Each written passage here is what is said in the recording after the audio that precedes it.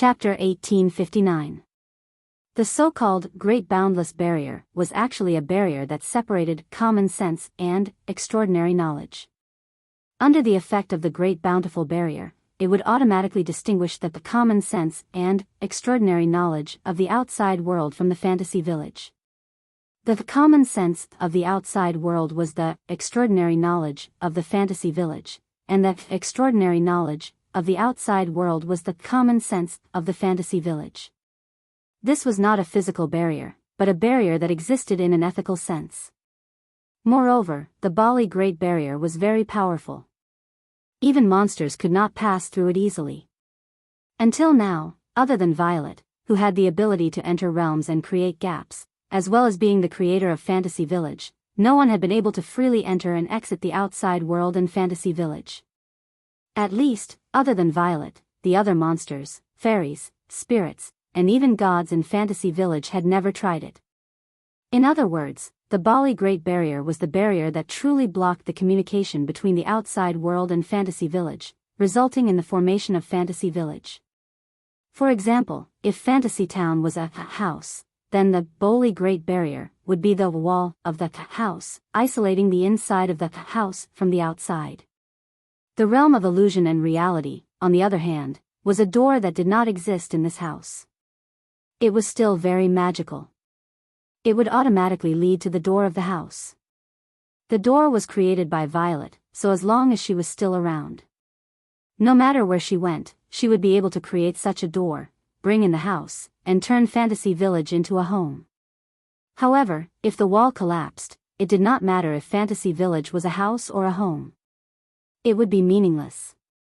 If the house remained, it would only be an empty space where the house was originally located, even if the house was still there. The house would still collapse along with the wall. At that time, even if the house was still there, the house would be gone. Therefore, the Bali Great Barrier, as a wall, was very important to Fantasy Village. The town of illusions did not have a boundary between illusion and reality. At most, it would not attract any foreign demons or humans. However, what would happen to the town of illusions if the Great Barrier of Blooming Beauty was no longer there? In the past, the Fantasy Village was not separated from the outside world by a barrier. It was called the border of the East Country. Because there were monsters living in the Fantasy Village, people who accidentally trespassed would be caught and eaten by the monsters. Therefore, people were afraid of this place. Ordinary people wouldn't go to Fantasy Village on purpose. However, there were also some people who lived in the Fantasy Village in order to fight against these monsters. As time passed, the number of humans had increased dramatically due to the development of civilization. Purple was worried that if the human population continued to grow, it would cause the balance of Fantasy Village to collapse. Therefore, she established the realm of illusion and reality to attract the monsters from the outside world to Fantasy Village, so the power of the monsters was balanced. Later on, modern civilization developed. It is somewhere between calling non-scientific things superstition and rejecting them. The monsters and the only humans in the Fantasy Village built a powerful barrier together, isolating the Fantasy Village from the outside world. They lived a quiet life here. Henceforth, the various things of the land of fantasy faded from the memory of man. This powerful barrier was known as the Great Bali Barrier. If the Bali Barrier were to disappear, Fantasy Paradise would once again be exposed to the eyes of humans and attract the prying eyes of humans. In the face of unknown superstitions, humans would generally treat them with fear and dread, including the gods that they believed in. At that time, due to the fear of the unknown, humans would pick up their weapons to protect themselves. Whether they were willing or not, they would clash with the monsters in the Fantasy Village. At that time, the side of the humans in the Fantasy Village would be unclear. Some would fight against the monsters for the sake of the people in the real world, some would stand on the side of the monsters, and some would stay out of it. At that time, the true peace would be completely destroyed, and the world would fall into turmoil. At that time, no matter how unwilling Purple was, the Fantasy Village in her heart would no longer exist. This was definitely not what Purple wanted to see. That was why Yukari said that Fantasyland might not be able to exist for too long. With her wisdom, Purple could also calculate the changes that would be brought to the humans and monsters of the two worlds when the real world and the fantasy village were completely connected. Therefore, the great boundless barrier could not be allowed to disappear. But now, it only had a year left to exist. After a year, the Great Bali Barrier would be weakened by the barrier moderation until it could no longer exist. Then, it would disappear. This fact weighed down on Blue and Orange so much that they could barely breathe. Wu Yan frowned. Is there no way to strengthen the Boli Great Barrier or build another Boli Great Barrier? With our strength, there's no way we can build a Great Barrier. Purple's voice was full of helplessness. Although the Great Barrier was built by the people of the fantasy village and the monsters, the one who built it was the Great Witch Bali. The Great Witch Bali? Wu Yan gasped. Huh? You're saying that only the Great Witch Bali has the ability to build a Great Barrier? She doesn't even know that the Great Barrier is weakening. Purple said worriedly. Besides, the Dragon God is the god worshipped by the Boli Shrine. The Boli Shrine should have the ability to listen to the Dragon God's voice, but I can't remember how long it has been since the Boli Shrine heard the Dragon God's voice. Gradually, even the Boli Shrine herself doesn't know who the god she serves is. Everyone fell silent when they heard this. Chapter 1860. Indeed, the witches who serve the gods should be able to listen to the voice of the gods they serve. Not to mention other things, there was a Shuya shrine on the Monster Mountain. Not only could the witches there listen to the voice of the god they served, but they also lived with the god and lived together with him every day. However, the witches of the Boli Shrine, Ling Meng, or rather, the witches before Ling Meng can't listen to the voice of the Dragon God. At least, in Wu Yan's memory, he hasn't heard of it. At first, Wu Yan thought it was a special relationship with the Dragon God. After all, the Dragon God doesn't actually exist in the fantasy paradise. He went somewhere unknown. Now, listening to Yukari, it seems that the witches were able to listen to the voice of the Dragon God in the past. It wasn't until a long time ago that they suddenly lost this ability. Coupled with the fact that the Great Barrier that shouldn't be weakened as long as the Dragon God exists is weakening, and Ling Meng, who should be able to sense the situation of the Great Barrier, hasn't noticed the change in the Great Barrier until now. All of this made Yukari suspect that the Dragon God doesn't exist anymore. No matter what, the witches used the power of the Dragon God to build the Great Barrier. Since she could sense the situation of the Great Barrier before, she should be able to sense it now. There are only two explanations for why she can't sense it now. Either that, or the connection between Bori and the god she served had been severed. Or it was the god who gave Boli the power to build the Great Barrier, and the god who connected Boli the Great Barrier to the Great Barrier could no longer maintain this connection. These two theories can't prove that the Dragon God has actually disappeared. At most, it means that the connection between the Dragon God and the witches no longer exists. But as Yukari said, these two theories can't prove that the Dragon God still exists. In any case, all the signs point in one direction. The power of the Dragon God that maintains the existence of the Great Barrier is disappearing. Maybe it's because something happened that you and I can't predict, that the power of the Dragon God disappeared in the fantasy paradise? Wu Yan couldn't help but say this. Maybe. The moment the Great Barrier is about to disappear, the Dragon God will appear. The Dragon God will appear. Who knows? Perhaps that's really the case. Yukari's eyes were already a little unfocused as she looked down at the fantasy land. But I can't pin my hopes on such an illusory possibility, and I won't bet the survival of fantasy paradise on whether the Dragon God still exists or not. Wu Yan pondered for a while. He said, let's assume that the Dragon God really no longer exists. What could be the reason? Who knows? Maybe it's because I don't have any faith anymore. Violet shrugged, pretending to be relaxed. After all, there are almost no people who truly believe in the Dragon God in the fantasy village. Even Witch Boli has begun to forget the god she serves. No one went to the Boli shrine to worship, so the Dragon God who had lost his faith disappeared. For the gods, faith was equivalent to the power of existence. Without faith, some would lose all their power, and some would even disappear. The Shia shrine in the Monster Mountain moved to the fantasy land because it couldn't get any faith in the real world. It tried to collect the faith of the monsters in the fantasy land. The dragon god was a dragon, but at the same time, it existed as the god of the fantasy land. If there was no one who believed in the dragon god in the fantasy land, then the superstitious real world would be even more unlikely to have anyone who believed in the dragon god. Perhaps, that's why the dragon god disappeared. Of course, the disappearance of the dragon god was only Violet's speculation, but judging from the current evidence, it was no longer impossible. Is there no other way? Wu Yan frowned deeply. Perhaps, we can find other substitutes that are comparable to the Holy Great Barrier. I've been thinking about this before, but I haven't found anything. Yukari suddenly looked directly at Wu Yan, her eyes were shining as usual. But, it's different now. Huh? Wu Yan didn't know what to say. What do you mean? It's extremely difficult to find a replacement for the Great Barrier. At least, I haven't seen one yet. Yukari's gem-like eyes were filled with hope. But, little Yen, you can definitely find one. For a moment, Wu Yan almost didn't react, but after he did, he understood everything. There was something in his soul that was even more magical than the dragon god. System. Yukari couldn't find a replacement, but it didn't mean that the system couldn't find one. It's better to say that the moment I became your summoner, my thoughts were no longer limited to finding a replacement for the Great Barrier and maintaining the status quo of the fantasy paradise. Instead, I had greater ambitions.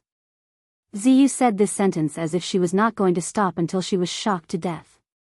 I want the fantasy land to become a real world, a world that no longer depends on the real world, a world that can only exist in illusions. This. Blue and Orange didn't understand Yukari's words. Wu Yan was the only one who trembled.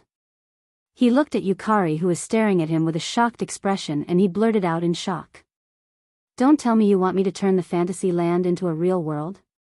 What's so strange about that? Yukari smiled. Since there are so many dungeon worlds, little Yen, it's not impossible for the fantasy land to be separated from this world and become another one, right? Are you kidding me? Wu Yan almost laughed out loud. Do you really think the system has a way to create a new world? Or do you think I have that kind of ability? That's right. I think you have the ability to do that. Wu Yan was stunned again. Blue and Orange were at a loss again when Yukari nodded her head in agreement. It's not just because of the system. Xiao Yan, there are no god-level powerhouses in the instance worlds. You know this very well. Even the dragon god isn't a god-level powerhouse. As for you, sooner or later, you will become a god-level powerhouse. With the system's help, little Yen, are you sure you don't have the ability to create a new world? Yukari's words were filled with anticipation for Wu Yen. You're underestimating your chances, little Yen. You're destined to soar to the top the moment you got the system.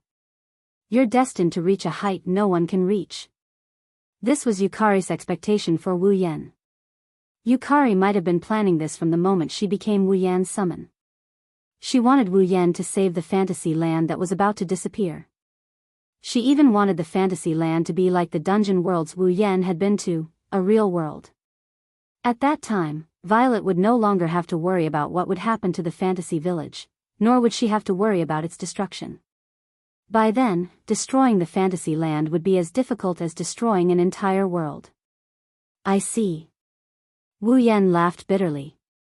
I was a fool.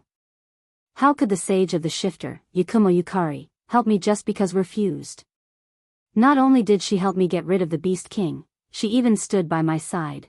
Wu Yen thought that with Yukari's shrewdness and intelligence, she wouldn't protect them when they first met. Even in the fantasy land, there weren't many people who could make Yukari do that. When they first met, he even took Yukari's life.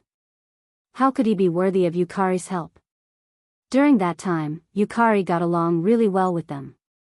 She even acted like an elder sister and took care of them. She even gave Wu Yen advice and advice. Now, Wu Yen knew that Yukari had been planning this earth-shattering event since then. As expected of Yukari, Wu Yan thought that Yukari didn't appear in front of him all this time because she wanted him to form an unbreakable bond with the people in the fantasy land.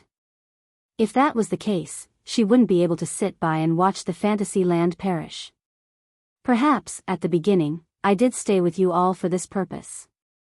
I didn't reject you all, Yukari said after a moment of silence. But regardless of whether you believe it or not, I just want to say that to me now, you are already my family. Lady Yukari's family? Blue and Orange fell silent. Wu Yan smiled helplessly. Looks like I have to give it a try just because of what you've said, Yukari smiled. Her smile was very sincere. Chapter 1861. Fantasy Village, Red Devil Mansion, Stair. At this moment, Remilia, Patrice, and Zuiyi were standing in front of the round table on the platform. They had been gazing intensely at Wu Yan since 5 minutes ago, causing Wu Yan to reveal an unnatural expression. Of course, Remilia, Patrice, and Black Knight weren't the only ones present. Fran and the little devil were also present. Fran even imitated Remilia's group and glared at Wu Yan. She tried her best to pretend to be angry, but in fact, she looked adorable. As for the little devil, she was merely present. She didn't glare angrily at Wu Yan like any of the other girls present. The only emotion on her face and eyes was one of schadenfreude. Under the gazes of the 5 girls, some angry, some reproachful, some concerned, some scrutinizing, and some taking pleasure in his misfortune, Wu Yan could only close his mouth tightly and stand in front of the group of girls as if he was sitting on pins and needles. His expression was rather resentful. After what seemed like an eternity, the most impatient of them all, Remilia, finally took the initiative to denounce them. Tell me, what happened in the 3 days that you disappeared? Yes. 3 days. It had already been 3 days since he had fainted from the battle with Delicate Fragrance Fengjian. In other words, he had fainted during the battle with Delicate Fragrance Fujimi. Wu Yan was unconscious for 3 whole days and only woke up today. Wu Yan had just learned of this matter. Otherwise, he wouldn't have stood here obediently and endured the intimidating gazes of Remilia, Patrice, Black Knight, Fran, and Little Devil. After all, he had disappeared for 3 days in front of a group of girls for no reason. Remilia and the others were definitely the most worried. However, Wu Yan was puzzled. Before I return. Ziming had clearly told her that before bringing her back to the Bayun family, she had already greeted the people from the Red Devil Mansion. Why were Remilia and the others still denouncing her? The people from the Yakumo family only said that you will be staying with them for a few days. He seemed to have seen through the doubts in Wu Yan's heart. Patrice replied with her usual indifferent tone. He answered Wu Yan's question. But what exactly is the reason? But he didn't explain anything at all. So that's how it is. Wu Yan was slightly relieved and scratched his cheek. Actually, it's not a big deal, hence. Wu Yan told Remilia and the others everything that had happened after he left the Red Devil Mansion and went to the Sunflower Field 3 days ago. Although he said it as it is, he still knows how to hide some things that shouldn't be said. For example, the Great Barrier of Fantasy Town would collapse in a year. For example, Ziming suspected that the dragon god no longer existed. For example, Ziming planned to borrow Wu Yan's power to let Wu Yan create a world of his own and transcend from this world. In short, other than the conversation he had with Yukari in the sky above Gensokyo, Wu Yan basically told her everything he could. When they heard that Wu Yan fought with Yu Xiang, other than Fran who was at a loss and didn't know who Yu Xiang was, the rest of the girls were shocked. The Yu Xiang you're talking about, is it the flower demon in the sunflower field? Patrice didn't hide her shock. You actually fought with her? Oh. Seeing the shocked expressions of Remilia, Patrice, and Sanyi, other than Fran, Wu Yan raised an eyebrow.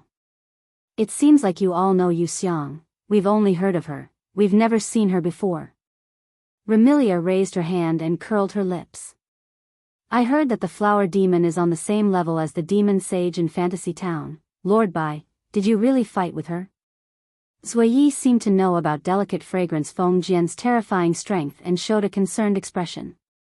Could it be that you stayed in Yakumo's house for 3 days because you were injured? Big brother is injured? This time, Fran's delicate face showed a shocked expression and she almost jumped into Wu Yan's arms. Her eyes were filled with anxiety. Big brother is injured? Where is he? It's fine. I'm fine, I'm fine. I didn't spend the past 3 days recovering from my injuries, I just fainted. Wu Yan hurriedly explained. Look, aren't I fine now? In fact, Wu Yan wasn't wrong. With Wu Yan true ancestors' regenerative abilities, the injuries he sustained during the battle with Yuka Fujimi were all healed up. He didn't even need to recuperate for the past 3 days, he was only unconscious. Thus, Wu Yan wasn't lying. Unfortunately, he could hide this from others, but not Patrice.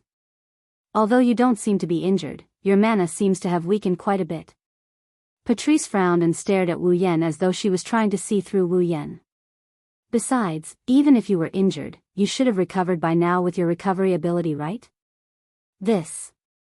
Wu Yan was at a loss for words. Although 3 days have passed, just as Patrice sensed, Wu Yan still hasn't recovered the mana he used in the battle with Yu Xiang. It couldn't be helped. Although a true ancestor's recovery ability was very strong, Wu Yan's mana recovery was also reflected in his mana recovery. Moreover, he cultivated the highest level of mana cultivation. The amount of mana he could recover was more than an ordinary mage. However, recovering a lot didn't mean he could recover all of it. Wu Yan's mana can only be described as an ocean. If his mana was converted to water, then even a real ocean wouldn't be able to compare to the amount of mana he has in his body. So much mana, but in the battle with delicate fragrance Fujimi, almost all of it was consumed. Under such circumstances, how could it be so easy to recover so much mana? Even with Wu Yan's astonishing mana recovery, he only recovered about 30% of his mana in 3 days. However, this wasn't a bad thing. After such a large consumption and recovery, Wu Yan's mana would definitely reach a new height. Thus, Wu Yan let his mana recover on its own while he enjoyed a leisurely time. In any case, even 30% of his mana was enough for Wu Yan to squander. Who would have thought that Patrice would see through it and catch a ready-made one? Well, it's just that the consumption is a bit high. Wu Yan could only rub his nose and laugh. Actually, I'm fine. You guys are the ones who are worrying too much. That better be the case. Remilia turned her head away and muttered softly. However, since she dares to bully my Scarlet Fiend Mansion's people, shouldn't I go over and teach her a lesson? Hearing this, the others didn't say anything but Wu Yan was frightened. Where did Remilia get the confidence to say that she wanted to teach delicate fragrance Feng Jian a lesson? That's the Flower Lord of 4 Seasons, the strongest existence in Fantasy Village. Even after leveling up, Yukari only had a 50% chance of victory. She's a terrifying opponent that I can't defeat even if I go all out. This Remilia is only at the 9th rank. If she can't even defeat me in my normal state, how can she deal with an opponent that I can't defeat even if I go all out? I'm afraid that if they really go over, Remilia won't be teaching the other party a lesson. Instead, she'll be delivering fertilizer. My little lady, please don't be rash. Wu Yan bitterly smiled. I don't want to go to Sun Garden to save you. This time, I won't be able to defeat Yu Xiang. Wu Yan lost to Fujimi Yuka when he was at full power. Now, he only has 30% of his mana left. If he were to fight Fujimi Yuka, he would lose without a doubt. If even Wu Yan is like this, there's no need to even mention Remilia. Even if the entire Scarlet Fiend Mansion comes out, the result won't change at all. It's the same even with Fran. It isn't that Remilia, Patrice, Xiaoyi, Fran, and the others are too weak. It's that Yu Xiang is too strong. Who needs you to save me? Remilia was slightly angry. A mere flower demoness, boom. As soon as this sentence left Remilia's mouth, a shocking explosion echoed in the Scarlet Fiend Mansion's hall. Chapter 1862. Boom. With such a huge explosion, the door of the Red Devil Hall suddenly exploded, rolling up thick smoke and fire. In an instant, it enveloped the entire hall of the Red Devil Hall. It didn't stop spreading until it reached the stairs. 3W, who's there? Remilia, Patrice, Little Devil, and Little Devil were startled. Shortly after, Remilia revealed a furious expression. Someone actually came to cause trouble in the Red Devil Mansion? Patrice, Little Knight, and Little Fiend seemed to have the same thought. They looked at the entrance of the Scarlet Devil Mansion with vigilance, indifference, or fear. Only Fran seemed to have encountered something fun. Her red eyes were filled with excitement. Not to mention the young ladies, even Wu Yen knitted his brows slightly. He turned around and gazed at the entrance of the Red Devil Mansion. But shortly after, he revealed a startled expression. At the entrance of the Red Devil Mansion that was engulfed in smoke and flames, a figure emerged from the smoke and flames and appeared before everyone's eyes. The owner of the figure had eye-catching emerald green curly hair. She wore a waistcoat with red and dark red checkered patterns and a knee-length skirt of the same style. She wore a yellow bow tie and a white long-sleeved shirt underneath the waistcoat. The young lady stood in the smoke and flames as though she was blocking the light that wasn't beneficial to her body. She held a parasol and sauntered into the hall. She scanned the surroundings with her red eyes and shifted her gaze to the platform at the end of the stairs. When she saw Wu Yen standing on the platform at the end of the stairs, the girl's bored eyes lit up and a gentle smile appeared on her face. "Found you, it's you?" Wu Yen was astonished. "Why are you here?" Hey. Remilia looked at Wu Yen and she pointed at Yuka Fujimi. "Isn't she that flower demoness?" "The newcomer. It's delicate fragrance." That's why. That was why Wu Yen was so astonished. As the strongest flower queen in Fantasy Village, delicate fragrance Kaze could be said to be the embodiment of the strong. Not only did she like to be alone, but she also never went to any meaningless places. According to Wu Yan's understanding, delicate fragrance Feng Jian would only move about in his sunflower field territory. At most, he would go to the human realm for a stroll when he was free. When he had nothing to do, he would wander around the Boli Shrine. Aside from these three places, he basically wouldn't go anywhere else. Now, Feng Jian Yuxiang came to the Red Devil Hall, and from the looks of it, she seemed to be looking for him. Of course, no matter how astonished Wu Yen was, Yukari's entrance was too aggressive. When Remilia, Patrice, Black Knight, and the others realized that she was here to provoke them, they immediately tensed up. The imp already hid behind Patrice. She didn't look like a tamed demon should protect her master. Fran was curiously sizing up delicate fragrance Feng Jian Yuxiang. "You're that flower demoness who bullied my Red Devil Hall's butler, right?" Remilia looked down at delicate fragrance Feng Jian Yuxiang with an unfriendly expression. "Now you want to provoke my entire Red Devil Hall?" "Provoke Red Devil Hall?" Delicate fragrance Feng Jian Yuxiang glanced at Remilia and spoke indifferently. "I'm not interested." "Wah." Remilia's eyes widened, the anger on her face thickened. "Are you looking down on my Red Devil Hall? You want me to look up to you?" Delicate fragrance Feng Jian Yuxiang thought for a moment and nodded. "Then, are you strong?" In other words, if Remilia and the others were strong enough, delicate fragrance Feng Jian Yuxiang wouldn't look down on Remilia and the others. On the contrary, if Remilia and the others were weak, delicate fragrance Feng Jian Yuxiang wouldn't look up to them. This is delicate fragrance Feng Jian Yuxiang. She's a battle maniac who only cares about fighting. Hee hee. Remilia smiled, but there was no smile in her eyes. Scarlet blood mist began to spread from her body. "Do you want to try? Do you want to fight me?" Delicate fragrance Feng Jian Yuxiang's expression became a bit more motivated. "Then I can play with you." Hearing this, Patrice, Zui, and the others immediately stood behind Remilia. One held a grimoire in one hand and the other held a glittering throwing knife between her fingers. Even the imp stood out and put on a defensive look. Fran also tilted her head and flew up. Seeing that the two sides were about to fight, Wu Yen extended his hand and stopped Remilia and the others. He lowered his head and looked at delicate fragrance Feng Jian Yuxiang. You haven't answered me, why did you come to Red Devil Hall? I've already answered. Seeing that the fight isn't going to happen, Yuka Kaze's eagerness disappeared and she looked at Wu Yan. I'm here to find you. Find me? Delicate fragrance Feng Jian Yuxiang nodded absent-mindedly. Then she seemed to recall something. Oh right, when I came over, this monster guarding the door kept gesturing at me and even rushed over. You guys should know this guy, right? After that, Feng Jian Yuxiang's hand that wasn't holding the parasol suddenly dragged a person with circles in his eyes out and threw him on the ground. China! Zui Yi exclaimed. When Remilia saw Hong Miling lying on the ground with circles in her eyes, anger flashed in her eyes. She wanted to go forward but was stopped by Wu Yan. I don't object to you coming to find me, but can't you use a more normal method?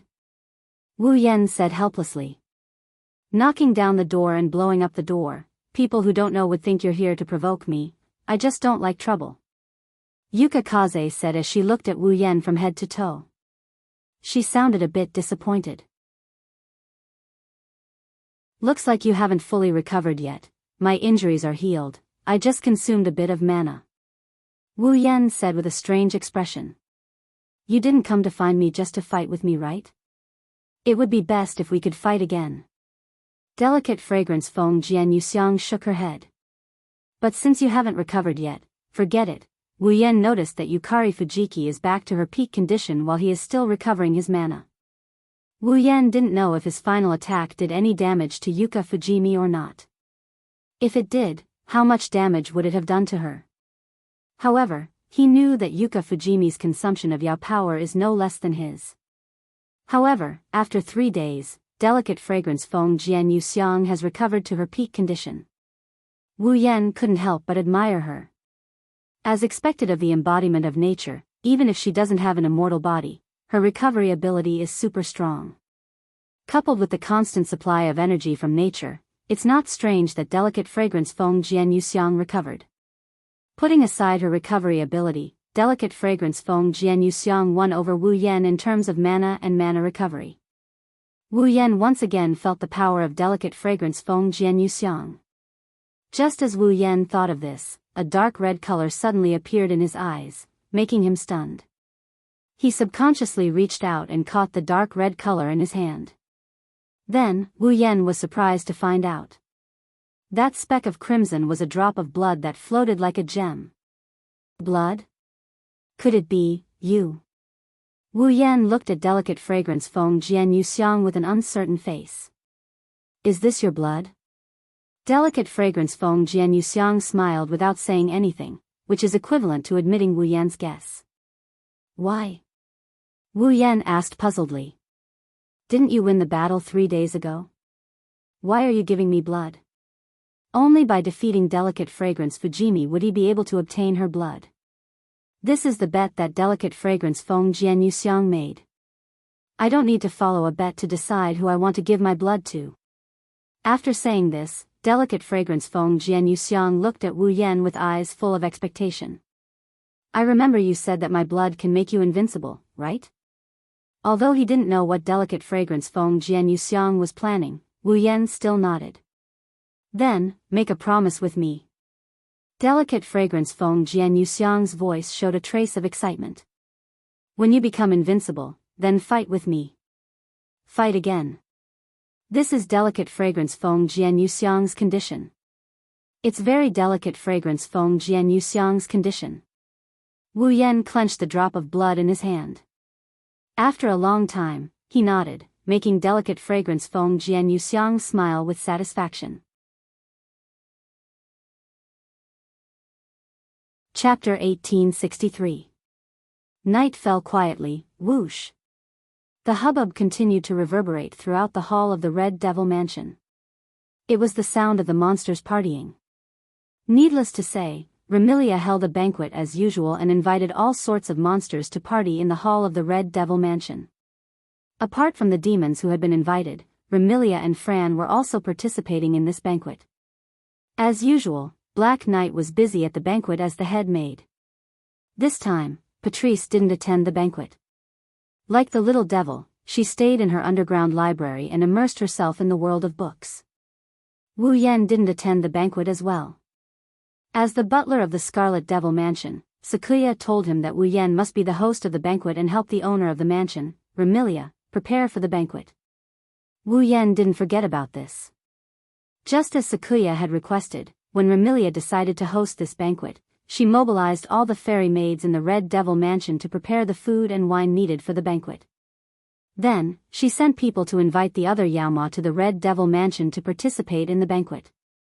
However, after all the preparations for the banquet were completed, the Yaoma came by invitation and Remilia brought an excited Fran out. Wu Yan managed to hide his presence from everyone. He left the banquet venue. It wasn't for any other reason but because he wasn't in the mood to attend the banquet. After returning to his room, or rather, the room of Remilia, Fran, and himself, Wu Yan laid on the bed and closed his eyes. The various events that happened in the fantasy village for the past 10 days flashed through his mind. It may sound inconceivable, but even with all the things that have happened, it doesn't change the fact that Wu Yan has only been in Gensokyo for 10 days or so. However, in these short 10 days, many things had happened. Meeting Remilia, Patrice, Black Knight, Spirit Dream, Alice, and the others, inexplicably becoming the butler of the Red Devil Mansion, consuming the medicine of the 8 senses Yonglin and triggering the 7 deadly sins. He got to know Gu Ming's Di Ju and Gu Ming's Di Love. He had sex with Patrice and Alice. Indirectly leading to the collapse of the Bori Shrine, she fought with the strongest Lord of Flowers in the fantasy village, in the end. He also learned from Yukari that the fantasy village was about to cease to exist. One thing after another happened.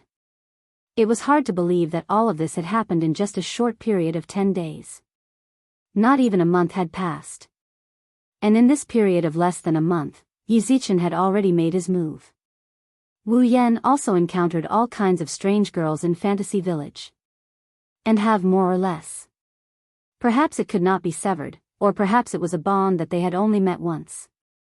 Now that he thought about it, Wu Yan still felt that it was somewhat inconceivable. However, the fantasy village was an incredible place. What's so strange about some inconceivable things happening? Of course, there were inconceivable things, but there were also things that should be done as a matter of course. Thinking until here, Wu Yan opened his eyes and raised one of his hands. On the hand, 5 drops of crimson, crystal clear, and beautiful blood that looked like gems were floating on top of it. Beep. Detected, blood essence containing power of fantasy, X1.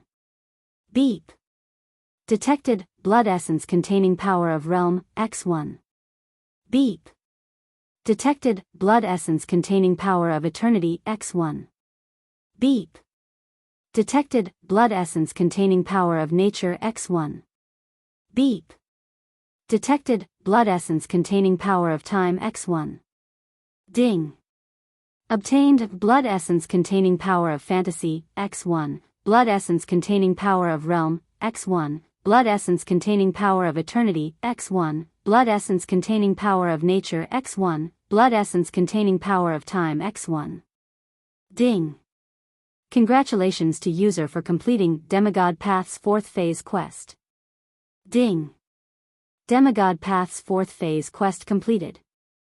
User can now choose to leave the current dungeon world at any time. The dungeon world is now open to user. Upon entering the dungeon world again, the system will no longer issue any more dungeon quests. User can now enter and exit the dungeon world at will. After bringing Fran back to the Red Devil Mansion and battling with Remilia and Black Knight, Wu Yan obtained a drop of blood essence containing power of time from Black Knight's body. After going through the root of the 7 sins, Wu Yan entered the Forever Pavilion. He turned Kagaya of Penglai Mountain into his summon and obtained a drop of essence blood imbued with the power of eternity from Kagaya. With the help of Remilia, Patrice, and Black Knight, Wu Yan obtained a drop of blood essence containing power of fantasy from Red Dream. After the battle with Fengjian Yuxiang personally came to the Red Devil Mansion and gave Wu Yan a drop of blood essence containing power of nature. Not long ago, during the conversation with Yukari also gave Wu Yan a drop of blood essence containing power of realm before she left. Now, the quest items for the Demigod Path's 4th phase quest, the 5 drops of blood essence containing power of mystery, have all been obtained. Wu Yan's Demigod Path's 4th phase quest is finally completed. This means that Wu Yan's goal of reaching the pinnacle of the demigod realm has taken a huge step forward. Wu Yan's thoughts seemed to have drifted to another world as he held the 5 drops of blood in his hand. His eyes that were looking at the ceiling gradually became unfocused. What's wrong? At this moment, a familiar voice resounded from the side and entered Wu Yan's ears. Reluctant to leave fantasy paradise? In the corner of the room, right next to the bed Wu Yan was lying on, a pitch-black crack filled with ferocious eyes appeared in the space. Yukari, holding a paper fan, sat inside leisurely, only half of her body poking out. Like Wu Yan, she was looking at the ceiling. Although I want to tell you that it's not necessary, I'm not confident that I won't feel reluctant to leave fantasy paradise. Isn't this what you want to see as well? Wu Yan didn't look back, his voice was full of confusion. You want me to like fantasy paradise or something? Of course I'm happy that you like fantasy paradise. Yukari covered her mouth and smiled. However, if you don't want to leave, it will be quite troublesome for us. In another year, fantasy paradise will usher in the 60th anniversary of the Great Barrier's change. At that time, the Great Barrier that could no longer withstand the weakening of the barrier moderation phenomenon would collapse directly, connecting fantasy paradise to the outside world and causing unimaginable turbulence in the two worlds. A year's time was neither long nor short. For a great monster like Yukari who had lived for thousands of years, it was naturally not much different from a minute. For Wu Yan, if he didn't want to leave fantasy paradise and stayed in fantasy paradise, this year would pass very quickly. Yukari was counting on Wu Yan to turn fantasy paradise into a world for her. In order to do that, Wu Yan had to first become an existence that surpassed the dragon god. That was, a god-level powerhouse. If Wu Yan couldn't become a god-level powerhouse before then, Yukari would indeed be troubled. Are you rushing me? Wu Yan said helplessly. There's no need to rush, right? As long as Wu Yan left this world, the time in this world would be frozen. Even if there was a summoner here, the time in this world wouldn't be frozen directly. The ratio of time would automatically be adjusted to 100 times the time in Wu Yan's world. That was, if Wu Yan spent 100 days in another world, only 1 day would pass in fantasy paradise. If a year passed in fantasy paradise, almost 100 years would have passed in Wu Yan's world. Using 100 years to become a god-level powerhouse. Wu Yan was still somewhat confident. I'm not rushing you. Purple said with a smile that made people unable to figure out what she was thinking. I just saw that you seemed to have something on your mind, so I came over to chat with you. Unfortunately, Wu Yan didn't feel that Yukari was being considered at all. Peeping again? Wu Yan pursed his lips and asked. So, you agree that I should leave as soon as possible? If possible, I do need to buy some time. Yukari stopped smiling and sighed. 100 years, actually, isn't that long. Hearing this, Wu Yan fell silent, and the entire room returned to silence. Until a certain moment, Wu Yan suddenly said. Yukari, let's have a banquet. Chapter 1864. Fantasy Town, Alice's mansion. In the Western style and girlish room, Alice was looking at a glowing sphere in front of her very attentively. Her eyes were unprecedentedly serious, and there was even a trace of amazement. This glowing orb was something that Wu Yan left for Alice not too long ago when he brought her out for a wild day of fun. After sending her home, Wu Yan mysteriously left this orb for Alice before he bid her farewell. At that time, Alice had asked very doubtfully, wanting to know what this glowing sphere was. However, Wu Yan didn't answer Alice's question. Instead, he said this to her. Put this into your puppet, you will find a surprise. After saying this, Wu Yan didn't reveal anything else and left without looking back. After that, Alice put the glowing sphere into one of her dolls the next day. Then, Alice was shocked to find out that it was not the same as the previous one. That puppet had a life. Yes. It had a life.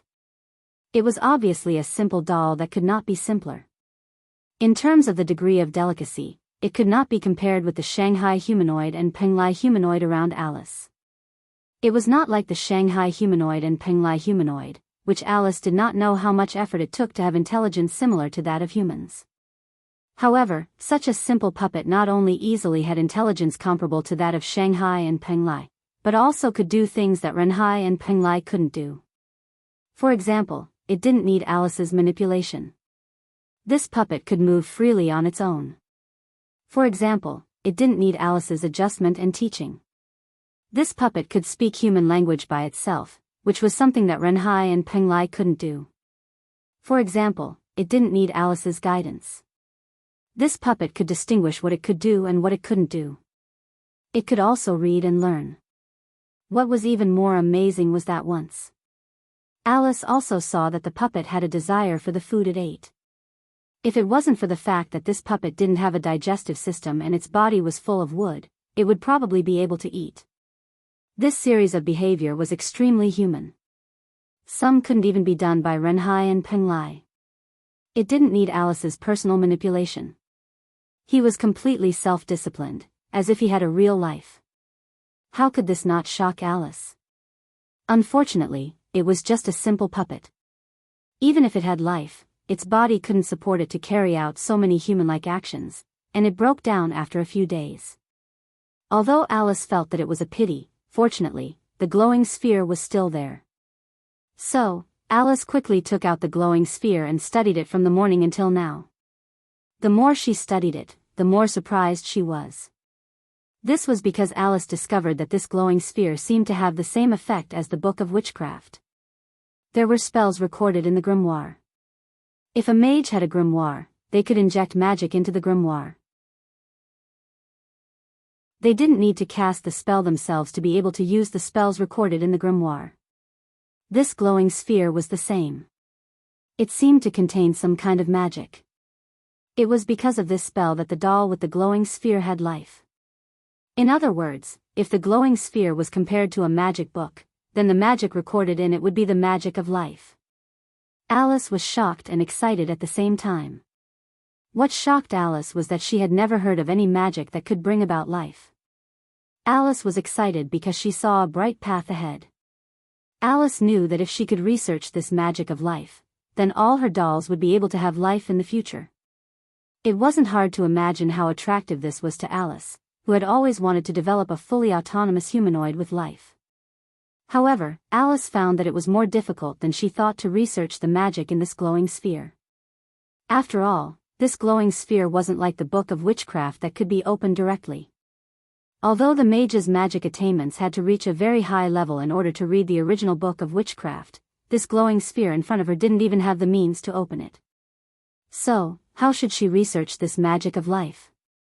Alice was a little distressed. After a long time, she made this decision. Let's put it in another doll first and see if I can get some inspiration from studying that doll. After making up her mind, Alice's hand started to itch for the first time in a long time. In front of her was a magical item that could bring life to a doll. And the next doll she made would be able to obtain life through it. Although this doll with life wasn't completely created by Alice alone, it had always been Alice's dream to create a doll with life. Now, knowing that the next doll she made would have life, even if it wasn't all by herself, Alice was very excited. And of course, this time, Alice wouldn't make a simple doll. Since it's a doll with life, then at least the degree of delicacy should be on the same level as Shanghai and Penglai. With that said, Alice picked up the glowing sphere. At this moment, the door of Alice's room was pushed open with a loud dong sound. At the same time, a loud voice rang out. "Alice. I'm here to see you." The sudden muffled sound and shout gave Alice a fright. Her hand trembled, and the glowing sphere flew high up into the air. It was as if Alice had thrown it out. "Ah!" Alice cried out in shock. It was as if she could see this most important prop breaking into 7 or 8 pieces like a porcelain bowl. Her cry was filled with fear. Fortunately, the direction the glowing sphere fell towards was none other than the entrance to Alice's room. So, Wu Yan, who wanted to give Alice a surprise, just opened the door and saw a familiar glowing sphere flying in his direction. Eh. Wu Yan subconsciously caught the glowing sphere in his hand and said in confusion. Isn't this Eve's heart? This is the Eve's heart that Wu Yan made for Alice. I say, Alice. Wu Yan looked at Alice, who was patting her chest with dissatisfaction. Even if you don't like my gift, you don't have to throw it away, right? Who wants to throw it away? Alice stepped forward and glared at Wu Yan fiercely. Then, she carefully took the Eve's heart. I can't wait to treasure it. After saying that, Alice checked the Eve's heart in her hand. She didn't breathe a sigh of relief until she made sure there were no cracks on it. Seeing this, Wu Yan was a little happy but also a little unhappy. Of course, he was happy because Alice was satisfied with her gift. Moreover, the gloomy look from before had completely disappeared. Now, she was not much different from before she had sex with Wu Yan. Obviously, Alice has gradually walked out of this matter and calmly faced it. As for the dissatisfaction, naturally, it was because after he came, Alice still paid attention to Eve's heart and ignored him. Sigh. Wu Yan became melancholy. When you have a doll, you lose your husband. Alice's pretty face blushed, but she pretended not to understand and changed the topic. This time, what's the matter? If you want to talk about something, there is indeed something. Wu Yan scratched his cheek. I'm here to invite you to a banquet. A banquet? Alice paused for a moment. If there was one thing that was most famous in Fantasy Village, it would be banquets. Be it when Witch Bowley was dealing with the mutation, or when some demons or humans were bored, they would hold 1 or 2 banquets to pass the time, or in the name of celebration. Alice likes to attend all kinds of banquets. Thus, when she heard that Wu Yan is here to invite her to a banquet, she nodded nonchalantly. Got it. When is the banquet? Let me know, I'll be there. Looking at Alice's nonchalant attitude, Wu Yan got even angrier. The banquet he held before leaving Fantasy Village was ignored by his own woman just like that? Looks like it's been too long since she was taught a lesson. At an angle that Alice couldn't see, Wu Yan smiled sinisterly and quietly closed the door. Ah! The next moment, Alice's scream rang out. It didn't take long for it to turn into panting and begging for mercy.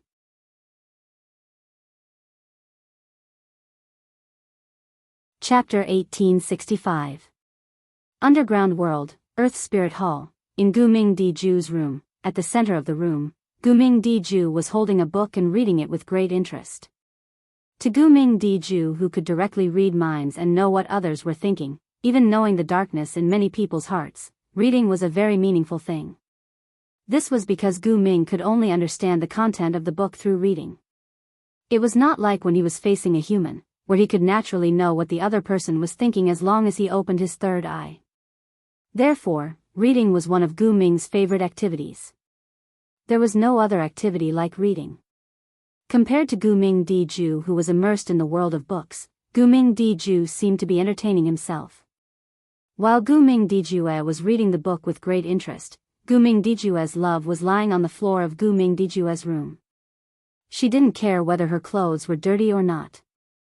She stared at the cat with fire on its tail in front of her with big, round, beautiful eyes wide open. That was the famous fire cat in the underground world. The fire cats in Earth Spirit Hall were all Guming Diju's pets. It could also be said that they were Guming Diju's pets. At this moment, Guming Diju was chatting with the fire cat in front of her to pass time. Hey! Why do you have fire on your tail? Meow. The fire cat tilted its head and looked confused. Although this fire cat could not turn into a human like the fire cat Phosphorus, it already had the basic intelligence. It was not just this fire cat. In Earth Spirit Hall, Guming Diju's pets all had a certain level of intelligence. Otherwise, why would Guming Diju's love let his pets do all the work in Earth Spirit Hall? Therefore, this fire cat could understand Guming Diju's words. Unfortunately, although it could understand, it could not speak. It could not speak. It didn't know how to do that. It could only give the simplest answer. Of course, such an answer was basically, other than Gu Ming Di Ju, who could directly read its heart. It was unlikely that anyone else would know what it meant, including Gu Ming Di Ju. What is meow? Gu Ming Di Ju expressed that the two languages did not seem to be from the same country. She tilted her head. His face was filled with doubt. Will there be fire in your tail if you say meow? Meow. Meow Lien Lien is meowing, but there is no fire in her tail, meow. I almost forgot that Lien Lien doesn't have a tail, meow. Meow. Why is it still meow?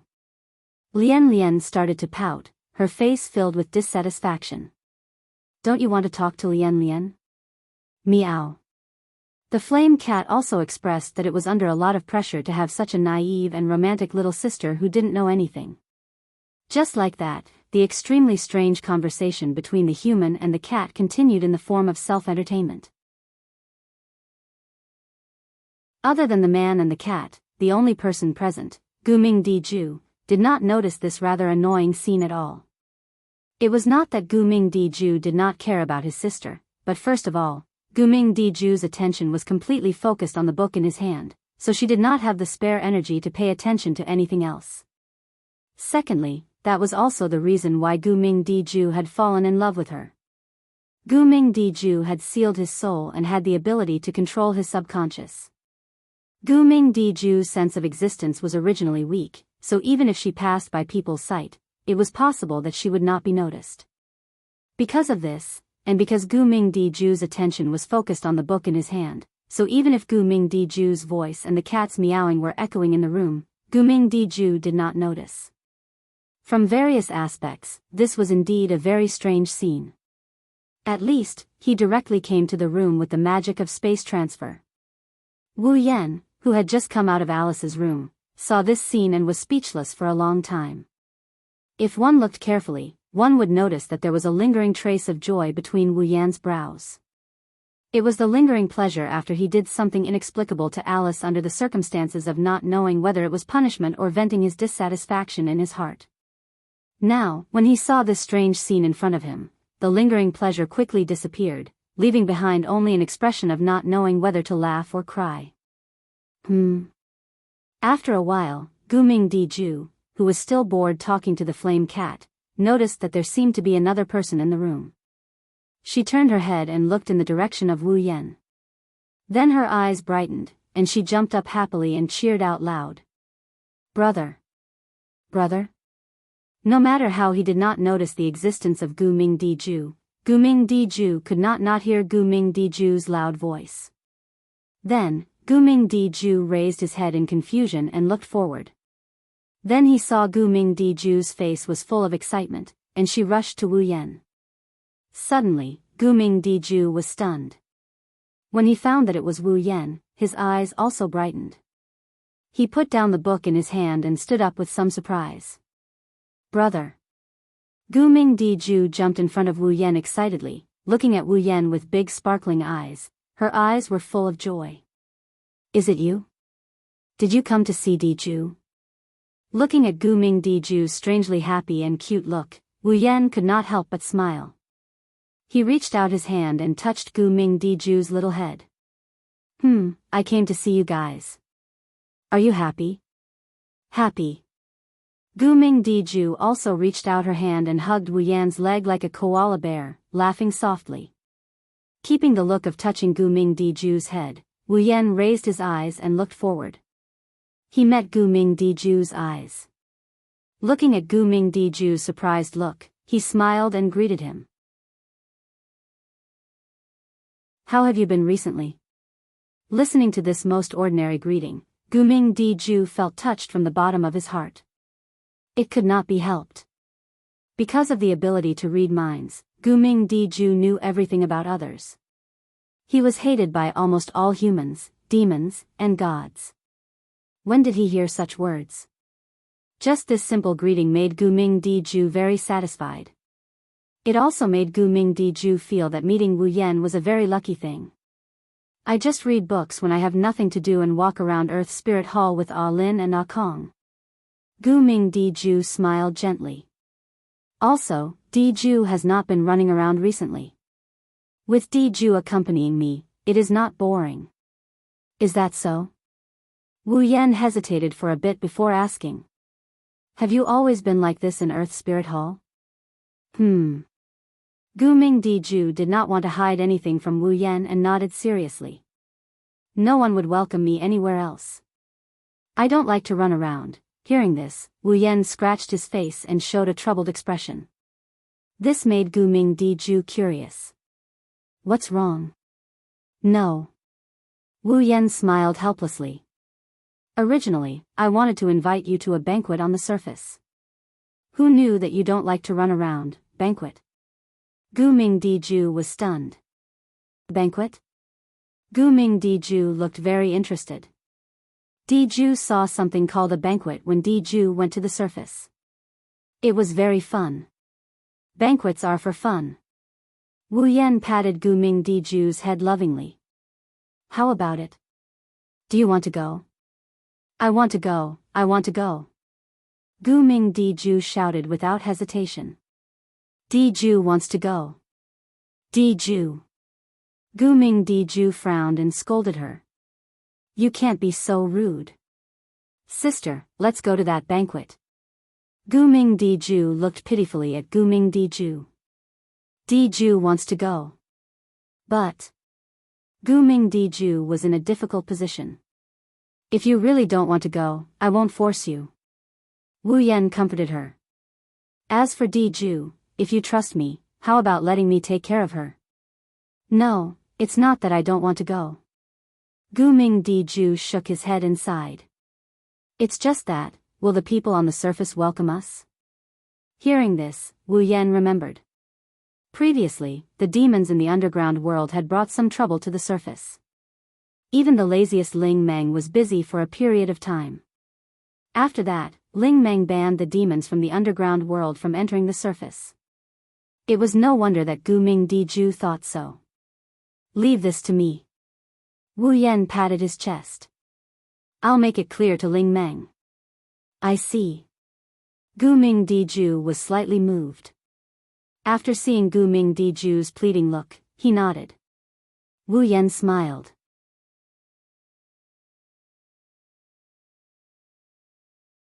Chapter 1866. Fantasy Village, Lost Bamboo Forest. Step by step, Wu Yan walked on the mountain path leading to the Eternal Pavilion.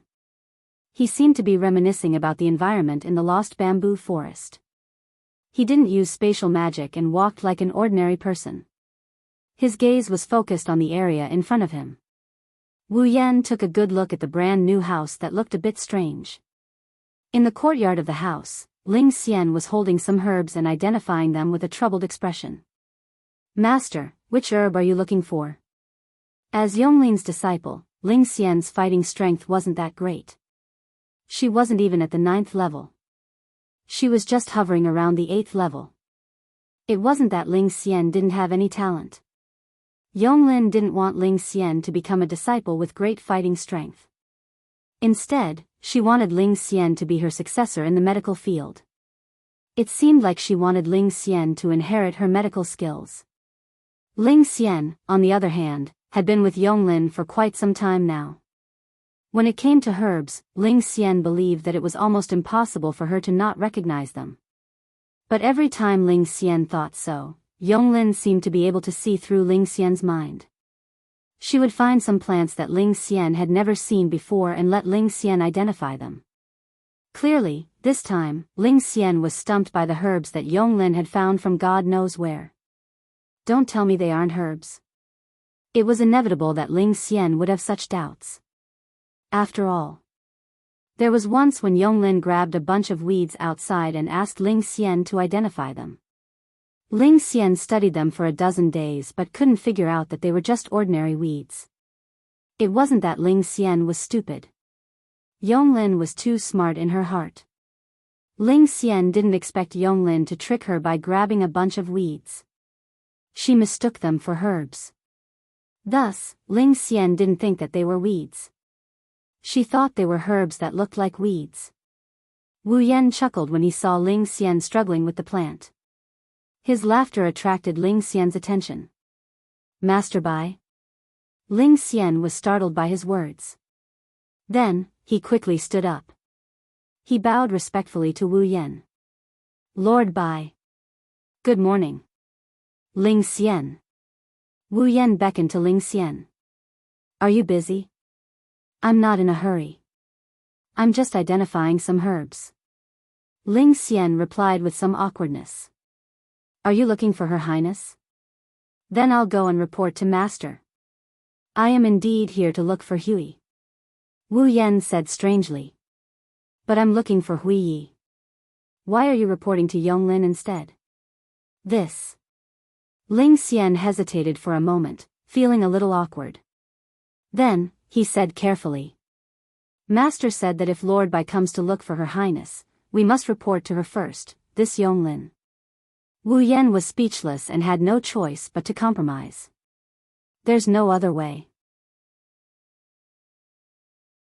Although it's very troublesome, this is the only way. Thank you, Lord Bai. Ling Xian smiled gratefully at Wu Yan and walked into the Forever Pavilion to report to Yonglin.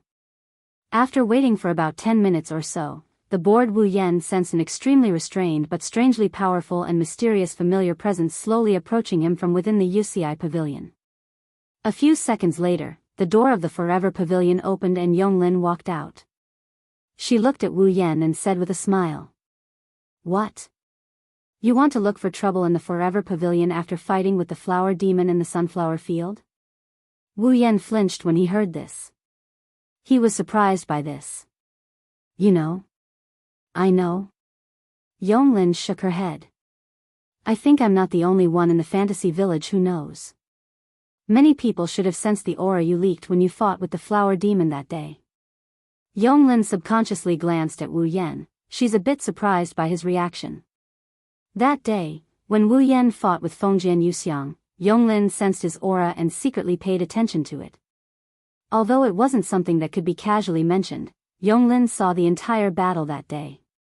Naturally, she also saw Wu Yan's combat power. To be honest, Yonglin didn't expect Wu Yan to be able to fight Fengjian Yuxiang to a draw. That's a result that Yonglin might have to risk everything to achieve. Yonglin knew that Wu Yan wasn't strong enough to fight Fengjian Yuxiang to a draw. Wu Yan was barely qualified to fight her, let alone fight Fengjian Yuxiang. Coupled with the fact that she saw Wu Yan using the power of realm manipulation that only Yukari can do, Yatsuki guessed that Wu Yan must have used some sort of method to temporarily increase his power. That's how he achieved such a result. However, no matter what, Wu Yan had the ability to fight Fengjian Yuxiang, Yakumo Yukari, or herself. This was basically confirmed. Yonglin felt that it was necessary to re-examine Wu Yan. That's the ability you got from the system, right? Yonglin looked at Wu Yan with eyes that seemed to be able to see through people's hearts. The method that allows people to temporarily gain power beyond their own and Yakumo Yukari's ability. Wu Yan smiled awkwardly when he saw Yonglin's eyes that looked like she wanted to dissect him. Rather than saying that I got it from the system, it's better to say that I got it from my own blood. Bloodline? Yonglin narrowed her eyes slightly. Vampire's ancestor? You even know that? Wu Yan was puzzled by her reaction. Since you know everything, why are you still asking me? If I could really know everything, I wouldn't have let you have such a relationship with the princess. Yonglin's tone was a little cold. It's just that I've seen a creature of the night just like you over the eons. I don't know how long ago. Have you seen the ancestor? Wu Yan mused for a bit before he finally said something like that.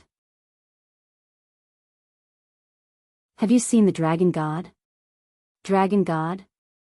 Yonglin didn't expect Wu Yan to ask such a question. She frowned slightly. You mean the dragon god in Fantasy Village? You must be one of the oldest existences in Fantasy Village, right? Wu Yan stared at Yonglin. The dragon god appeared in Fantasy Village for the last time when Bori was building the barrier. If it's you, you must have seen the dragon god, right? Fantasy Village used to be a remote place in the world before it was isolated from the outside world. In other words, Fantasy Village existed before the dragon god appeared for the last time. If Yonglin was already in the Fantasy Village at that time, she should have seen the dragon god who appeared in the fantasy village for the last time. However, Yonglin shook her head while Wu Yan was thinking. No, you're wrong, I haven't seen the dragon god. Wu Yan was stunned. Indeed, the princess and I already existed in the fantasy village before the Great Barrier was built. Yonglin sighed. But at that time, in order to avoid the people from the moon, the princess exiled the entire Forever Pavilion to the world of Forever. It wasn't until recently that the Forever Pavilion really appeared in Fantasy Village. You know this, so neither the princess nor I have seen the dragon god.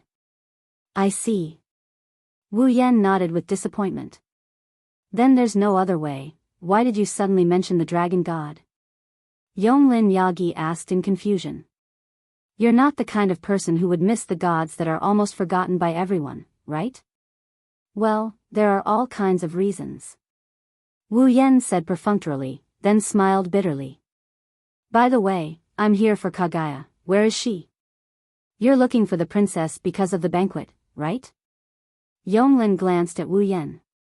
That crow seems to have gotten the news from somewhere and is spreading it everywhere. The Forever Pavilion also got the news, so you don't have to run around anymore, just go back and prepare. Paparazzi? Wu Yan was stunned, then pursed his lips. I almost forgot about her, I should have just let her invite her, so I don't have to run around. Just like that, the news that a grand banquet was about to be held spread throughout Fantasy Town. The venue of the banquet was Bori Shrine.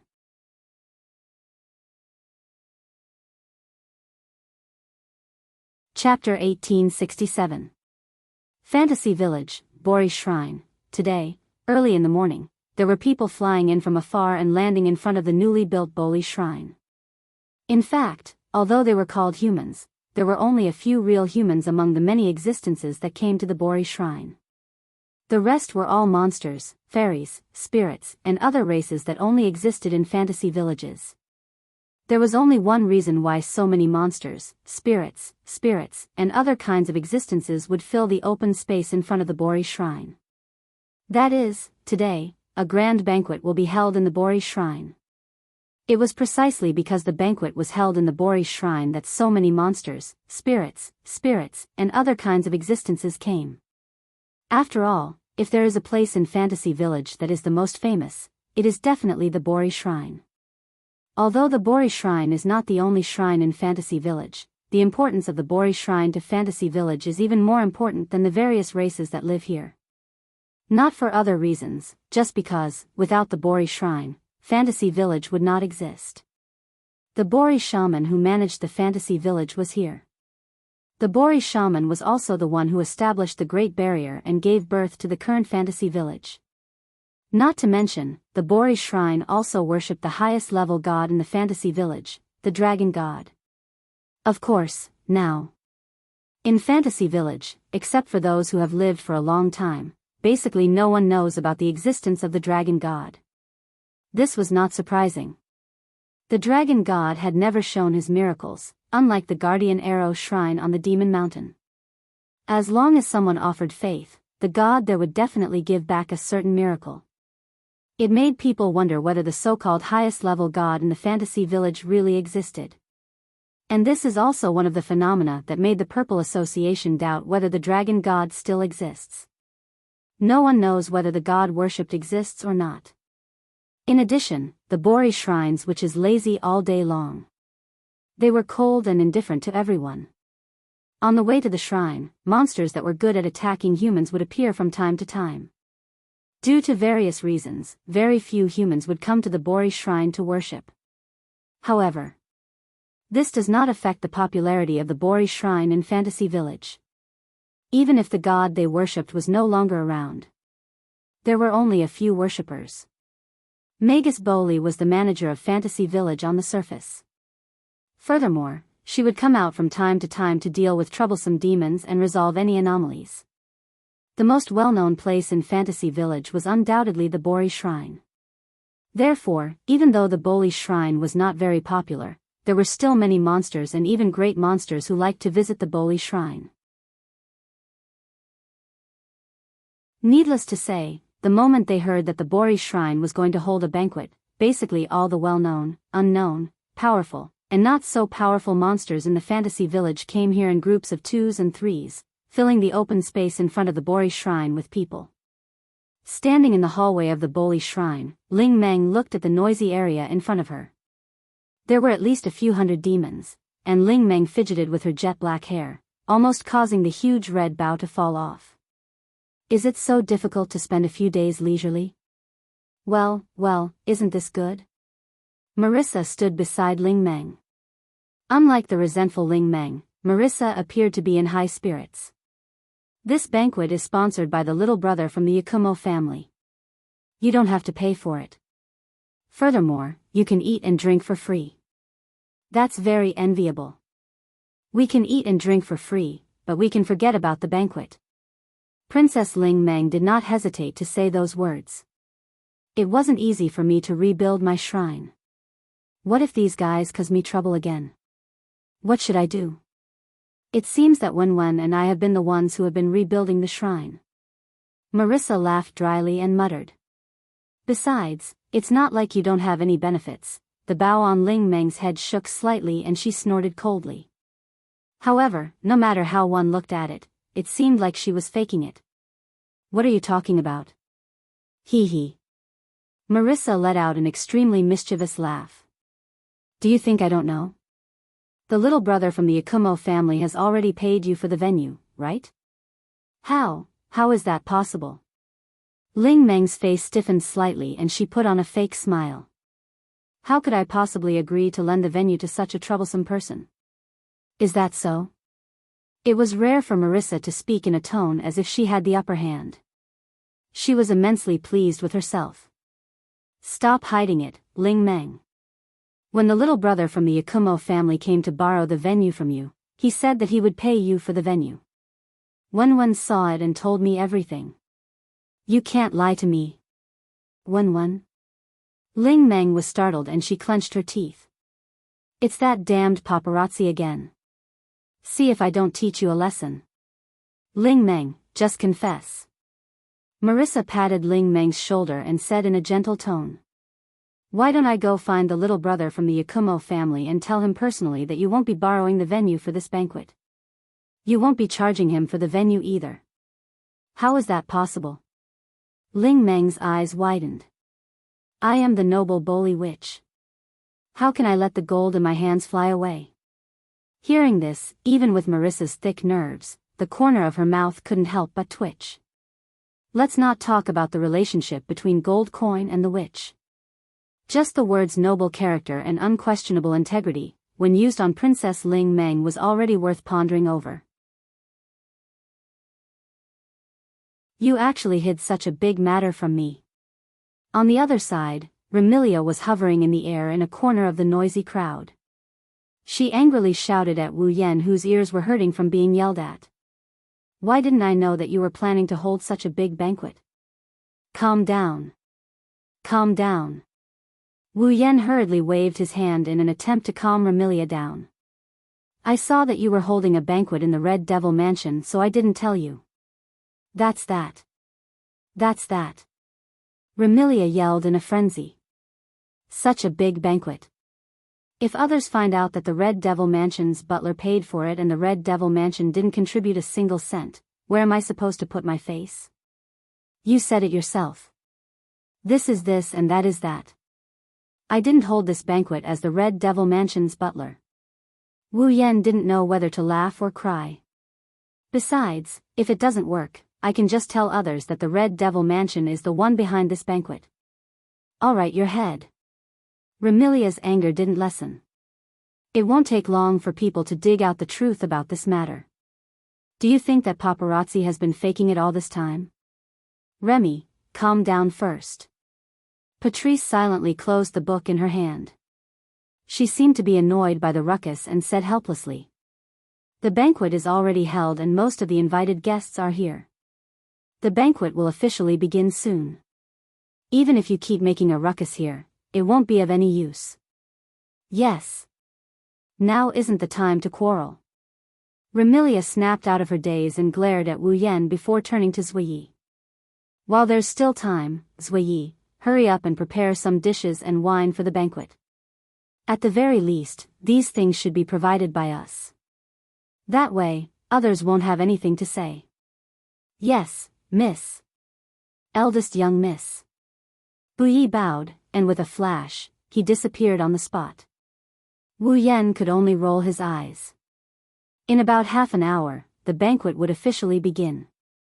Even if Sui Yi had the ability to manipulate time, it would be very tiring to prepare all the dishes and wine needed for the banquet during this period of time. This Remilia actually made Sui Yi work so hard just for a bit of face. It seems like I have to find some time to teach her a lesson.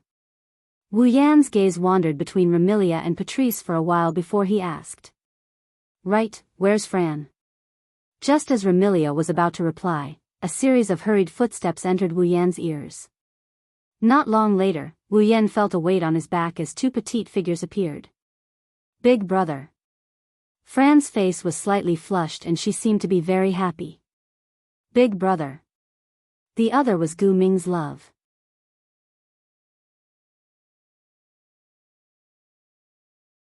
Chapter 1868. Lian. Looking at the naughty Furan who is lying on his back with her head peeking out from his shoulder, Wu Yan laughed. You're here? Gu Ming Di Lian nodded his head heavily, his little feet dangling in the air, swaying non-stop. Lian is here, and there's a lot of people with her. Gu Ming's love, who had come to the surface more than once, naturally had seen the scene of the banquet. Moreover, after the mutation caused by the monsters in the underground world was resolved by Ling Meng, the fantasy paradise held a banquet as usual. At that time, Gu Ming's love had also participated. However, the scale of the banquet then was on a completely different level compared to this one. Putting everything else aside, the number of monsters attending the banquet alone was so large that even Gu Ming's love was surprised. Where's your sister? Wu Yan pinched Gu Ming Di Lian's nose. Don't tell me that you abandoned your sister and ran over here by yourself? That's not bad. Lian is not that bad. Besides, I won't let Lian come alone. Gu Ming Lian wrinkled her nose and pointed in a direction. Sister is over there. Wu Yan, Remilia, and Patrice looked in the direction Gu Ming Di Lian pointed. Gu Ming Di Lian was looking around with Spirit Wu Lu Kong and Flaming Cat Phosphor. They seemed to be looking for something. Gu Ming Di Lian scanned the surroundings, nimbly passing by demons and walking towards them. Sister! Gu Ming Di Lian shouted. I'm here. Gu Ming Dijue looked over when he heard Gu Ming Dijue. When he saw Furan and Gu Ming Dijue lying on Wu Yan's back, he couldn't help but grin as he walked over. Sorry to keep you waiting. Gu Ming Di Lian smiled. I'm not late, right? Thank goodness the banquet hasn't started yet. Wu Yan greeted Gu Ming Di Lian and waved at Spirit Wu Lu Kong and Flaming Cat Phosphor. Hello, you two. Facing this one and only friend that their master thought about every day, Spirit Crow Lukong and Flaming Cat Phosphor did not dare to be negligent. They quickly bowed. Why are you two here? At this moment, Remilia frowned and glared at Wu Yan. You even informed the people of Earth Spirit Hall, but not me. What is the meaning of this? Oh please. You know they live in the underworld. They'll need some time to get here. Of course I have to inform them in advance. Remilia seemed to be brooding over the fact that he didn't inform her beforehand. Wu Yan didn't know what expression he should show. Also, it's not like I didn't inform you. It's not like you came uninvited, so why are you still brooding over it? I don't care. Remilia said willfully. If there's a next time, you have to inform me first. Do you hear me? Yes. Wu Yan could only reply helplessly. Patrice, Gu Ming Di Lian and the others found it funny. And in just a short while, another familiar figure appeared on the scene. Lord Bai.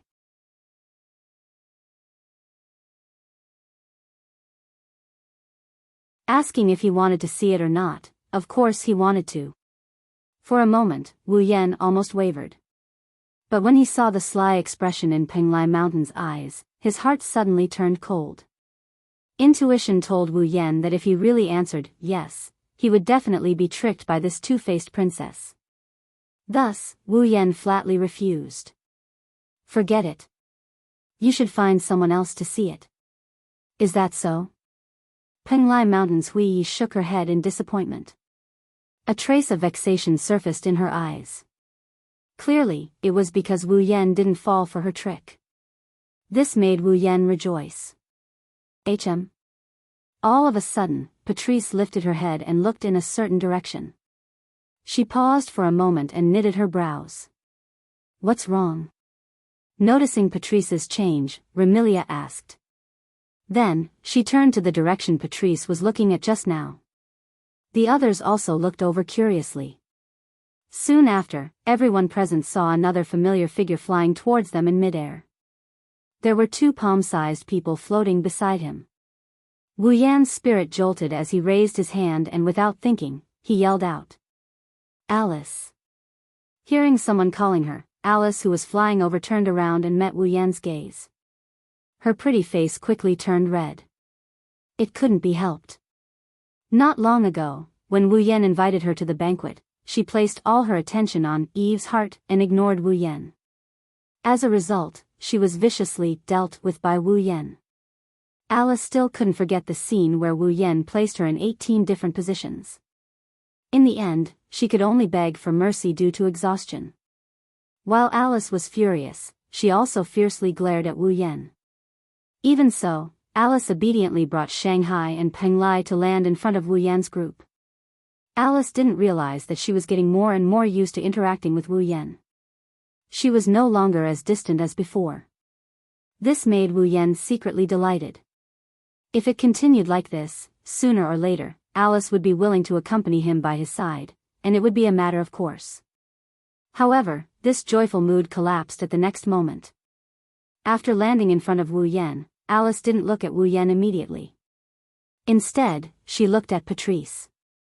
Wu Yan could only curse inwardly. These two girls with Yuri plots, they wouldn't quarrel, right?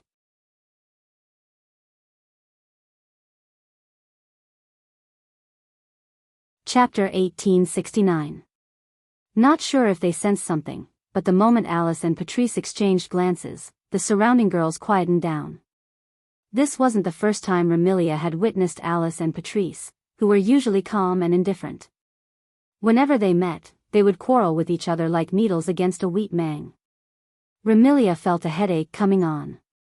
Gumming Di seemed to have read some information from Alice and Patrice. He looked at Alice, Patrice, and even Wu Yan with an odd gaze before retreating to the side with Spirit Wu Lukong and Flaming Cat Phosphor. As for Yonglin and Ling Xian, they chose to observe silently. Mount Penglai's bright knight rolled his eyes and revealed an expression of watching a show. Even Fran and Gumming Di, who were lying on Wu Yan's back, widened their eyes, waiting to see what would happen next. Seeing this group of despicable fellows choosing to remain silent, Wu Yan could only bitterly laugh and let Alice and Patrice go. Just when everyone thought that Alice and Patrice were going to quarrel like before, the two of them revealed helpless smiles at the same time. It was as if they had thought through something and gotten over it. I thought you weren't coming. Patrice smiled faintly. Fortunately, I'm not too late. Since you've invited me, of course, I'll come. Alice nodded her head calmly, as though everything she had done before was just like a child playing around.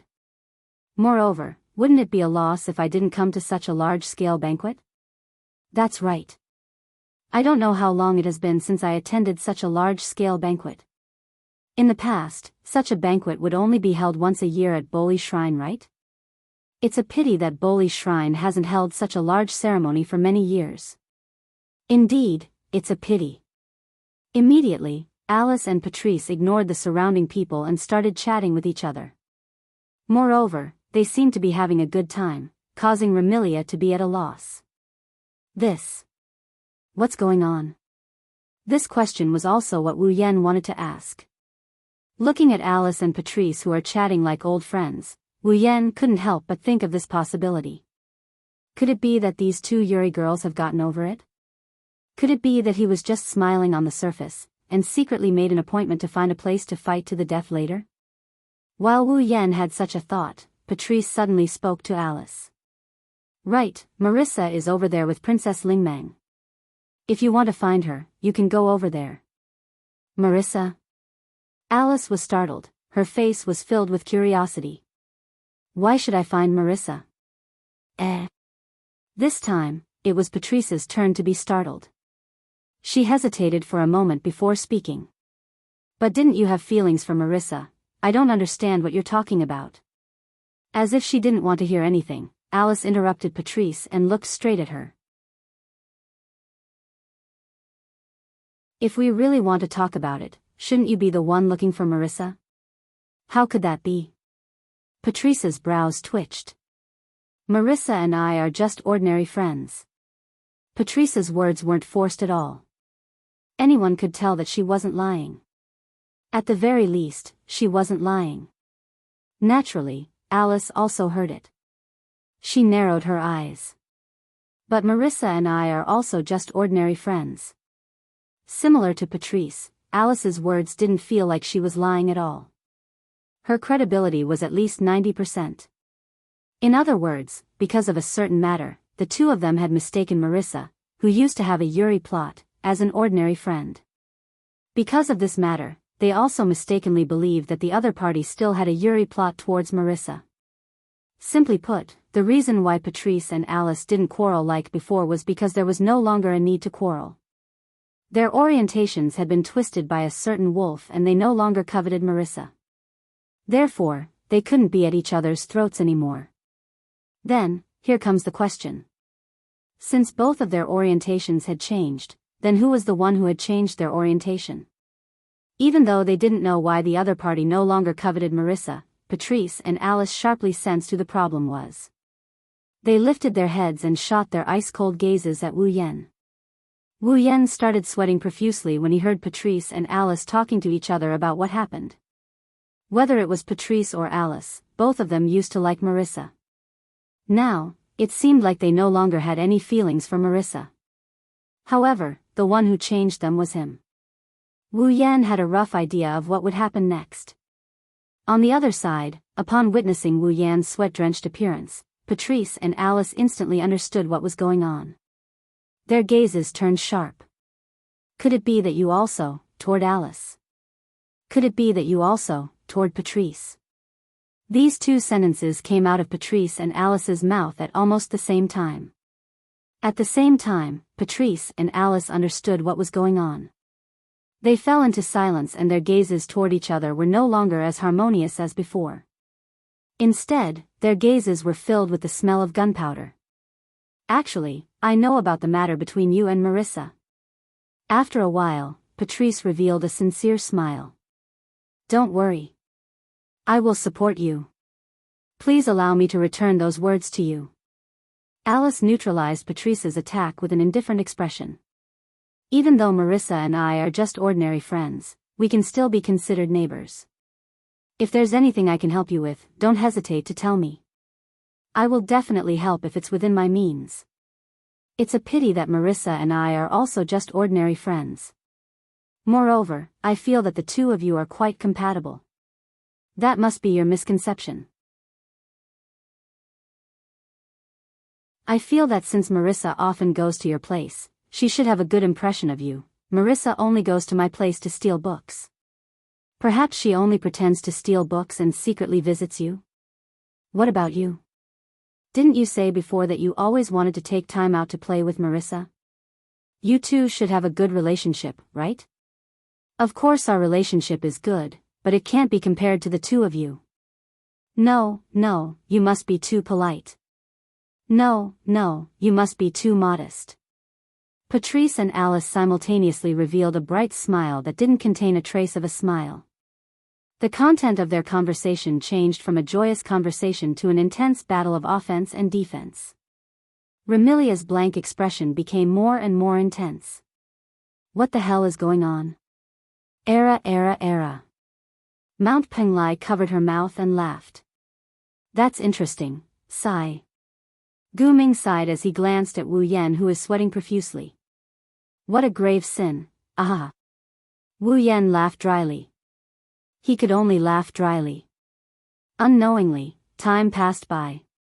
At this moment, the demons that filled the empty space in front of Bori's shrine quietened down and cast their gazes forward. Wu Yan stood in the hallway of Bori's shrine under the gazes of all the demons present. It was as if he was standing on a stage. He looked at the familiar and unfamiliar people and demons below and closed his eyes. Thank you very much for coming to this banquet. I believe many of you have more or less heard of my name. Here, let me reintroduce myself. My name is Yakumo Bai. I am the head of Yakumo family and also the housekeeper of Scarlet Devil Mansion. Looking at the demons below, Wu Yan's face slowly revealed a smile. Truth be told, although I have the surname Yakumo, I am actually an outsider. I have only been in Fantasy Village for less than 10 days. During this period of time, I've met a lot of people, encountered a lot of things, traveled to a lot of places, and caused a lot of trouble. But because of this, I've also made a lot of connections, felt the beauty of the fantasy town, and seen a lot of interesting things. It makes me feel that the fantasy town is really a very incredible place. Wu Yan recalled what happened to him in the short span of 10 days in Gensokyo. He grinned as he looked in a certain direction. There, Remilia, Fran, Patrice, Zhuyi, Alice, Guming Diju, Guming Diju, Guming Diju, Guming Diju, Ling Wu Lukong, Flaming Cat, Mount Penglai Kagaya, Yonglin Ba Yi, and Ling Xian were all standing there. They seemed to have resonated with Wu Yan's words and their expressions softened. Ling Meng, Marissa, and Fumaru Sensei were also standing on the other side. They seemed to be reminiscing. In the sky, in a pitch-black spatial crack, Zi, Lan, and Sheng were there as well. They had sincere smiles on their faces, which calmed people down involuntarily. Wu Yan took in a deep breath. Today's banquet is not for any other reason but for this fantasy village that has touched me a lot. I hope that this banquet will leave everyone with beautiful memories and let everyone feel the incredible things that only belong to Fantasy Village. Wu Yan raised his hand high up in the air. Let us enjoy this incredible fantasy village at this banquet. Oh! At this moment, cheers resounded in the sky of Fantasy Village and didn't die down for a long time.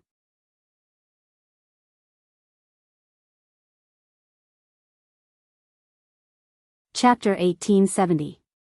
Night gradually fell, but the liveliness of the Boli shrine did not decrease at all. At this moment, in the open space in front of the Boli shrine, no matter where it was, there was a picnic cloth spread there, almost covering the open space in front of the Boli shrine. And on these picnic cloths of various colors, hot dishes and bottles of wine had already occupied every picnic cloth. The monsters sat in twos and threes like this, laughing and chatting while eating and drinking in a lively manner. Perhaps no one realized that almost 70% of the demons who gathered in twos and threes, laughing and chatting, were not even friends. They had only met each other once, and some had not even met each other before this banquet. They were pure strangers who had not even met each other before this banquet. It was this group of monsters who were strangers to each other. At this moment, they were like relatives and friends who had known each other for many years. They chatted and got to know each other, and they even put their arms around each other's shoulders. This scene could only happen in this inconceivable fantasy town. Whether it was humans or monsters, at this moment, they forgot their identity, forgot their race, forgot their friendship, forgot everything, and only enjoyed themselves for the sake of happiness. Under such circumstances, in the sky above the Boli shrine, for almost the entire day, there were all kinds of noises echoing. But among these noises, there was laughter. It did not make people feel that it was noise, and it was annoying. Fortunately, before this banquet, Wu Yan had already prepared a variety of dishes and wine. In addition, before the banquet began, Zanyi had also helped to prepare a lot. Even though there were many monsters who came to the banquet, there was always enough food, and it did not dampen everyone's spirits. Of course. No matter how abundant it was.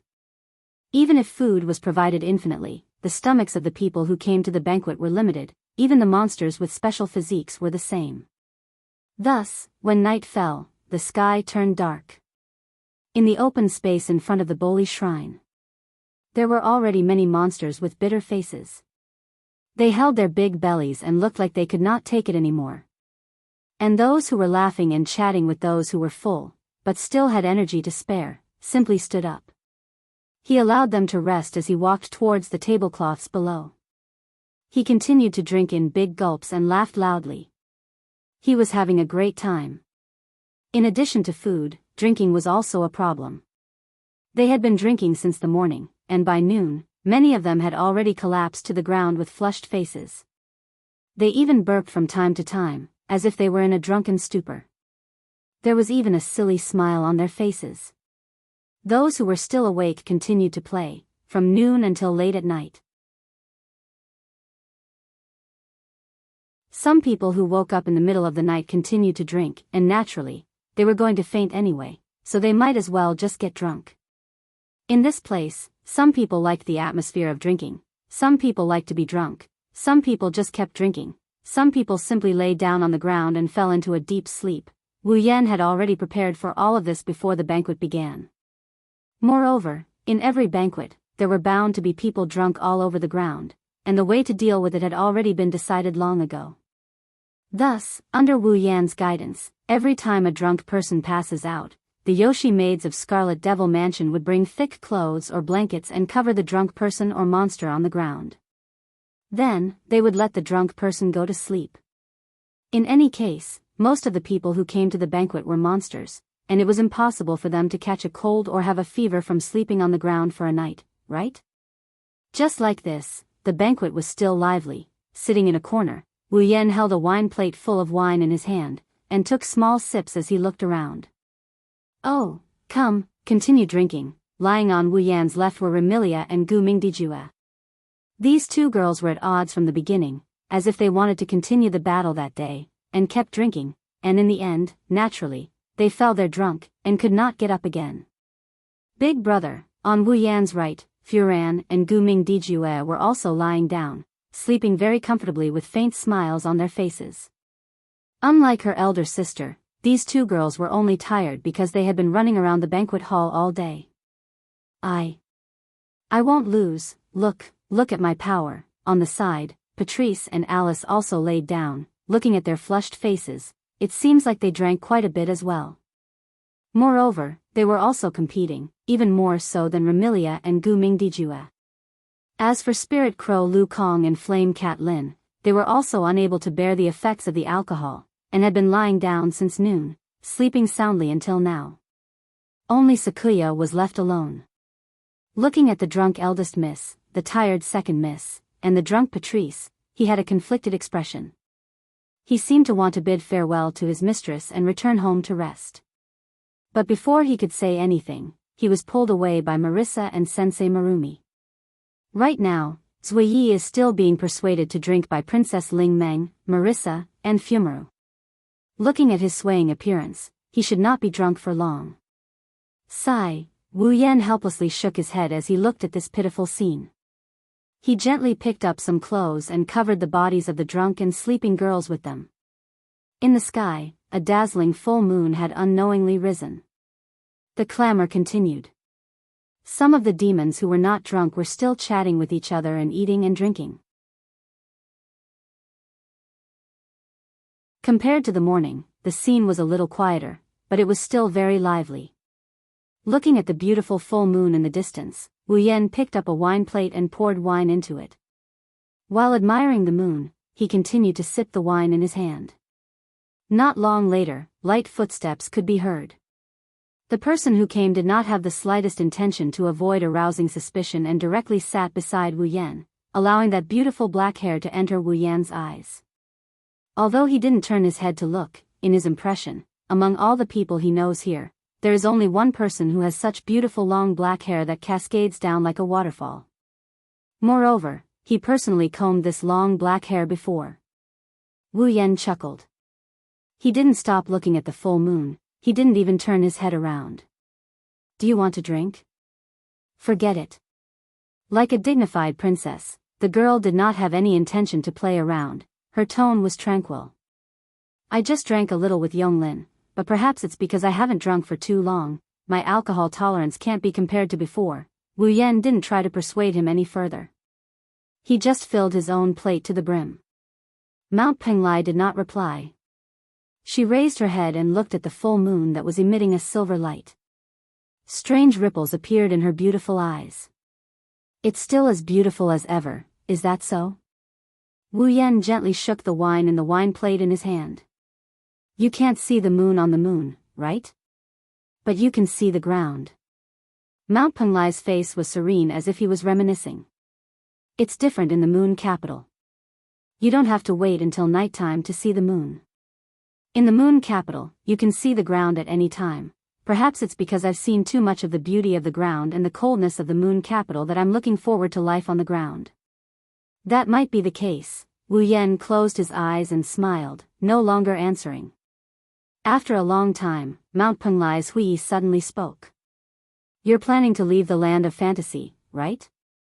Can you tell? Wu Yan was not surprised. He knew that he could not hide it from Mount Penglai's Hui. Even if he could hide it from Mount Penglai's Hui, he could not hide it from Yonglin. Even if I say yes, you won't leave with me, right? Including this time, we've only met 3 times. Mount Penglai's Hui said with a smile that was not a smile. Do you think that just because we've met 3 times, I'll be able to follow you or follow you to another world? It's because I don't think so that I didn't mention this to you. Wu Yan's expression was still calm as he sipped his wine and said this. But you came to find me at this time. This proves that you're not that against it, right? Perhaps. Mount Penglai Hui nodded his head in agreement. He stood up, turned around, and as he walked out, he lightly left behind such a sentence. I'll wait for the day when you can take me away. Looking at the full moon in the sky and listening to those clear words, Wu Yan's eyes began to ripple. He was a little drunk.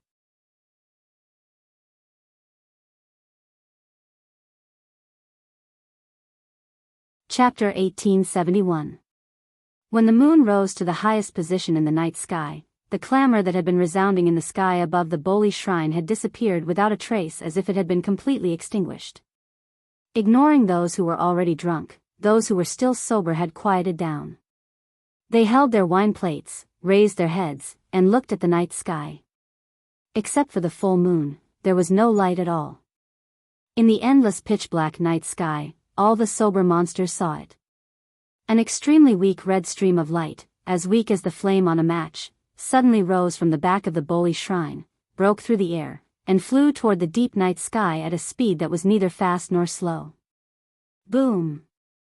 Along with such a loud noise, the pitch-black night sky was instantly illuminated by an inexplicable light source. An incomparably bright and colorful flower exploded in the sky, and at the same time, a beautiful flower-like picture was imprinted in everyone's eyes. It was a firework. A firework that was bright and dazzling to the extreme, enough to cover the night sky in everyone's field of vision.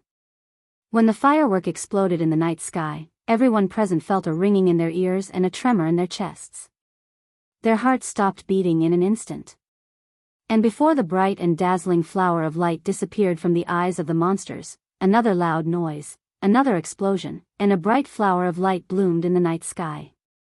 Boom, boom, boom, boom.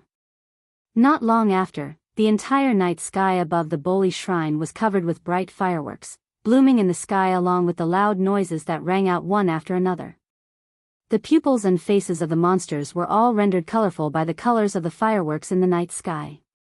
It looked so brilliant that everyone present seemed to be in a daze. They quietly looked at the fireworks blooming in the sky. They had forgotten everything else. As the priestess of the Boli shrine and the manager of the fantasy paradise, Ling Meng was drunk and unconscious, so she regretfully missed this scene. Marissa and soul-shooting Maru were also drunk and fell to the ground. He was snoring loudly. I can't do it again. Many of the monsters had been drinking for the entire day. There was so much wine, it was enough to make all the demons drunk. Some even drank until they vomited. After vomiting and drinking again, even their faces had turned green. However, the demons who were still sober were extremely glad that they didn't fall drunk and miss this wonderful night of fireworks. These fireworks were also the signal that announced the end of the banquet. At some point in time, the fireworks ended. The drunk Gu Ming Di Ju and the sleeping Gu Ming Di Love were carried back to the underground world by Spirit Wu Lu Kong and Flaming Cat Lin, who finally woke up. Ling Xian is also drunk. Even Mount Penglai's Bright Knight is a little drunk. Under the care of Yong Lin, the only sober one, they leave quietly. As for Ling Meng, Marissa, and Fumi Maru, the three of them were directly thrown into the Boli Shrine, where they continued to sleep. The rest of the demons also began to bid farewell to the others. Then, they brought along those they were familiar with and left in groups of 3 to 5. When they left, the demons didn't have a trace of reluctance. In the fantasy paradise, there would be a banquet every once in a while. Thus, there was no need to be reluctant at the end of the banquet. Thus, after a joyous farewell, the demons left the Boli Shrine with a face full of joy. At this point, the banquet that was held for the sake of this incredible fantasy land was finally completed. It had come to an end. Ugh! Holding their heads, Patrice and Alice staggered as they walked. Their bodies swayed as though they could fall at any moment. Before the fireworks started, Patrice and Alice woke up. Perhaps it was an agreement, but they miraculously woke up at the same time. Thus, Patrice and Alice were fortunate enough to witness the rarely seen fireworks in the fantasy paradise. However, even after waking up, the hangover headache still affected Patrice and Alice. The two of them could barely walk and couldn't fly as they trudged forward step by step. In order to take care of Patrice and Alice, Wu Yan and Zhang Yi, who were carrying Fran and Remilia, purposely slowed down their pace. They walked on both sides of Patrice and Alice, taking care of them while walking at a tortoise's pace. Wu Yan didn't know whether to laugh or cry. "Can't I just use spatial teleportation to bring you back? Why do you have to walk?" Muck. Patrice muttered cute words as she held her head. Her face was still red, but she stubbornly shook her head. "I haven't reached the stage where I can't walk." After speaking, Patrice shot a glance at Alice beside her, allowing Alice to put on a brave front and speak. "Me too." Obviously, the two of them wanted to compete with each other. That's why they didn't let Wu Yan carry them. It took them a lot of effort to walk. Wu Yan and Zhang Yi glanced at each other and could only reveal a bitter smile. Fortunately, Zhang Yi didn't get drunk by Ling Meng and Marissa. Otherwise, who knows what kind of mess it would be. Looking at Patrice and Alice wobbling as they walk, Kuei Ye's delicate face is flushed red. Wu Yan thought for a bit before he spoke up. "Let's go." "Oh right, let me tell you something." Alice and Sakuya looked at Wu Yan in confusion. Patrice rolled her eyes at Wu Yan, which is a rare sight to see. "Don't tell me you're going to consume some troublesome medicine to obtain someone's blood and destroy their home?" "Blood?" Alice knitted her brows in confusion. However, Wu Yan, Patrice, and Zhang Yi didn't explain anything to her.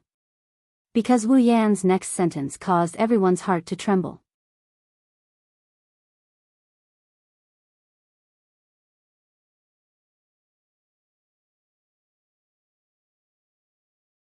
Chapter 1872. Fantasy Village, Red Devil Mansion. Passing through the long corridor of the Red Devil Mansion that was surrounded by bright red without many windows, Ruoyi came to the front of a staircase. Ruoyi directly climbed up the stairs, walked out of the Red Devil Mansion, and came to the roof of the Red Devil Mansion. Ding dong, ding dong, ding dong, ding dong, ding dong. Just as she reached the roof, before the night wind could blow on Ruoyi's body, the high bell tower that belonged to the Red Devil Mansion sounded midnight, representing the passing of a day and the arrival of a new day. The pleasant sound of the bell mixed with the sound of the wind and spread in all directions. Only then did the slightly cold night wind gently blow on Ruoyi's body, causing her bright silver hair to flutter. The skirt of the maid dress also rose and fell with the arrival of the wind, and the corners of the skirt swayed in a beautiful circle. This scene could not be described as not beautiful. At this moment, the soul-stirring beauty Ruoyi reached out her hand and casually pushed the hair that fluttered up and down in front of her eyes behind her ear. She raised her eyes and looked forward.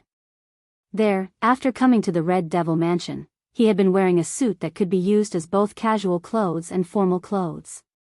Wu Yan, who had changed into an ordinary black shirt, trousers, and a black coat, stood there with his back to Ruoyi. As if he did not notice Ruoyi's arrival, he looked into the distance. Looking at the figure that was looking into the distance, Ruoyi unknowingly became infatuated.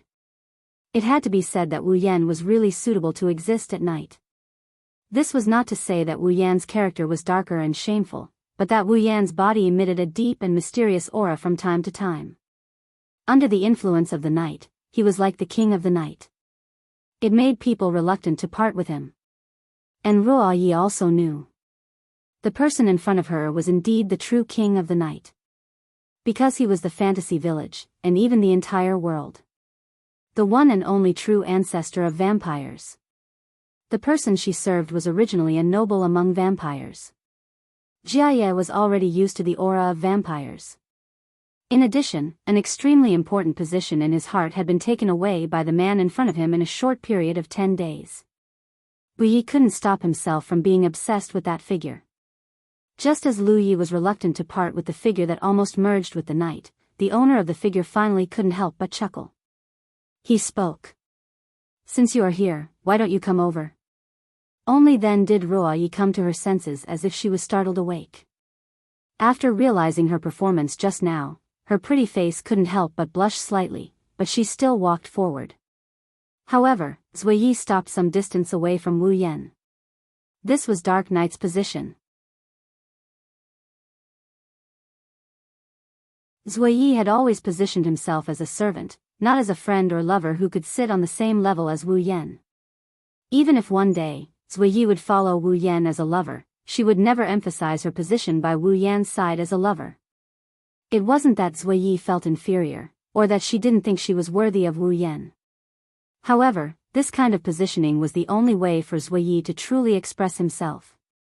She would always be the perfect and chic head maid. There was no one else. The soft moonlight sprinkled from the sky, shining on the man and woman who were like master and servant. Tonight, there were no bright stars in the night sky of the fantasy village, nor was there a mysterious light source. There was only the round moon emitting soft light. The cool night breeze was like a cold breath, drilling into the noses of Wu Yan and Zuiyi, but both of them were staring at the night scene in front of them. The bright night sky, the walls of the Red Devil Mansion, the quiet courtyard, the huge clock tower, even the scenery of the entire fantasy village seemed to be seen by the man and woman who were like master and servant at this moment. Everything was presented in front of Wu Yan and Zuiyi.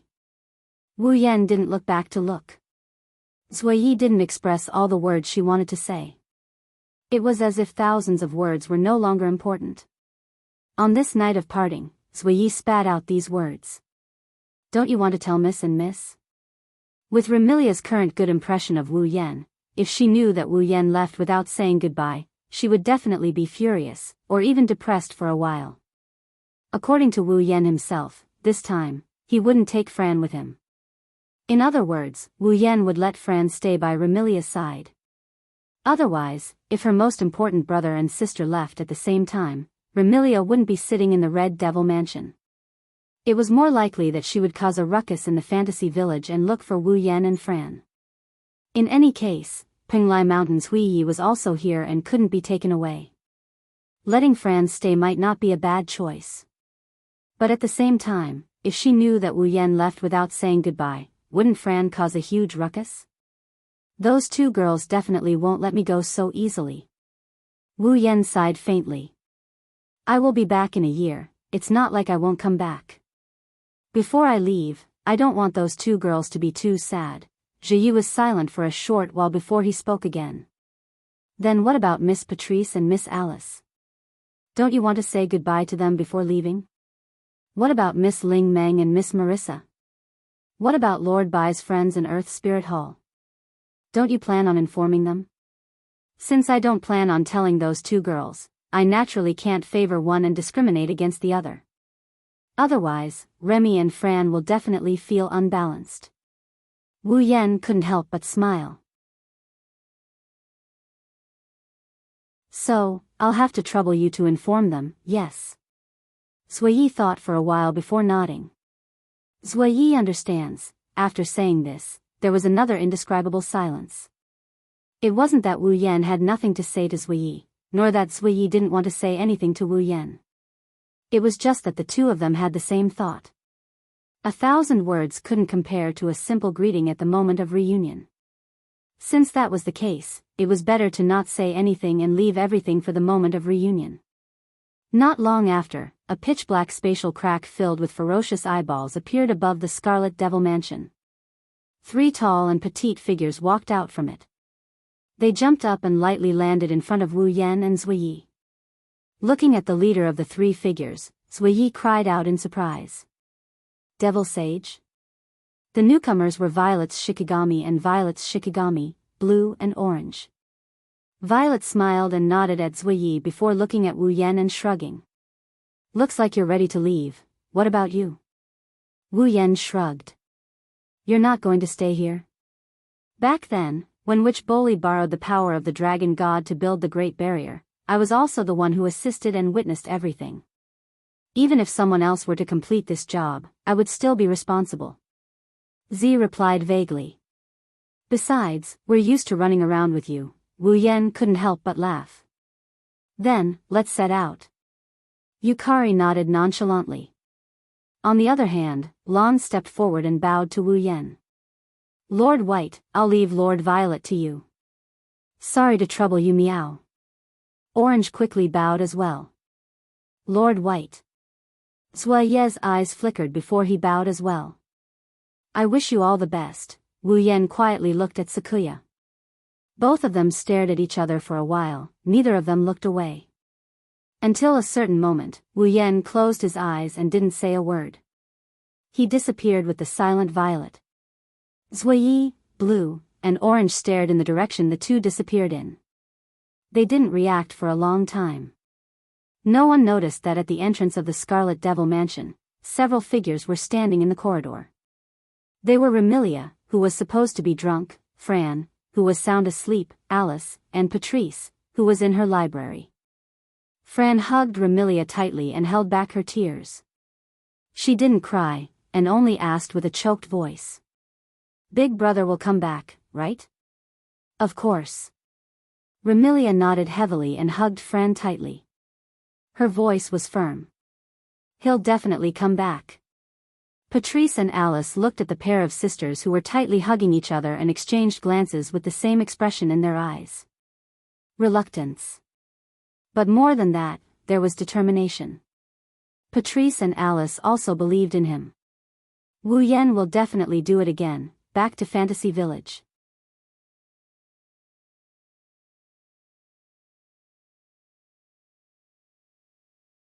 Chapter 1873.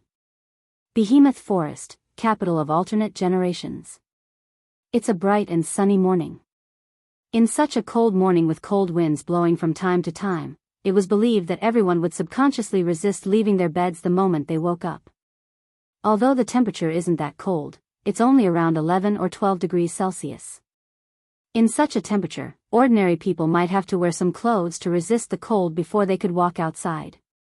However, for those cultivators with a certain level of cultivation, that is, those warriors and mages with combat chi and mana flowing in their bodies, even if they wore summer clothes, they wouldn't feel the slightest bit cold. After all, when fighting aura and magic power flowed through the body of the user to a certain extent, they would provide some protection to the body. Unfortunately, in this spalier world where only warriors and mages can cultivate, there are people who don't have impetus and mana flowing through their body. They aren't warriors or mages, but they have power that ordinary warriors and mages can't match. Thus, all of them gathered in the mystical capital of a different generation. The barrier of the capital of alternate generations would provide a certain level of protection to the city within. For example, the barrier allows the capital of alternate generations to maintain a relatively warm temperature. It allows the temperature in the capital of alternate generations to not fluctuate too much. If the sun is too strong, the light will be controlled to a suitable range. But 11 or 12 degrees Celsius isn't that cold. Therefore, the barrier covering the entire capital of otherworldly beings didn't undergo much adjustment, causing the entire capital of otherworldly beings to be filled with a chilly air. Under such circumstances, the Misaka sisters who came to the streets put on their autumn clothes and went out to continue their lives in the capital of otherworldly beings. Of course. In this relatively cold weather, the weather was very cold. In the morning, many of the Misaka sisters chose to lie in their beds and didn't want to come out. It's the same phenomenon. It's also happening in the heart of alternate generations. While the rest of the girls were still on the roof of the heart of alternate generations undergoing their transformations. In the heart of alternate generations, only a handful of 4 girls who had completed their transformation could move. The president of the student council of the White Emperor College from the world of the Whirlwind Butler, Gue Chuju. Hailing from the world of magical porn, Tokuwadai's electric princess, Misaka Mikoto. It came from the world of heavenly objects. The strongest strategic angel in history, Ikaros. There was also Astrea, the all-purpose angel who came from the world of heavenly object. It was these 4 girls who could be said to be famous to a certain extent, but at this time, their actions were quite shocking. A certain president, whose swordsmanship had already reached the level of a god, was half awake and half asleep. He wrapped himself in a blanket like a dumpling, vexed because he didn't know where to find autumn clothes to wear. A certain popular idol of Tokuwadai, whose electric shock ability was equally godly, also hid under his blanket in his room because of the cold temperature. Like a tortoise, he refused to come out for a long time. A certain natural all-purpose angel, who wasn't afraid of the cold, sat on the bed in her room. The ahogue on her head swayed back and forth as she stared blankly at the sky outside the window. No one knew what she was thinking. As for the last one, a certain glutton who could never be full, she was the only one who came out of her room in the heart of alternate generations and came to the living room. However, the king of gluttony, who could never be full, indicated that he was also distressed. Because she was squatting in a corner of the living room with her hands on her knees, staring at a square object in front of her. She pouted and her delicate body was trembling. In the living room, there was a fridge used by Wu Yan and the girls to store drinks, desserts, and snacks. Now, Astrea was squatting there, staring at the open fridge. Her eyes were filled with struggle. Taking a closer look, the usual drinks, desserts, and snacks in the fridge had all been used up. Only a round object was left, sitting alone in the fridge. A watermelon. A very ordinary watermelon. This ordinary watermelon was the only thing left in the fridge. Astrea was starving, so she ran out of her room to look for something to eat. When she opened the fridge and saw the watermelon, her eyes were glued to it. Her eyes were filled with desire and struggle as she stared at the watermelon. Astrea's delicate body trembled, even her lips were trembling. Can I eat it? At first glance, it sounded like nonsense. But if someone in the know knew about this, they would be shocked that the glutton Astrea was able to resist eating the food placed in front of her when she was hungry. By the time they realized what was going on, they would have a look of understanding on their face. There was no other reason. This watermelon is Ikaros' favorite. Ikaros has a strange hobby. She likes watermelons. It's not because she likes the taste, it's also not because she likes its existence, it's just because she likes the round watermelon. The watermelon in front of her was placed in the fridge last night because Ikaros didn't want it to rot. Now, it's the thing that Astrea is struggling with. Eat it? Ikaros is bound to get angry, and when she gets angry, other than Wu Yan, no one can stop her. She might even go on a rampage and destroy the gen's heart. Don't eat it? But Astrea is hungry. Unconsciously, Astrea reached out her trembling hand towards the watermelon in the fridge. Just as she was about to touch the watermelon, she pulled her hand back as if she was frightened. She shook her head vigorously. No. I can't. Ikaro-senpai will kill me. Astrea tried to close the fridge after she said that. But, rumble, a drawn-out voice came from Astrea's stomach. Astrea's resolute expression crumbled. She looked at Watermelon with teary eyes. She seemed to be wavering. If it's just a whiff, it should be fine, right? Astrea gulped. She didn't think about the taste of the watermelon. She slowly reached her trembling hand towards the fridge. Just as she was about to touch the watermelon, the image of Ikaros entering Sky Empress mode after knowing her watermelon was destroyed surfaced in Astria's mind. She couldn't help but twitch a little. No. I can't. I'll die. I'll definitely die. Astria couldn't control her body anymore. She reached out her hand and grabbed onto the hand that was reaching into the fridge. She struggled in pain. Don't blame Astria for making a fuss. Mikoto once said that Ikaros doesn't seem like a saintess. She doesn't even know if there's anything she likes. Astria heard it from Wu Yen, who refuted Mikoto's words. Who said that? Ikaros loves watermelons. She loves watermelons so much that if someone destroys them, even if it's her family or acquaintances, she'll go crazy. Not only Mikoto, even Hinajaku and the other girls laughed out loud when they heard Wu Yen saying that they can't imagine Ikaros getting angry. Astria was the same. Well, it can't be helped. Other than Wu Yen, Ikaros's expression doesn't change in the slightest no matter what she's facing. But it's one thing to not imagine it, it's another to not believe it. Astria wasn't as attached to her master as Ikaros was. She wouldn't leave her master's side for even a second. Regardless of love, loyalty, or obedience, Astria was on the same level as Ikaros. That's why Astria didn't think she'd get lucky. She covered her mouth and whimpered as if she was afraid her mouth wouldn't listen to her. Translation: I have to leave this dangerous place. Astria was about to close the fridge when she heard a suspicious voice. What are you doing?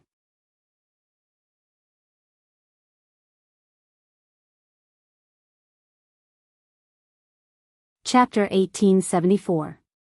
What are you doing? The voice came from behind Astria. Astria's hand that was reaching for the fridge froze. Her face turned pale. Yua. As expected, Astria, who thought she was captured, let out a sorrowful cry.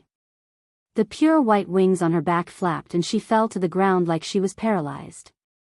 But before Astria could fall to the ground, a hand reached out from the side and wrapped around Astria's slender waist. After that, the voice that was filled with doubt earlier was now filled with helplessness. What the hell are you doing? Astria was shocked. Astria was familiar with the voice. Even the temperature of the hand around her waist was familiar. Astria recognized the owner of the hand. Astria raised her head in fear. She saw a pair of wine-red eyes filled with helplessness and helplessness. A face she would never forget. Astria's pale face was replaced with joy. Master. Do you still remember that I am your master? Wu Yen said in an annoyed tone. You looked like you saw a ghost when you heard my voice. I thought you didn't recognize me anymore. Then. Wu Yen helped Astria up so that she wouldn't fall down again. Then, he let go of Astria. Only then did Astria notice that Wu Yen isn't the only one in the hall. There's also a girl with waist-length golden hair holding a paper fan. She's also looking at Astria with a helpless expression. Sister Yukari? Era, I thought Astria-chan didn't notice us. Yukari chuckled when she saw Astria's shocked expression. She didn't seem to be able to react to the situation. Thank goodness. I'm not completely invisible. Astria heard that. Astria finally realized what was going on. Wu Yen and Yukari are back. Alas, before Astria could cry out in joy, a voice came from the other side of the hall. In the hallway. A series of hurried footsteps and anxious shouts echoed in the air. What's going on? A voice came from behind. Several figures appeared at the entrance of the hall. Needless to say, it was Chuju, Mikoto, and Ikaros. But this time, Chuju was still wrapped in a thick blanket. Mikoto was still in her pajamas. The only one who was dressed properly was Ikaros. The three girls must have heard Astria's cries and rushed over. They didn't even have time to tidy up their attire. Hinajaku, Mikoto, and Ikaros saw Wu Yen and Yukari standing next to Astria when they entered the hall. Master. Ikaros, who was still as calm as an ancient well a second ago, now had an uncontrollable ripple in her indigo pupils. Yen? Hinagiku exclaimed in surprise. And Yukari? Yukari? You're back. Mikoto's face was also filled with shock. How did you guys get back so fast? Haha. It was indeed a little fast. Wu Yen stayed in Gensokyo for less than a month. He only stayed in there for a couple of days. With the time ratio of 100, a dozen days wasn't even half a day in Silveria's time. Only 3 to 4 hours had passed. Chuju, Mikoto, Ikaros, and Astria just sent Wu Yen, Yukari, and Furan away early in the morning. Chuju and Mikoto went back to sleep. When they woke up, Wu Yen and Yukari were back. Ikaros and Astria, who didn't need to sleep, weren't surprised. Unlike Chuju and Mikoto, who woke up to Wu Yen and Yukari's return. After regaining her senses, Mikoto was the first to ask with uncertainty. Mission completed? Wu Yen and Yukari looked at each other and shrugged. I guess you can say that. Where's Furan? Hinagiku furrowed her brows. Why don't I see her? Well.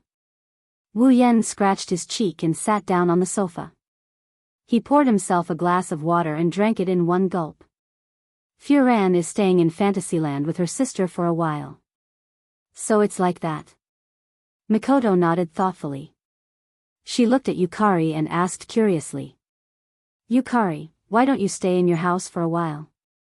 Before I came to this world and became Yen Yan Summon, I spent most of my time in Fantasyland. Yukari replied nonchalantly. Well, we have plenty of time ahead of us. Chuju and Mikoto didn't know what Yukari meant by plenty of time ahead of us. However, Yukari didn't seem to have any intention of explaining, so they didn't ask. Oh right, I heard Astria moaning loudly in the room just now. Hinagiku remembered why she rushed over in a hurry and looked at Astria. Asteria-chan, what happened? Huh? Astria, who was still in a daze, jumped in fright. She shrieked out loud. Don't kill me. Huh? Hinagiku's face was filled with confusion. Not just Hinagiku, even Wu Yen, Mikoto, and Ikaros, who snuck up behind Wu Yen like she's on standby, are all confused. Even Yukari, who is known as the sage, doesn't know what's going on. Don't kill me? What do you mean by that? Astria shook her head like a rattle drum when she regained her senses. No. It's nothing. I didn't mean to eat the watermelon. Ugh. Everyone was speechless. Is that self-destruction? As expected of an idiot with an IQ lower than 9. That's great. Both Hinagiku and Mikoto rolled their eyes at the same time, yawned, waved their hands and walked towards their rooms. Let's go back and change. Hinagiku and Mikoto disappeared into the hallway, leaving behind Astria, who was sweating profusely and looking at Ikaros with a terrified expression. Before Astria could turn around, a hand landed on her shoulder. Astria froze. Yua. Astria's sorrowful wail echoed throughout the heart of generations once more. Just like that, a lively and peaceful day passed by. Endless darkness covered the clear sky, enveloping the entire Spalier world in darkness. Today, the behemoth forest didn't give off any ominous aura. Logically speaking, a place like the behemoth forest is filled with vicious demonic beasts. No matter how one tries to disguise themselves, they shouldn't be able to hide the ominous aura. But today, the behemoth forest is no different from a normal forest. The smell of demonic beasts that used to permeate the air has mostly disappeared. It's as if most of the demonic beasts in the behemoth forest are no longer in the behemoth forest. When midnight arrived, a silhouette rushed over from outside the behemoth forest. The silhouette seemed to be enchanted with some sort of magic that boosted her speed. She rushed towards the behemoth forest and stopped right in front of the behemoth forest. Moonlight shone down from the sky and shrouded the silhouette standing in front of the behemoth forest. Her face was covered in sweat, her breathing was ragged, and her eyes were filled with exhaustion. She wore a robe befitting of a sorcerer, but it wasn't a terrifying black. Instead, it was a beautiful silver-white robe. The silhouette had long black hair that reached her waist. She looked to be around 17 or 18 years old. She was very young, but her face was so beautiful that it wouldn't be an exaggeration to call her a beauty capable of causing the downfall of a city. If Wu Yan and the other girls were here, they would definitely recognize this girl. Meililu. Lori. The only daughter of the Ailu Empire's #1 family, the Lori family. It's Lulu, the girl who is still studying at the Spalier World Academy. However, on Lulu's delicate face, there was not only a strong sense of anxiety, but also a great sense of fear. I must find him quickly. Raising her eyes and looking at the eerily silent forest, Lulu mustered her courage, wiped her sweat and tears, and without hesitation, rushed into this dangerous place.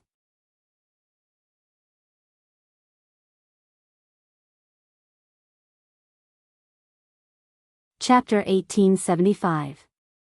Behemoth Forest. The lush green forest was shrouded in a layer of haze due to the darkness of the night. The shadows cast by the tall trees and bushes were the only things that could be seen. In these shadows, no one knew if there was a ferocious beast that ate human bodies hiding in them, and if anyone passed by, it would pounce out and bring them to hell. Therefore, even though most of the dangerous aura in the giant beast forest had disappeared for some unknown reason, the feeling of fear that came from the bottom of one's heart was still unavoidable. This caused the atmosphere to become a little tense. However, it was in this frightening intense forest that a beautiful girl with pure white wings was flying at an extremely slow speed. She didn't rise into the air and just flew between the dense trees, sobbing as she flew. So scary. Ikaro-senpai is so scary when she's angry. It's Astria who escaped from the capital of alternate generations to avoid Ikaros. The capital of alternate generations might be covered by Yukari's barrier, but it has a very human-like design. Similar to the boundary between illusion and reality in Fantasy Village, although the barrier covering the capital of alternate generations would not automatically attract monsters or whatnot, it could identify those who entered and left. As long as the barrier remembered the presence, it was not difficult to enter and exit the capital of alternate generations at will. Of course. Only Wu Yan and the girls living in the heart of alternate generations have this privilege. The Misaka sisters don't have this privilege. After all, with the number of Misaka sisters and their unpredictable personalities, it wouldn't be strange for one or two of them to go missing at any time. It would be troublesome if that happened. That's why only Wu Yan and his summons can enter and leave the capital of alternate generations as they please. He didn't know what kind of torture Ikaros inflicted on Astria. Astria didn't look any different on the surface, but her crimson eyes flashed with fear from time to time. Astria didn't dare to stop for a second. I wonder if Ikaro-senpai is still angry. She turned around. Astria grumbled pitifully as she looked at the direction of the capital of alternate generations. I want to be with Master, I want to eat Master's cooking. While Astria was hesitating on whether she should go back or not, in the forest not far away, some noises resounded in the air. Astria looked at him with a confused expression. She was surprised.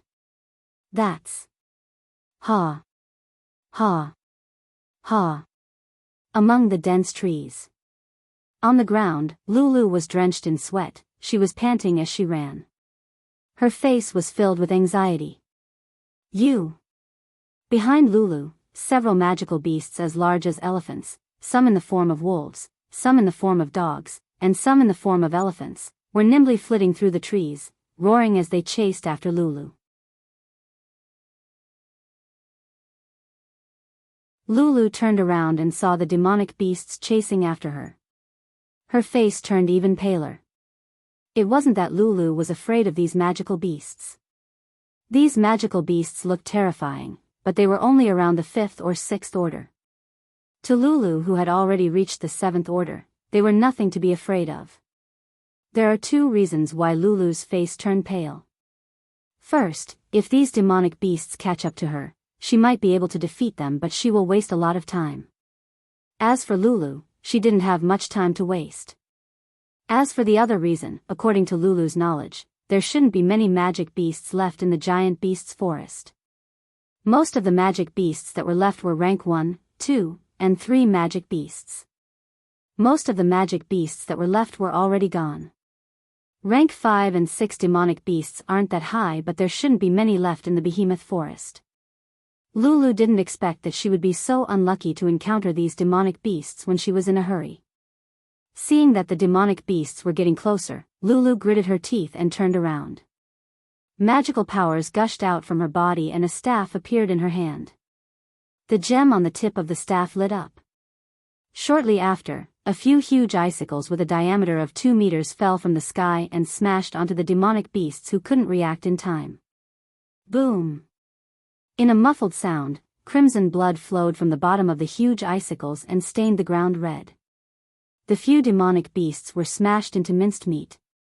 Oh. The rest of the magical beasts didn't even bother to pay attention to their dead brethren. They continued to charge forward without slowing down and quickly surrounded Lulu. Swish! In an instant, 2 of the demonic beasts that surrounded Lulu couldn't wait any longer. They burst out and slashed their razor-sharp claws at Lulu. Clang! 2 ice walls suddenly rose from the ground. The claws of the 2 magic beasts didn't hit Lulu, who was behind the ice walls. Instead, they smashed into the ice walls with a burst of sparks, creating 2 huge holes in the thick ice walls. Lulu's gaze was fixed on the 2 magic beasts in front of her. Her lips were still biting hard as she circulated the magic power in her body to the extreme. The ice blue magic power was like a mist that wrapped around Lulu's body. Roar! Just as Lulu was about to end the battle cleanly, a loud roar echoed in the forest. Upon hearing the roar, Lulu sulked and lifted her head abruptly. On top of a huge tree in front of them, a huge black shadow was standing there, roaring angrily. It was a tiger-shaped demonic beast. To be exact, it should be described as a tiger-shaped demonic beast that walked on 2 legs like a human. The tiger-shaped demonic beast stood on a branch of the tree. It exuded an aura that was much stronger than all the other demonic beasts on the scene. The surrounding air rippled and split apart like waves. Lulu's face finally revealed a look of shock. That was actually a Class 7 demonic beast. Even though Lulu had advanced to Class 7, Lulu had only just advanced. She was level 60 and was the weakest among Class 7 demonic beasts.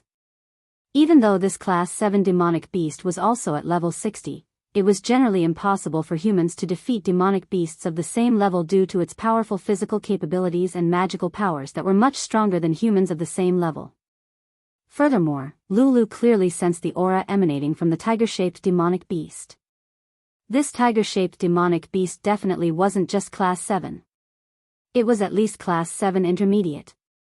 Roar! The tiger-shaped demonic beast abruptly roared and stomped its feet. The branches and trees under its feet were instantly crushed by the huge impact. The tiger-shaped demonic beast burst forward and stretched out its sharp claws, aiming for Lulu's heart without hesitation. Lulu didn't dare to be negligent. She hurriedly waved the staff in her hand and a gust of cold air gushed in from all directions and condensed into a tiger-shaped demonic beast that was exactly the same as the tiger-shaped demonic beast.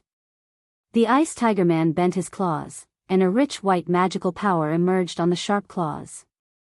Finally, all of the white magical power gathered on the sharp claws, and with traces of ice-cold air, he directly attacked the Tiger Man. Clang! In the sound of metal clashing, Lulu's ice tiger-shaped demonic beast trembled. In less than a second, the ice tiger-shaped demonic beast's claws shattered into pieces. Boom! In the end, even the Ice Tiger Man exploded into ice shards under the attack of the Tiger Man magical beast. The tiger-shaped demonic beast's claws continued to reach for Lulu. Swish! Just when Lulu's face was filled with horror and despair, an ear-piercing sound suddenly resounded in the forest. A streak of light flitted past every demonic beast at the scene, including the tiger-shaped demonic beast. Poochie! Lulu only saw a blur in front of her eyes. Then, one by one, blood blossomed on the bodies of the demonic beasts. All the demonic beasts at the scene were slashed into 2 halves. including the Class 7 demonic beast that almost killed Lulu. Lulu didn't have time to react, and all the demonic beasts at the scene were slashed into two halves. Then, a young lady with a pair of pure white wings and a laser sword in her hand appeared in Lulu's vision. Although she couldn't understand what had happened, Lulu recognized this angelic girl. She immediately revealed a look of ecstasy, and the taut strings in her head loosened.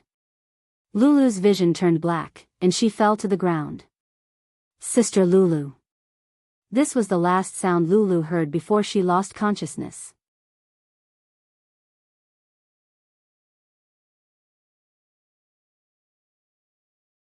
Chapter 1876. In an empty room, Wu Yen, Yukari, Hinajaku, Mikoto, Ikaros, Astria, and the others gathered together. They didn't say a word. Lulu was lying on the bed in the room. Beside the bed was Kanon, who was wearing a white blouse with red trimmings and a red pleated skirt. Her slender hand was raised about 10 centimeters away from Lulu's body, and there was a gentle glow emanating from it. Aside from Kanon, Wu Yen and the other girls looked at Lulu.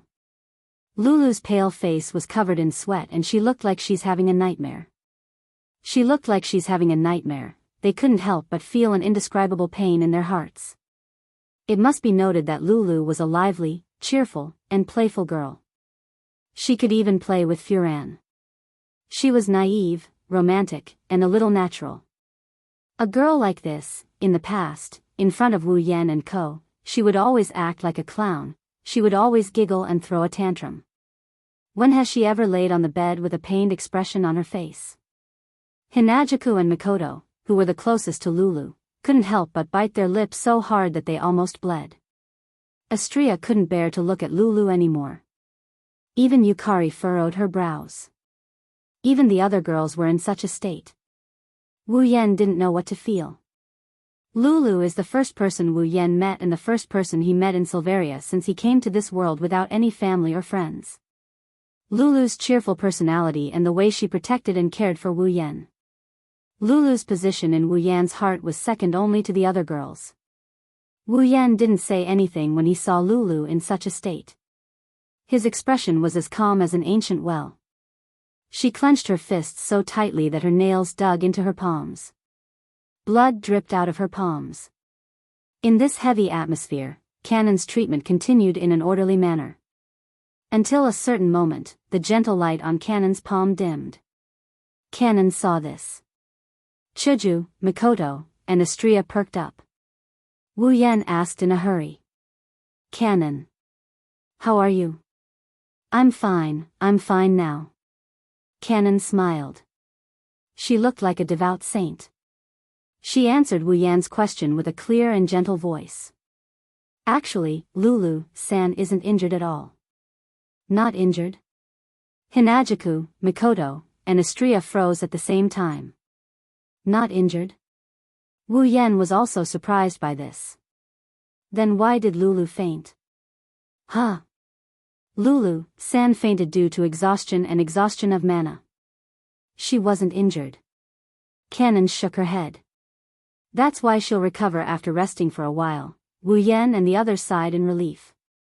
Kanon was a familiar with healing abilities. Apart from that, she also had a purifying ability. She didn't have any combat abilities at all.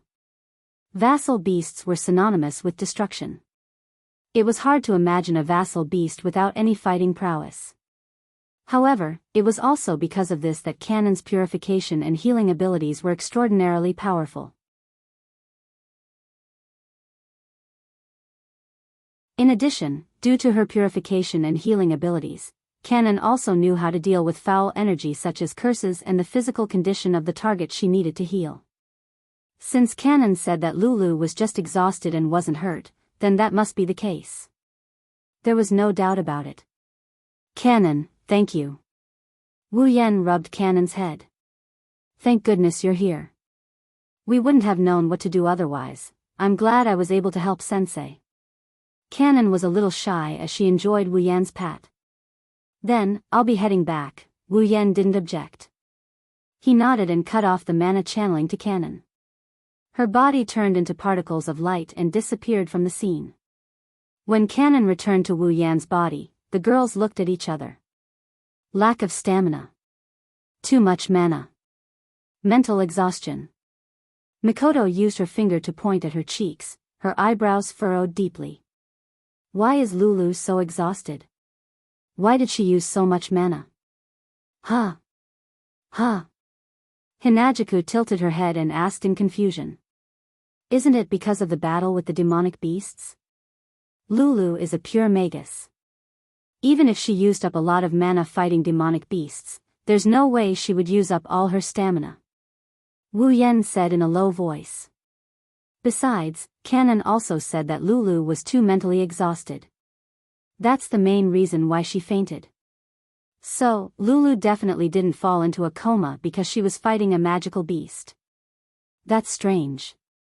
Chuju seemed to have noticed the abnormality as well. Why did Lulu go to the behemoth forest? This is indeed a problem. Due to the existence of the Beast King, the behemoth forest is off limits. Only the 3 empires have set up camps outside the behemoth forest are allowed to enter the behemoth forest to hunt. Lulu is a special student studying at the Spalier World Academy. Logically speaking, the camps wouldn't allow a talented student to hunt in the behemoth forest. It's too dangerous. Lulu is also the only daughter of the Ailu Empire's #1 family, the Lori family. Even if she wanted to enter the behemoth forest, there would be plenty of experts protecting her. Lulu's grandfather, the Thunder King, and father, Lars, might even be escorting her. At the very least, Fei would be there. But this time, Fei isn't by Lulu's side. Lulu even entered the dangerous behemoth forest alone. This doesn't make sense. Could it be because she encountered a high-level demonic beast? Mikoto pondered for a moment before saying. Maybe because they encountered a high-level magic beast, the team that escorted Lulu was annihilated, and only Lulu escaped. That's hard to say, right? I can't say that it's impossible. Wu Yan rubbed his forehead. But first, we have to figure out why Lulu came to the behemoth forest. Everyone fell silent. Yukari spoke up. Isn't the reason obvious? The group of people turned their heads and looked at Z. Yukari. Wu Yan turned his attention to her. Do you know why Lulu came to the behemoth forest? You're all too concerned, that's why you didn't think. Yukari laughed and shook her head. Isn't the most likely reason for this girl to come to the giant beast's forest to look for us? Find us? Realization dawned on everyone's faces. Find us? Only Wu Yan's frown deepened. Indeed, with the relationship between Lulu and Wu Yan's group, it's not surprising that she came here to look for them because she missed Wu Yan and the others. However, Wu Yan's intuition told him that Lulu didn't come here just because she wanted to see them.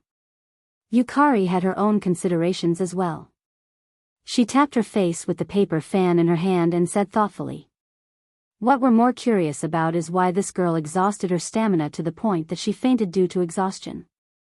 Because the team escorting him was wiped out, he exhausted all his stamina trying to escape. Also, because he was being chased by demonic beasts, his mental state was highly strained. In the end, when he saw Astria saving him, he let his guard down and fainted. Mikoto suggested. Isn't that the case? Is that so? Violet said with a smile. She didn't deny it. That's right.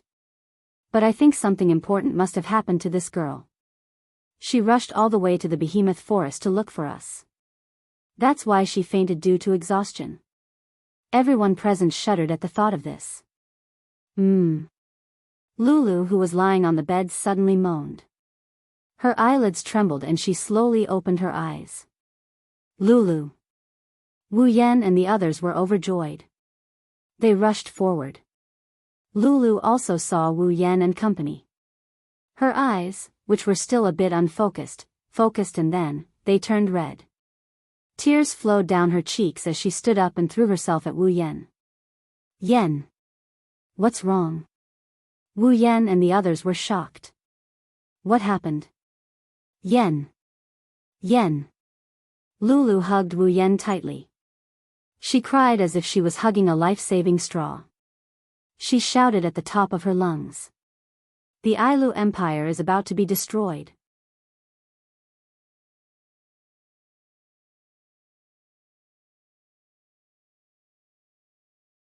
Chapter 1877. Time returned to the morning. In the Spalier world, there was an academy. It was the only academy in the Spalier world. It was founded by the Ailu, Baruba, and Fea empires. Since the academy was established by the three empires, it was located in the middle of the three empires. It was close to the giant beast forest, which occupied a corner of the three empires' borders. This academy was called the Spalier World Academy. Every youngster in the Spalier world yearned to enroll in the Spalier World Academy. It wasn't just because Silveria World Institute was the only institute in the entire Silveria world, nor was it because it was founded by the three empires. It was because the geniuses from all over the world were gathered in this institute and they grew together. In other words, as long as you entered the Spalier World Academy, you would be hailed as a genius no matter where you went. Even if you were just a normal student. Everyone in the Spalier world knew that no matter if you were born in one of the three empires or one of the 9 great houses, you couldn't be called a true genius no matter how talented you were. Only the students of the Spalier World Academy could be called a true genius.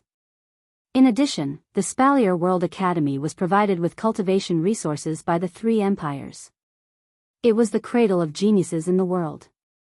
It was a holy land for cultivation. No one didn't yearn to enroll in the Spalier World Academy. Unfortunately, only the true geniuses could enroll in the Spalier World Academy. Mediocre people didn't even have the right to step through the gates. Looking down from the sky, the Spalier World Academy looked like a city. It was surrounded by tall walls. The entire Spalier World Academy was surrounded. At the center of the academy, the arena tower towered into the clouds. It was a magnificent sight. In the academy, the students were only responsible for cultivation. The teachers were responsible for teaching and cooperating with the academy's enforcement team. They were responsible for the safety and management of the academy. For a place as important as the Spalier World Academy. Naturally, there was no lack of guards at the door. If one looked closely, they would notice. On the surrounding walls of the academy, there would be a small hall located at every set distance. Those were the resting places of the academy's guards. At this moment, the guards were armed with their own armors and were fully equipped with equipment. Some of the warriors were even wearing armor. They were patrolling the perimeter wall with solemn expressions. Especially on the perimeter wall where the main gate of the academy was located, there were the most number of guards patrolling the perimeter wall. They were also the strongest. Every single one of them was at least at the beginning of the 7th stage. There were at least 100 of them.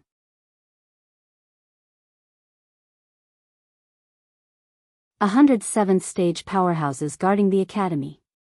With such a level of defense, even if any of the 9 super clans were to launch an attack, they would also be sent away in disgrace, right?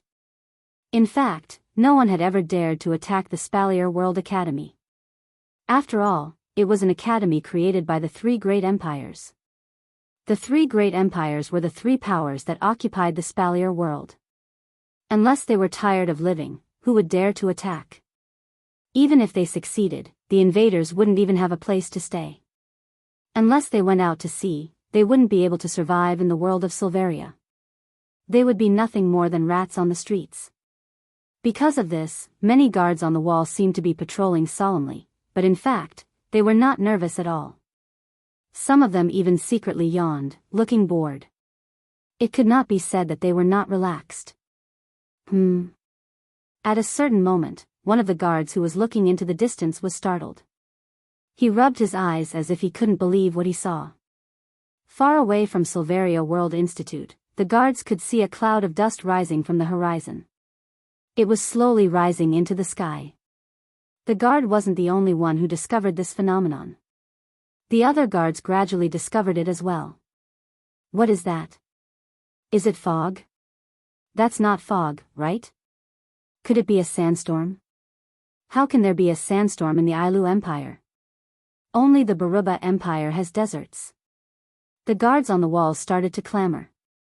Not long later, all of the guards gathered and looked at the dust rising from the horizon. After a long time, the sharp-eyed guards suddenly widened their eyes. They saw it. Below the cloud of dust, a large group of black figures was running madly. They were like cows running in the wild, kicking up clouds of dust. Roar. Aoo. Woo. Not long after, the roars of wild beasts began to reverberate in the air, causing the atmosphere to be filled with the atmosphere of a storm. Only then did the guards reveal a look of horror. Rumble. The ground was already trembling, proving that the troops formed by the black shadows were not illusions, but real. Roar. Aoo. Woo. The roar of the wild beast finally became clear. Not only did it reverberate into the ears of the guards, even some of the students in the academy could hear it. At the same time, the shadows also revealed their true faces. They were actually demonic beasts. Impossible. The guards cried out in unison. Demonic beasts only appear in the behemoth forest. They only move around in the behemoth forest. Why would they appear outside the behemoth forest? Why would they come to the Spalier World Academy? This was absolutely impossible. Even if the demonic beasts rushed out of the behemoth forest like the time when the Beast King was born, there were still camps set up by the three empires outside the behemoth forest. The elite members of the three empires and the 9 great families were there. It was impossible for the demonic beasts to rush out. However, the tremors on the ground, the tension in the air, and the magical beast army that was getting closer and closer, to the point where they could even feel their auras, told the guards that something was wrong. Everything in front of them was real. Quick! One of the guards roared. Inform the higher-ups of the academy and the elders of the academy council. It was a pity. It was too late. Roar. Aoo. Woo. Amidst the roars of the demonic beasts, the demonic beast army came into contact with the walls of the academy. Boom. An earth-shattering sound reverberated through the sky of the academy, causing the ground and buildings of the entire academy to tremble. What happened? In a villa of a special student, there was a rare moment of excitement. Lulu, who was about to cultivate, was shocked by the sudden loud sound and vibration. She quickly rushed out of the villa. However, the scene that appeared in front of Lulu made Lulu completely stunned. It was as if the end of the world. It was a scene of despair. Roar. Aoo. Woo. Numerous gigantic magical beasts were swarming over from all directions. They roared and destroyed the buildings in the academy. Help. No. Some of the weaker students were running for their lives. The lucky ones were still running for their lives. The unlucky ones were already caught by the demonic beasts. Go. Kill them. The rather powerful students had already gathered together and formed a battle line. Amidst the angry shouts, they fought against the magical beasts one after another. However, there were too many demonic beasts. There were so many of them that the students in the academy could not compete with them. Even if they formed a battle line, the battle line was constantly shrinking and retreating. For a moment, the roars of the demonic beasts, the screams of the students, and the angry shouts of the people who were fighting against the demonic beasts echoed in the academy. What happened? Lulu's delicate body trembled. Her beautiful face was pale. What happened? What happened? Wasn't it obvious? The demonic beasts attacked the academy. But it was such an obvious fact. Because it was too surreal, not to mention Lulu, even those who were fighting the demonic beasts could not accept it. Lilu. At this moment, Feifei, who was holding her beloved sword, appeared beside Lulu and grabbed her hand. Are you okay? Feifei. Lulu looked like she was saved. She grabbed Feifei's hand tightly, her voice trembling. What's going on? Feifei opened her mouth to say something. But before she could say anything, a figure flashed through the air and landed in front of them. Grandfather, old clan leader. It was the Lightning King. Let's cut the crap.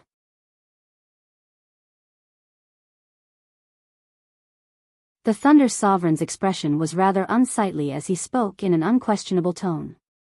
No one knows the real reason, but I must tell you that not only this academy, every city in the Ailu Empire is being invaded by demonic beasts. If this continues, the Ailu Empire will be destroyed sooner or later.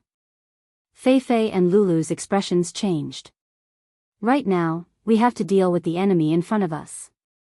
Feifei, come with me. The Lightning King shouted without turning his head. Lulu, hurry to the behemoth forest and find that little guy. We need his strength. Grandfather. Go. In the next moment, the Lightning King, Feifei, and Lulu's voices were drowned out by the demonic beast's roars.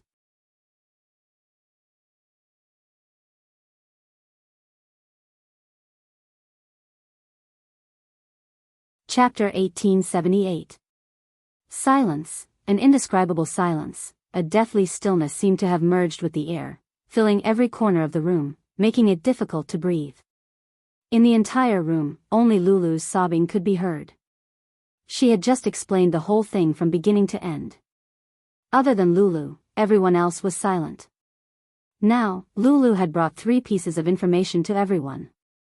1. Due to unknown reasons, demonic beasts attacked the Spalier World Academy. 2. Due to the demonic beast's attack, Lei Wang, Feifei, and the Academy's students were fighting back. Their current situation is unknown. 3. The demonic beasts didn't just attack the Spalier World Academy. From Lei Wang's words, every city in Ailu Empire was attacked by demonic beasts. Based on these 3 pieces of information, many guesses began to surface. First of all, even though they didn't know the current situation, they could guess. Even if the situation wasn't that bad, it was at least an emergency. Otherwise, Lei Wang wouldn't have sent Lulu alone into the demonic beast's base to search for Wu Yan and the others. Secondly, since the demonic beasts had rushed out of the behemoth forest and attacked the cities in Ailu Empire, then the behemoth forest's base must be in a bad situation. After all, the behemoth forest's base was built right outside the behemoth forest. If the demonic beasts wanted to attack the cities in Ailu Empire, they would have to rush out of the behemoth forest and pass through the behemoth forest's base to enter Ailu Empire's borders. Now that the demonic beasts had started to attack the cities in Ailu Empire, it was obvious that the behemoth forest's base was in danger. Even the supply town might have been destroyed. No matter how one looked at it, the situation had reached a critical point. But soon, more and more questions appeared in everyone's mind. Why did the demonic beasts rush out of the behemoth forest? Why did they attack Ailu Empire? Of course, it was just a question. However, he believed that many people who were in the know could guess the answer to this question. Is it the Beast King? Chuju took a deep breath. One could even faintly hear the sound of him gnashing his teeth. Other than the Beast King, no one can break the rules of the magical beasts and make them rush out of their own territory. In other words, the Beast King, who had been hiding in the behemoth forest to recuperate, has fully recovered from his injuries? Mikoto clenched her fist and said angrily. Could it be that he wants to take revenge for what happened before? Then why didn't they come to us? Ever since the Beast King had become a demigod, he had only appeared twice. The first time, it was Violet who had severely injured him. The second time, it was Wu Yan who had used Violet's ruby mode to almost kill the Beast King. If the Beast King had to say who he hated the most, it wouldn't be the humans of the Spalier world who treated the magical beasts as prey, but Wu Yan and Violet. Since the Beast King had attacked Ailu Empire, there was no way he wouldn't go after Wu Yan's group. Compared to the outside world of the Behemoth Forest, the Behemoth Forest's capital of Otherworld should be the first to be attacked by the Beast King and his magical beasts. No matter what, the capital of Otherworld is located in the Behemoth Forest, in the enemy's main camp. I'm afraid it's not that the Beast King doesn't want to bother us, it's just that he hasn't found us yet. Wu Yan's tone was unexpectedly calm. Even if it's him, he wouldn't be able to guess that we're in his territory and have set up a base. Violet's barrier also provides us with concealment. Normal people wouldn't be able to detect the capital of Otherworld from the outside. That's why the Beast King didn't attack us first. A blind spot? Mikoto agreed with Kiran's statement. She seemed a little frustrated. If I knew this would happen, I would have left a way to communicate with the outside world. When the capital of Otherworld was built, Wu Yan's group didn't want to have anything to do with the camp. They didn't want to cause too much trouble. That's why they only told Sylph, Feifei, Lulu, and a few others about the location of the capital of Otherworld. They cut off all contact with the outside world. Originally, this consideration was not without reason. In the entire Silveria world, within the 3 empires and the 9 great clans, there were only a dozen or so Type 9 powerhouses. As for the demigod realm, there were only 5 of them. On Wu Yan's side, Chuju, Mikoto, Ikaros, and Astria are all Tier 9 powerhouses. Ikaros and Astria who can use Pandora mode are considered rare even among Tier 9 powerhouses. Wu Yan who's at the pinnacle of Tier 9 and Violet who's at the demigod level, they have enough power to rival any of the 3 empires. Not to mention the 20,000 Misaka sisters who are at least Tier 7 and the girls who are still in the process of transforming. If Wu Yan wants to gain a foothold in the Spalier world, they're more than enough. It's a pity that Wu Yan doesn't have the ambition to conquer the world. He just wants to live a peaceful life with his summons. Even the capital of Otherworldly was built to give his sisters a place to settle down. Even if Wu Yan doesn't have any ambition, there are bound to be people in the Spalier world who are on tenterhooks because of Wu Yan's group. In order to avoid causing too much trouble and disputes, it wasn't entirely unnecessary for them to conceal themselves. But now, there's a drawback. It's hard for news from the outside world to reach the capital of Otherworldly. Otherwise, there's no way Wu Yan's group wouldn't be in the dark. Yen, what should we do now? Lulu's eyes revealed a hint of excitement. Grandpa and Feifei are fighting against the demonic beasts at the academy. I don't know how Dad is doing. Everyone must be in danger, we have to save them. There's no need to call for help anymore. Violet shook her head and said. According to what you said, the demonic beasts' attack started in the morning. You only arrived at the behemoth forest at night. In addition to the time you were unconscious, it's almost dawn now. 1 whole day is enough for them to successfully resist the demonic beasts, retreat, or die. In other words, the Thunder Lord and Feifei have either repelled the demonic beasts and are safe and sound, or they were defeated by the demonic beasts and have retreated. Otherwise, they died in the academy. No matter how you look at it, there's no need to rescue them now. Then what should we do? Lulu waved her hands helplessly. Grandpa said that he needs your strength now. Lulu, calm down first. Wu Yan patted Lulu's shoulder and looked at Violet. Violet, what do you think we should do? You should be asking, what do you think we should do? Yukari asked Wu Yan back with a question. The behemoth forest is in the middle of the 3 empires. If the demonic beasts attack the Ailu Empire, the Baruba Empire and Fea Empire would be attacked as well. In other words, the entire world is under attack by the demonic beasts. Do you only want to save the people you know? Or save the entire Ailu Empire? Or save the entire Spalier world? Wu Yan was speechless. He admitted that he wasn't so noble as to save the entire world. However, he still wanted to save the people he knew. However, the people Wu Yan wanted to save would definitely not allow the Spalier world to fall into the hands of the demonic beasts. They would definitely fight back. When that happens, Wu Yan's group would be dragged into the mess.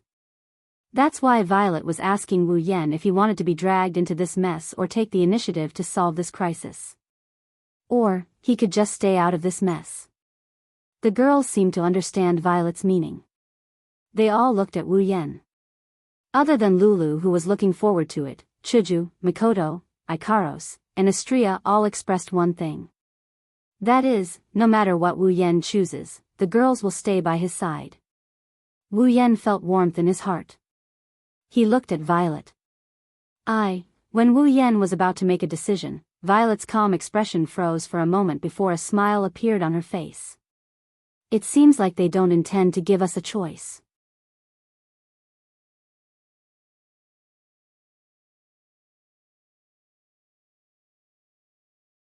Chapter 1879. At the same time, in one of the open spaces in the behemoth forest, a scene like this was playing out. Around this desolate open space, in the trees and bushes, pairs of scarlet and green eyes suddenly flashed one after another. They were like wild wolves lying in ambush in the bushes, waiting for an opportunity to strike, causing the air to be filled with a dangerous aura. Hoo, in the sky, the sound of wings flapping could be heard. Along with the sound of the wind, it reverberated in the area. Following that, huge black shadows approached from all directions, as if they were surrounding something. They gradually attacked the empty space. Looking carefully, it was actually a huge wild bird flying in the sky. Birds with the appearance of dragons and birds, giant pythons with wings, fluffy lions with eagle wings, and lone wolves without wings, etc., all of them were magical beasts that could fly. The entire open space was filled with these huge flying magical beasts, slowly surrounding the entire open space, causing shadows to appear in the sky and on the ground. Almost at the same time when the flying magical beasts surrounded this open space, in the trees and bushes around the open space, the owners of the scarlet and green eyes slowly revealed their true forms. Of course, they were all magical beasts. These magical beasts did not have a fixed group, and their appearances were all different, almost all of them.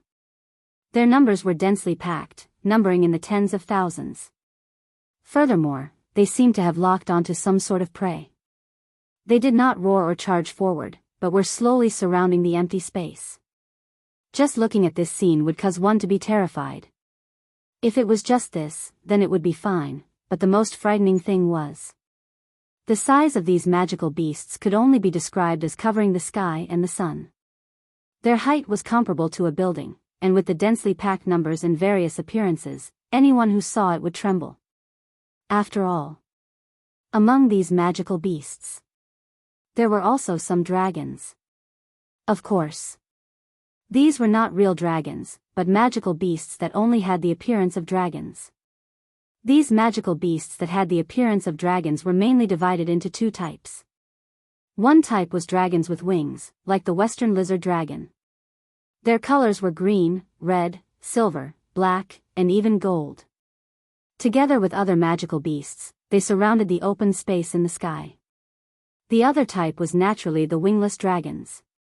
They had the appearance of dinosaurs, stegosauruses, tyrannosauruses, and other dragon-shaped magical beasts. Together with the magical beasts that couldn't fly, they surrounded the open space on the ground. If someone were to identify these magical beasts, they would be horrified to find out. Among the magical beasts that surrounded this open space, regardless of whether it was the flying magical beasts in the sky or on the ground, the weakest one was a rank 7 magical beast. In other words, there were at least 10,000 rank 7 magical beasts here. As for the rank 8 magical beasts, if there were not 1,000 of them, there were at least hundreds of them. 10,000 rank 7 magical beasts. Hundreds of them 8 magical beasts. Who could stop such a magical beast army? Even if the Ailu Empire's strongest knight regiment came, their chances of victory wouldn't be higher than 30%. However, the most terrifying of all were the dozen or so magical beasts that occupied the front of the magical beast army, as if they were the leaders of the magical beasts. These magical beasts were all rank 9 magical beasts. Under the lead of the dozen or so class 9 magical beasts, this terrifying army of magical beasts slowly surrounded the empty space. They only stopped when they were 100 meters away from the empty space. Then, the magical beasts that surrounded the open space suddenly parted to form a path. A figure slowly emerged from the path and walked to the front of the magical beast army. It was a person. A man in his 20s with a devilish appearance. His body was wrapped in clothes made of animal skin, his entire body exuding a murderous aura that made people tremble. The moment the devilish man appeared, the magical beasts in the sky and on the ground lowered their heads as if they were worshipping him. However, the devilish man did not even spare them a glance. A pair of beast-like eyes stared at the open space below. A cold glint flashed in his eyes. So that's how it is. Hiding here? After finishing his sentence, a violent magical power surged from the devilish man's body. However, this magical power seemed to be possessed by a vengeful spirit. It was like a black fog that seemed to contain a demon's roar. It gave off a feeling of ruthlessness and negative emotions when one looked at it. The magical beasts that were closer to the devilish man began to let out low growls of fear. The devilish man ignored them completely.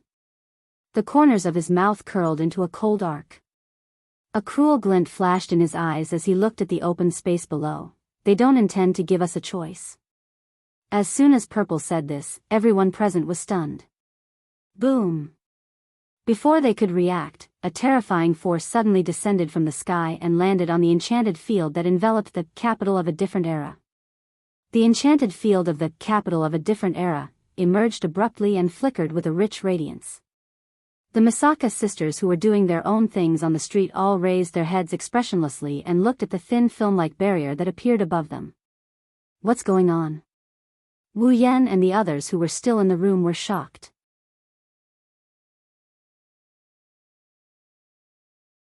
Violet closed her paper fan and looked out of the window. Boom! Another terrifying force descended and slammed into the barrier of the capital of a different era. This time, the entire barrier trembled as if it could not bear the burden. A part of it even cracked, allowing the residual force that surged in through the cracks to take effect. The entire capital of a different era trembled violently as if it was hit by a magnitude 10 earthquake. Ah! Lulu screamed and almost fell to the ground. Ikaro stepped forward and caught Lulu in time. What's wrong? What's wrong? Astria was a little flustered. Barrier. Hinajaku, Mikoto, and Yukari raised their heads and looked outside the window. When they saw the cracked barrier, they froze on the spot. The enchanted field, cracked? Wu Yan didn't look out of the window, but his expression turned ugly. Someone's attacking this place. Boom! Just as his voice fell, the third attack also arrived. Compared to the previous two attacks, this attack was even more terrifying and heavily fell on the cracked barrier, causing the barrier to shake violently. Kacha! Kacha kacha! Finally, on the barrier, such a voice could not help but reverberate.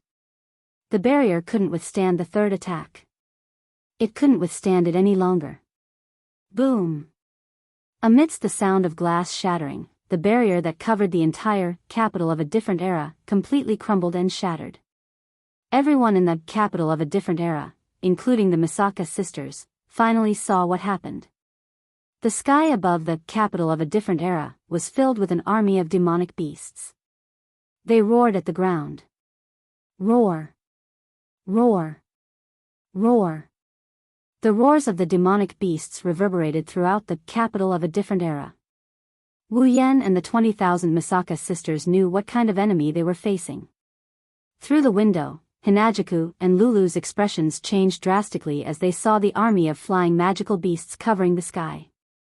Mikoto even cried out in fear. Not good. Sisters. No. It's not just the sisters. Everyone here, no matter if they're in the buildings or on the streets, is within the attack range of the flying demonic beasts. As long as the flying demonic beasts release a long-range attack, the capital of a different era will definitely be destroyed. And the Misaka sisters won't be able to escape unscathed. Mikoto. Chuju. Ikaros. Astria. Wu Yan suppressed his anger and yelled at the four girls. Go and gather all the sisters. Mikoto, Chuju, Ikaros, and Astria knew that this wasn't the time to hesitate. They rushed out of the room without any hesitation. Ikaros even brought along Lulu. At this moment, a loud voice echoed in the sky above the capital of a different era. Wu Yan. Yakumo Yukari. Come out.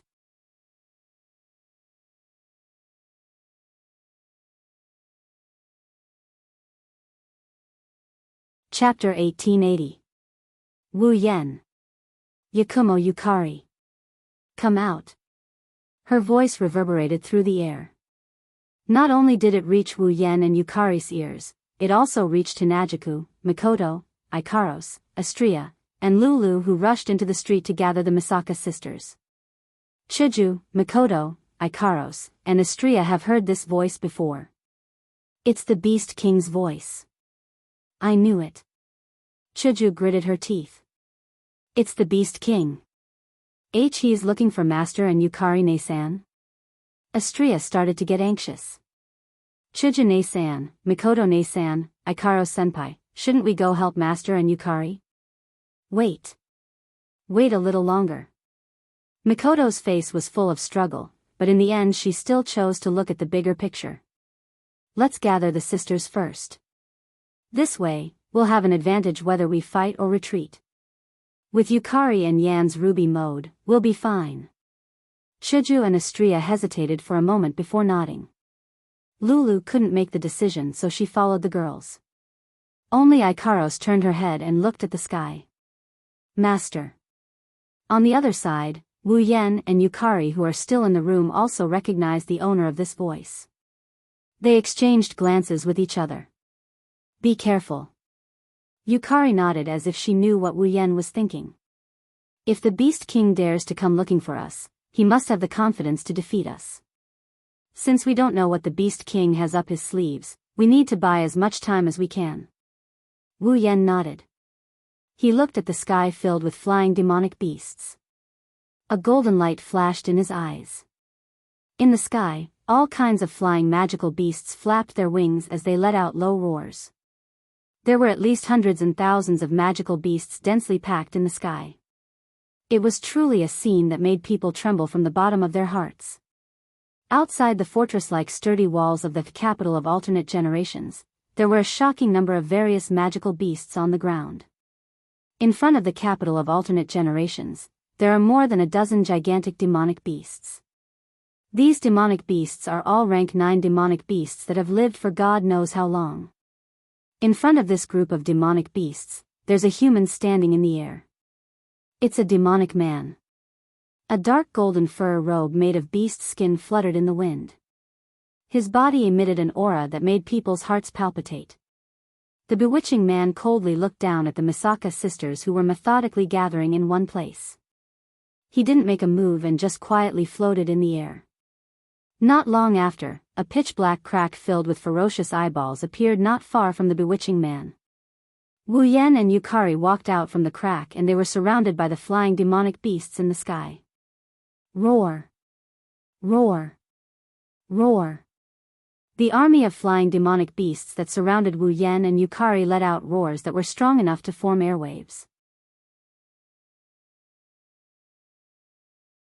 However, Wu Yan and Yukari ignored these demonic beasts that were bluffing. They shifted their gazes to the demonic man opposite them. At the same time, a stream of light flashed in their eyes from the system's perception. Beast King?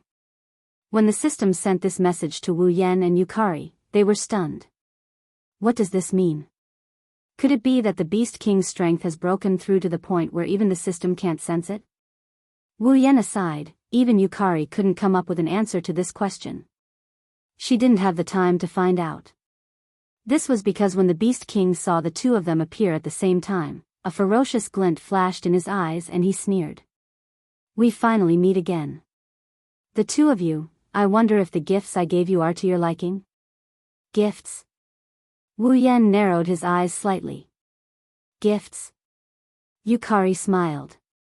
Even in the face of tens of thousands of flying demonic beasts, her expression remained unchanged. Are you referring to the entire world being attacked by you? Or are you referring to breaking a barrier here? All of these are just the prelude. The Beast King looked directly at the young lady who had defeated him effortlessly. Since I have shown myself once again, the entire world should be under my control. The beast race should be spread across every corner of this world. Humans are nothing but food for us demonic beasts. Wu Yan couldn't help but laugh when he heard that. His laugh was filled with disdain. Do you think you have the humans under your control? Why can't I think so? The Beast King waved his hand. The demonic beasts behind him all roared in unison, their voices deafening to the ears. Compared to us demonic beasts, how are the humans superior? Humans have 9th grade demonic beasts, but so do we. The humans have Class 8 powerhouses, but the beasts also have Class 8 magical beasts, and they have far more than the humans. In terms of numbers, we demonic beasts may have been holed up in this forest for a long time, but our reproductive ability is strong and our numbers are no less than that of humans. In terms of strength, demonic beasts are born with strong physique and magic power. Compared to humans of the same level, demonic beasts have an absolute advantage. That is why I can attack all 3 empires of the Spalier world at the same time. In just one day, we demonic beasts have conquered 1/3 of the Ailu Empire, 1/3 of the Baruba Empire, and 1/3 of the Fea Empire. It won't be long before the human world, the continent of Silveria, falls under the control of us magical beasts. The Beast King clenched his fist, a victorious smile appeared on his face. Tell me, why wouldn't I think I have the humans under my control? Yes. Demonic beasts are generally stronger than humans in terms of both numbers and strength.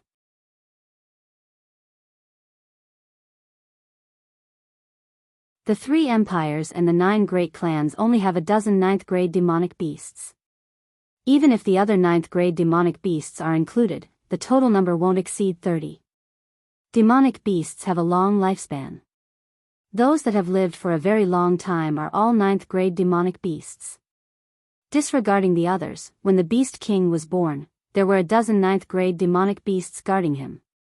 In addition to the other demonic beasts scattered around, there are at least 50 9th grade demonic beasts. Demonic beasts can't even compare to 9th grade demonic beasts, let alone 7th and 8th grade demonic beasts. With their reproductive ability, there are definitely more demonic beasts than humans. As for the 1st, 2nd, and 3rd grade demonic beasts, there are so many of them that it's impossible to count them all. Thus, if one were to compare the demonic beasts with the humans, the demonic beasts would generally win. But, you've forgotten, a true omnipotent can control everything. Wu Yan continued. Humans have 5 demigods, but the demonic beasts only have you. As long as you are defeated, no matter how much advantage the demonic beasts have, they will all be chased back to the behemoth forest. Hearing this, the Beast King lowered his head.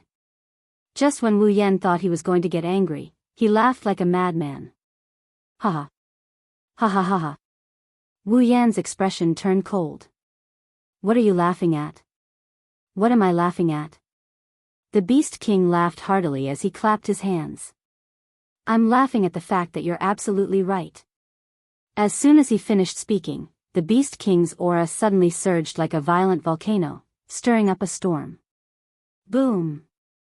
The ferocious shockwave swept out in all directions, pushing the flying magical beasts around the Beast King a distance away. The flying magical beasts all bowed down to the Beast King as they let out low growls. Under that terrifying aura, the Beast King's aura continued to rise from the demigod rank. It easily surpassed the Beast King's previous strength and continued to climb. Wu Yan's expression changed. Even Violet's expression turned grave. There was no other reason. The Beast King's aura continued to surpass Violet's. In Wu Yan and Violet's senses, it even surpassed the strength of the delicate fragrance Feng Jian in their memories. Even so, the Beast King's aura did not stop. In the end, it surpassed the peak of the demigod rank and continued to climb. The terrifying aura that far surpassed the peak of the demigod rank caused the air to become chaotic. The space also trembled. Wu Yan and Violet felt as if their bodies were filled with lead. It was so heavy that they almost bent over. This fact made Wu Yan and Violet hold their breath. Surpass the peak of the demigod rank? Then wouldn't that be? You're right. A true powerhouse can control everything. The Beast King's voice reverberated in the sky. And I, who have become a god-rank powerhouse, will be the only powerhouse in this world.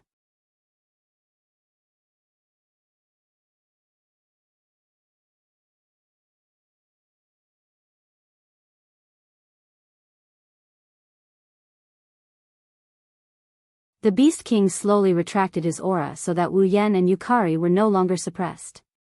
However, their hearts were still heavy. Under such circumstances, the Beast King spoke. You should know why the power of divinity disappeared, right? Because of the War of the Gods. Wu Yan replied. Yukari hadn't heard of the secrets of the deities with him.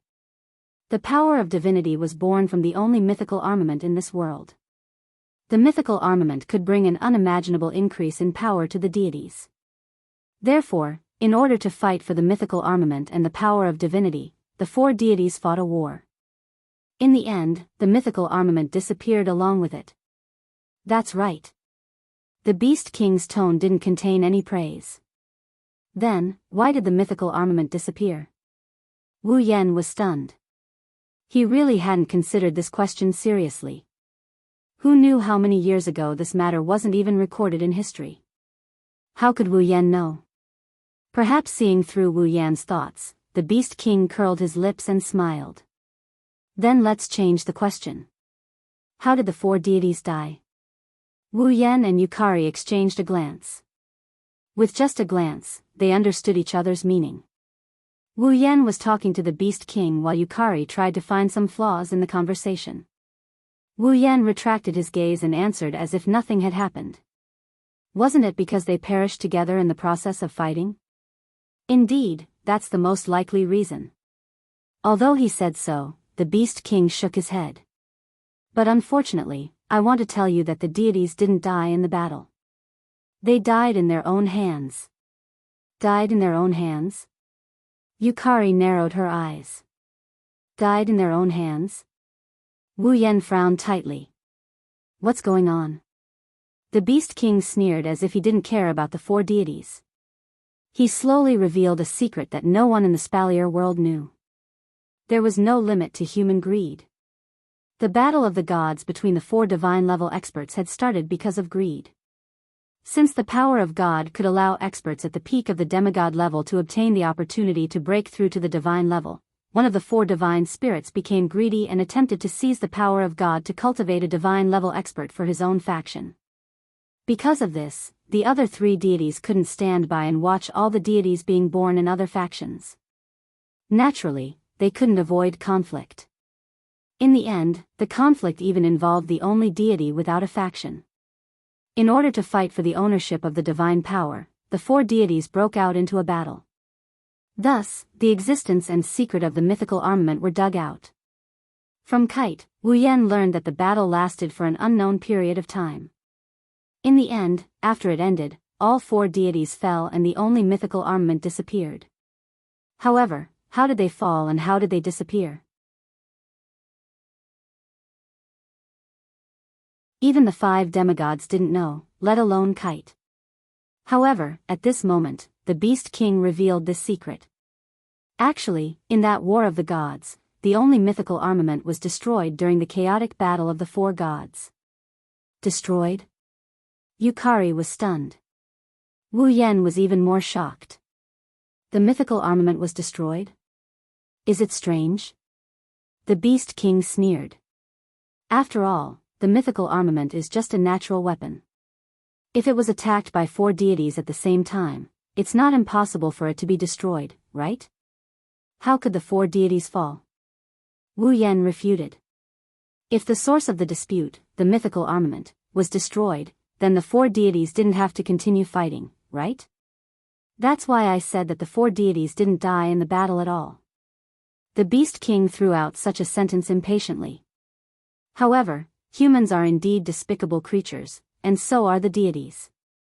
Their crazy ambition is the reason for the fall of the 4 deities. Ambition? That's right. That's right. The Beast King sneered. Unwilling to accept the destruction of the mythical armament, unwilling to accept the disappearance of the power of God and the fact that Silveria could no longer produce a divine-level expert, the 4 gods brought back the fragments of the destroyed mythical armament in an attempt to research the power of God and the manufacturing method of the mythical armament. In the end, the Beast King smiled disdainfully. It's this kind of ambition that brought them to the end of the mythical armament. You mean? Wu Yan said uncertainly. They failed? No. No, to a certain extent, they succeeded. The Beast King denied it. However, what they studied was not the divine power and the manufacturing method of the mythical armament. Instead, it was a byproduct that could help people break through the current level and improve their strength by chance. It's also because of this byproduct. The Beast King slowly raised his hand. That's why I am now. As these words came out of the Beast King's mouth, an indescribable aura suddenly rose from the Beast King's body. What kind of aura was that? Cold. Decay. Insidious. Corrosion. All the negative words that could be used to describe bad things could be used to describe it. Under the influence of this dark aura, the Beast King slowly raised his hand, and a black clump-like object actually rose up into the air. It was a black fog. And in the black fog, there were traces of disgusting black light that looked like rotten insects twisting their bodies. Looking at the black fog and black light, Wu Yan and Yukari's face suddenly changed. Weren't the black fog and black light the things that could turn people into monsters?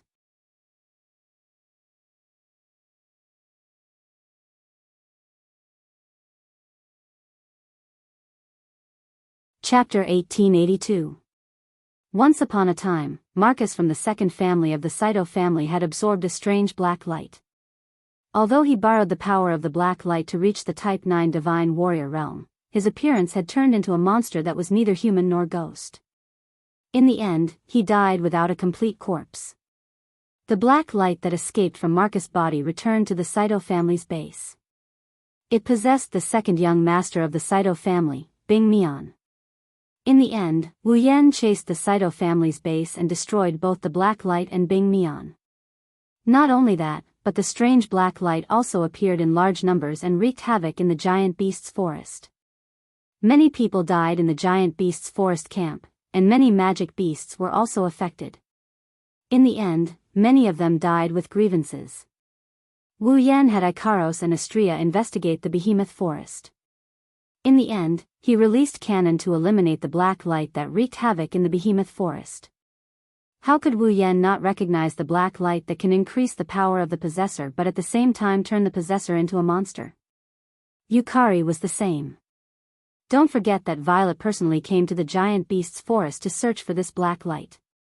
She even met up with 5 demigods from Silveria. It's impossible for her not to recognize this black light. I thought you two forgot about this. The Beast King revealed a sinister smile when he saw Wu Yan and Yukari's expressions change. You forgot about the power of a false god. False god? Wu Yan's expression darkened. Disgusting thing. Is this the power of a god created by the 4 great gods by researching the fragments of mythical armaments? Is this the substitute you speak of? That's right.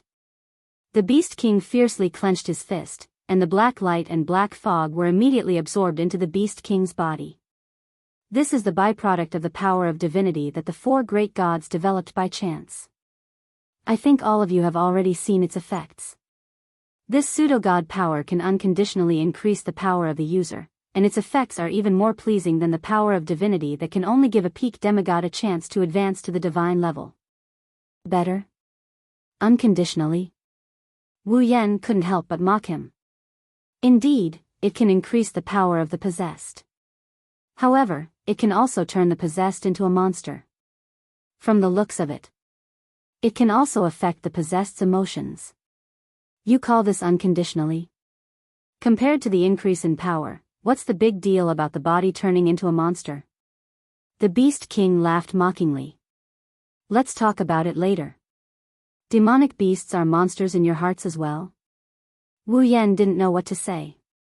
The Beast King was right. For humans, this was the case. Demonic beasts are monsters.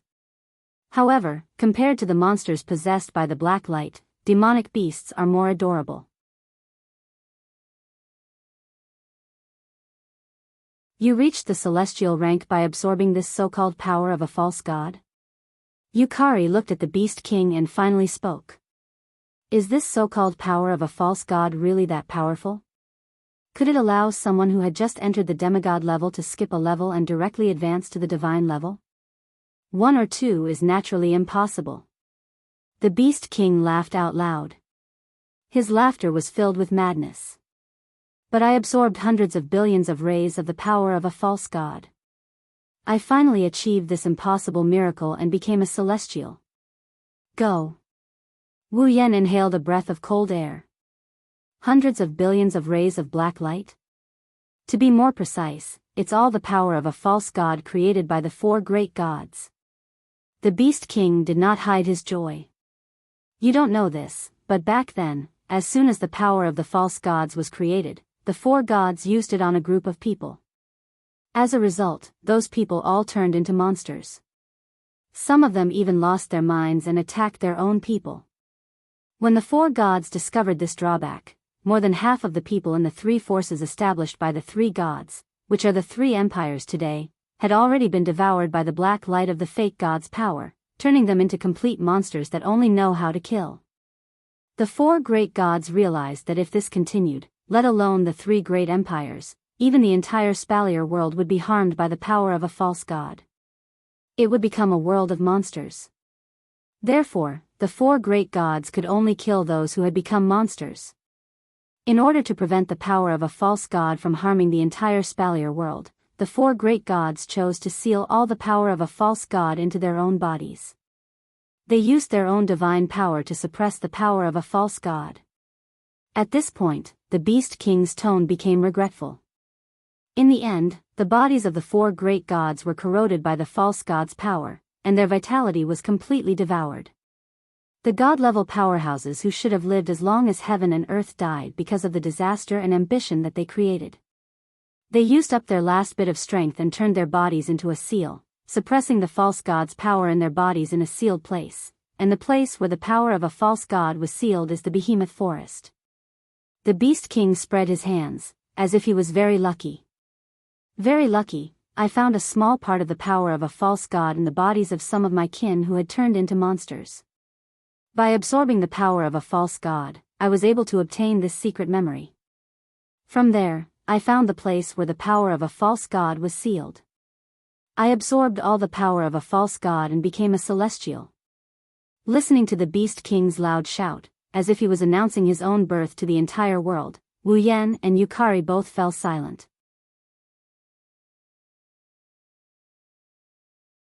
Wu Yan finally understood why the Ailu Empire's god left behind an image in the land of gods that said he was the cause of the calamity. He also understood why the god said he was lying to himself and the people around him. It was because the power of a false god that caused the disaster was created by the four great gods themselves. In other words, it was the four great gods who brought the disaster to the entire Spalier world. They were unwilling to accept the disappearance of the mythical armament, unwilling to accept the disappearance of the power of a celestial, unwilling to accept the fact that a celestial could never be born again, unwilling to accept the fact that they had fought until the end and gained nothing. In the end, the four great gods could only use their own lives to make up for the disaster they brought upon themselves. They also left behind a seed of disaster for their descendants. It was really sad. Yukari also seemed to be a little sad that the four great gods of the Spalier world had disappeared in this way. She shook her head. Since the four great gods used their lives to create the seal, why did the power of a false god break out of the seal? Although there is no record of this secret in history, the power of a false god did endanger the entire Spalier world. It almost caused the destruction of the entire Spalier world. Even if the four great gods tried to hide the truth, it was impossible for them to hide everything. The Beast King sneered. Back then, some of the survivors of the disaster tried their best to find the truth. Finally, they found a clue and found the location of the seal. They spent a lot of effort and energy to find a way to tear a hole in the seal. I don't know why, but Marcus managed to get his hands on this method. The Beast King laughed joyfully. What happened next, you should have guessed. Of course. With Marcus' sinister personality, he must have used this method to tear open the seal and obtain the power of a false god in order to take revenge on Wu Yan. As a result, the power of a false god leaked out and was obtained by the Beast King. The Beast King, who obtained this secret memory from the power of the false god, found the place where it was sealed. He completely shattered the seal that had been torn apart and absorbed all the power of the false god. With the endless power of the false god, he broke through the level of his own power. In the end, the Beast King became a god. To you, the power of the false god is a disaster, but to me, the power of the false god is the best tonic. The Beast King laughed out loud again. When magical beasts advance to demigod Beast King, they will shed their original body and take on human form. When they advance to deity Beast God, they will also get a chance to transform their body. Therefore, I abandoned the body that had absorbed the power of a false god and turned into a monster. It was not affected in the slightest. Now, I am no longer the Beast King of the past. The former king of beasts declared loudly. I am the new beast god of the Beast Clan.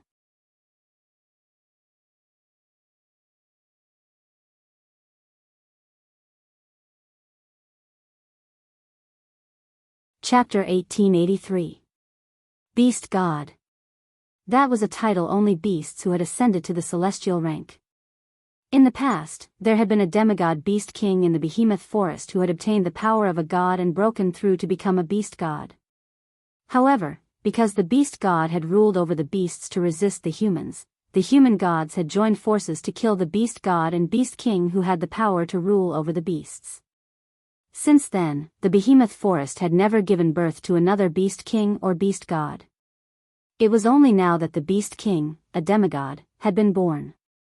Now, this newly born beast king had become the new beast deity. In terms of numbers, we beasts outnumber the humans by leaps and bounds. In terms of strength, none of us beasts lose to the humans. Now, in terms of combat power, we have me. The Beast King's eyes burned with a cruel light. In front of me, who has become the beast god, even if all 5 of the human demigods were to stand in front of me, it would not take much effort to kill them. This world is destined to fall into my hands. The Beast King raised his eyes and looked at Wu Yan and Violet who were floating in front of him. He extended his hand to them. So, do you want to come with me? Hearing this, Wu Yan and Violet were stunned. Together? Wu Yan looked at the Beast King in shock. Are you trying to recruit us? Don't doubt it. The Beast King's tone was neither sincere nor fake. It was completely calm. Both of you defeated me effortlessly. I can honestly say that among the 5 demigod rank powerhouses in the human world, not a single one of them could do that, but both of you did. No one knows your abilities better than I do.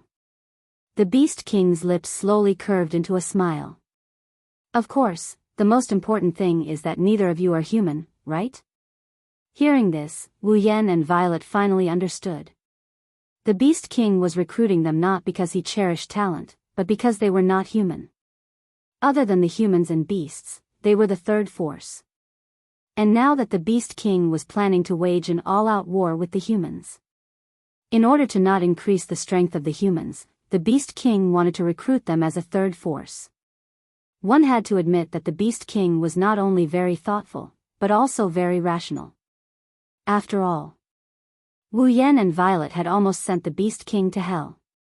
Now, the Beast King chose to give up on revenge for the sake of the big picture, as expected of the King of the Beasts. However, the Beast King had obviously overlooked a problem. Violet aside, Wu Yan was not as magnanimous as the Beast King had imagined. Recruit? Wu Yan sighed and cast his cold eyes on the Beast King. You surrounded my capital of alternate generations with your magical beast army, and even brazenly attacked the barrier, almost injuring my people. Now, you actually want to recruit me? You also know that my magical beast army has surrounded your so-called capital of a different era? The Beast King's expression remained unchanged as he continued to extend his arm. Then, you should also know that if you refuse to stand on the same side as me, I won't mind letting them attack directly, right? Coercion and bribery? Wu Yan let out a sarcastic laugh.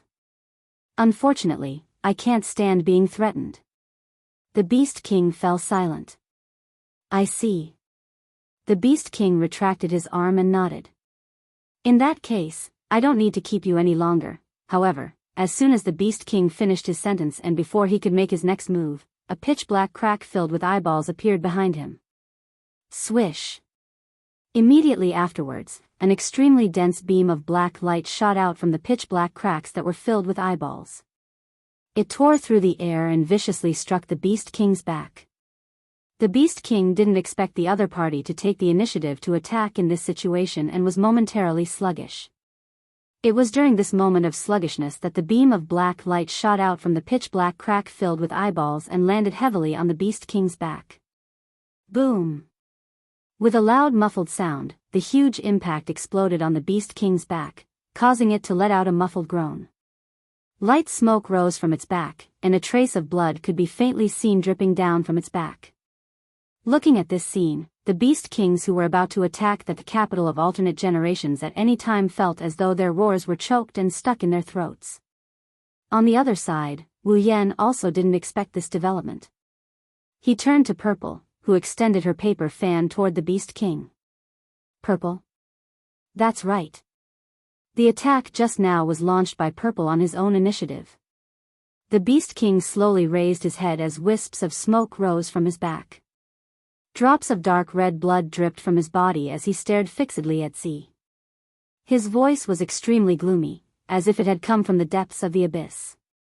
It seems like you're tired of living. Along with this sentence, a terrifying aura erupted from the Beast King's body. Violent murderous aura spread all of a sudden, shrouding the entire place and locking onto Purple. However, under the lock of the aura that even a peak demigod could not compare to, not only did Purple not reveal the slightest bit of panic, but she even smiled very happily. You're injured, and? A ruthless glint flashed in the Beast King's eyes. Do you think this little injury can do anything to me? No, I'm praising you. I used all my strength in that attack just now. Coupled with a sneak attack, you only suffered a little injury. As expected of someone who surpassed the peak of the demigod realm. Purple's gaze seemed to be able to see through all disguises and fixed on the Beast King.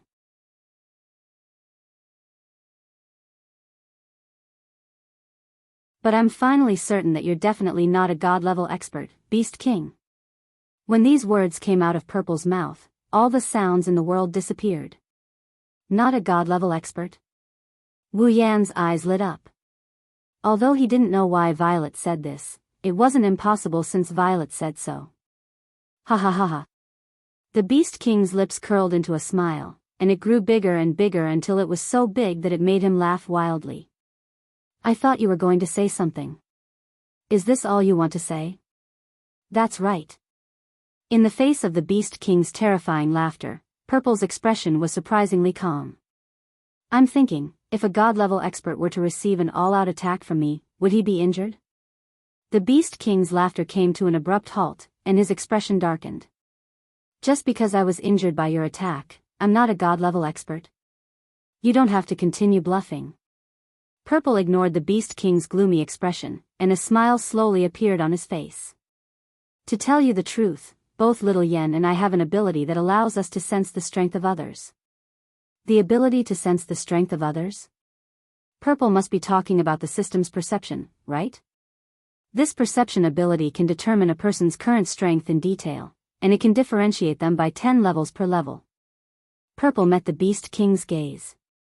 Level 0 to 9 is the first level, level 10 to 19 is the second level, level 20 to 29 is the third level, and so on. Level 80 to 89 is the ninth level, level 90 to 99 is the demigod realm, and level 100 is the demigod realm. But with this perception ability, your level is a series of question marks, and you don't even have a specific level. Don't you think that's strange? Purple raised the paper fan in his hand and pointed it at the Beast King. After all, if you were a divine level expert, then my sensory ability should have shown your level, which is level 100, but the result was a series of question marks. Then, you claimed that you were a divine level expert, so from then on, I started to suspect that you weren't a divine level expert. Hearing Purple's words, Wu Yan came to a realization. Isn't that right? Since the Beast King is a god-level expert, then the system's perception should show him a level of 100. Why is there a series of question marks? You said that the four gods used the fragments of the mythical armament to research and create a substitute for the power of the gods, which is the black light, the power of the false gods. Purple smiled confidently. So, I wondered if you're actually a false divine, surpassing the peak of demigod, but not a god-level expert.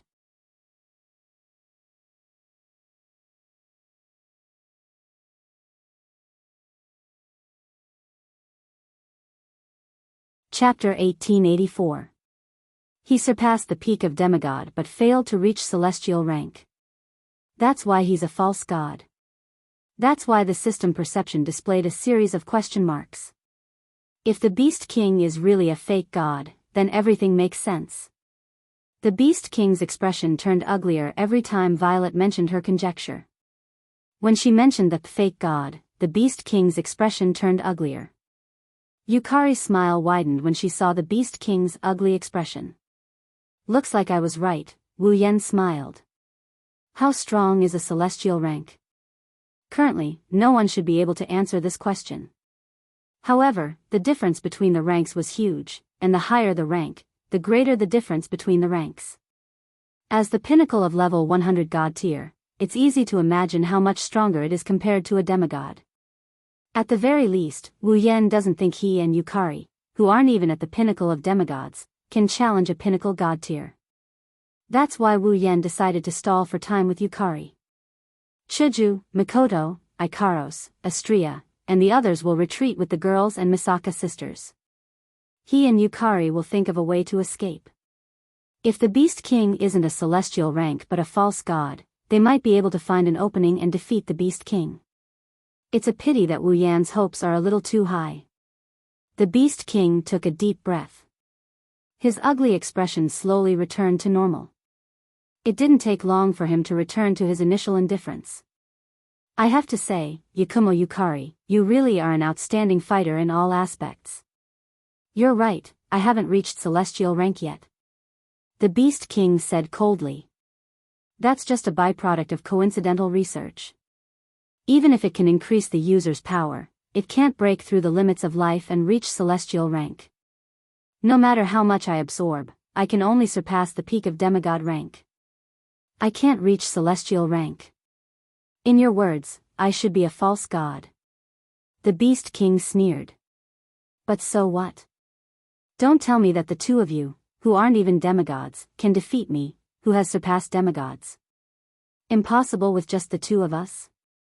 Violet smiled calmly. What if it's not just the two of us? The Beast King was slightly taken aback.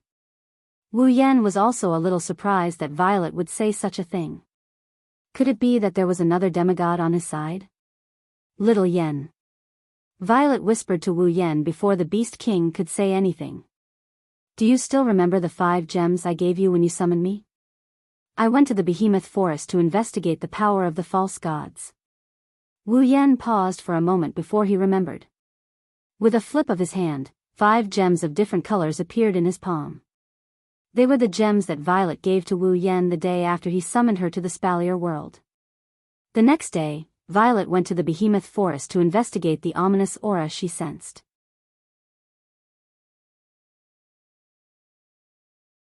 She ended up encountering the power of the false gods. After explaining the situation to Violet, she tossed the gems to Wu Yan. At that time, Violet even told him that if he couldn't defeat his opponent in a fight, he could show off the gems. Perhaps, he could scare his opponent away. However, Violet's expression was too casual at that time. It was as if she didn't care about the gems at all. Wu Yan didn't see anything special about the gems and gradually forgot about them. Violet didn't bother explaining to Wu Yan. With a wave of her hand, the gems in Wu Yan's palm exploded into powder with a bang. Buzz! Just as the 5 different colored gems exploded into powder, 5 ripples of the same color as the gems spread out in the sky like a door. The door gradually solidified, like a reflection in a lake, swaying in an illusory manner. At a certain moment, with a crack, it opened at the same time like a real door. Then, 5 figures slowly descended from the 5 doors. They were an old man in a gray robe, a man in a white robe with a thunderbolt pattern on his chest, an old man in a black robe, a gorgeous woman, and a beautiful girl in a blue gauze dress. The 5 figures emerged from the doors in the sky and slowly descended. They didn't stop until they reached Violet's side and raised their heads. Looking at the 5 figures descending from the sky, the Beast King's face broke into a terrifying smile. "Helpers?" Wu Yan cried out in surprise. 3 guardian deities?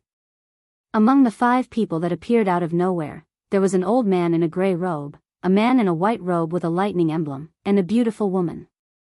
They were the 3 guardians of the Ailu, Baruba, and Faya empires, Jaren, Magnubi, and Linya. Not only Garen, Magnubi, and Linya, Wu Yan also had an impression of the old man in the black robe. One can imagine the shock on his face. Isn't he the owner of the magic crystal shop in the academy? This is the 4th demigod of Silveria, Mula. He met Wu Yanzi in the academy once before, the 4th demigod of Silveria. As for the beautiful girl, Wu Yan didn't recognize her, but he was also surprised.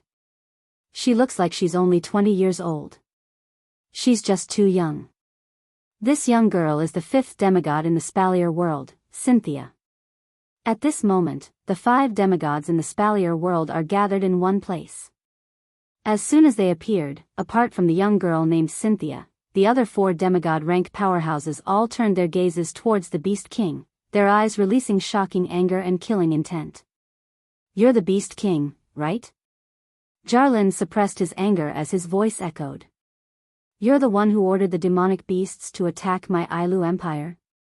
You're the one who caused my Ailu Empire to fall into an abyss of suffering? So the Ailu Empire was also attacked by demonic beasts?" Magnubi clenched his fists, his voice was filled with anger.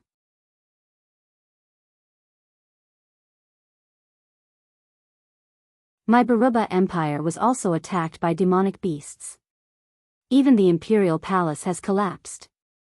It's not just the Ailu and Baruba empires." Linya's expression was cold. "The Faya Empire was also attacked by demonic beasts. Even the Emperor is leading his men to fight. Is it you?" Mula roared as a terrifying fighting chi burst out from his body.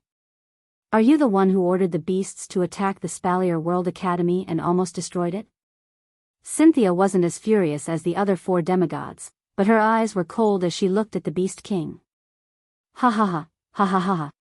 The Beast King was neither afraid nor panicked in the face of the 5 demigods attacking him at the same time.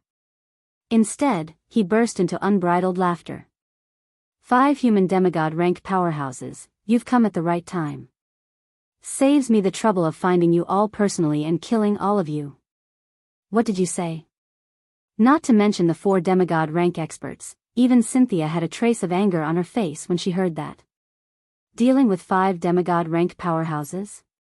Alone?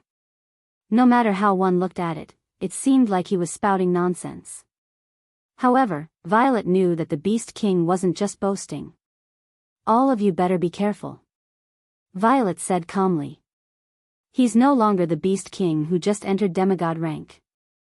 He's now beyond peak demigod rank and has touched the divine rank. He's an unprecedented false god rank powerhouse." False god rank powerhouse? Even the 5 demigods hadn't heard of this term before. Of course, not knowing what a false god rank powerhouse was didn't mean that they didn't know what it meant to surpass peak demigod rank. The 5 demigods sucked in a breath of cold air at the same time. Surpass peak demigod rank? Cynthia looked at the Beast King in shock. He surpassed peak demigod rank? Impossible. Mula exclaimed. He was just a demigod rank Beast King not long ago. How can he surpass peak demigod rank now? But Linya looked at the Beast King with a serious expression. His aura has indeed surpassed peak demigod rank. False god rank? Magnubi's face was filled with bewilderment. What rank is that? Does such a rank exist? Everyone in the Spalier world knew that beyond peak demigod rank was the divine rank. There was no such thing as a false god rank powerhouse.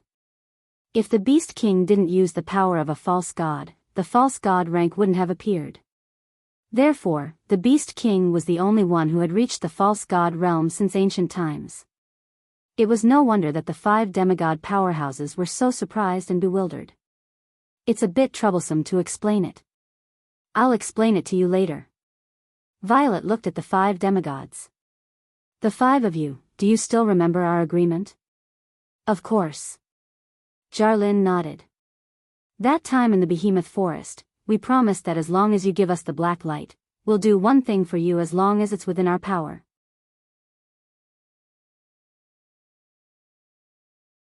We'll use the gemstone that can summon us from a distance as proof. All right. Violet said loudly. Then the 5 of you, join forces with me to fight the Beast King. Hearing this, the 5 demigods nodded without hesitation. Fight the Beast King? Even without the agreement with Violet, the 5 demigods wouldn't let the Beast King go. R1152.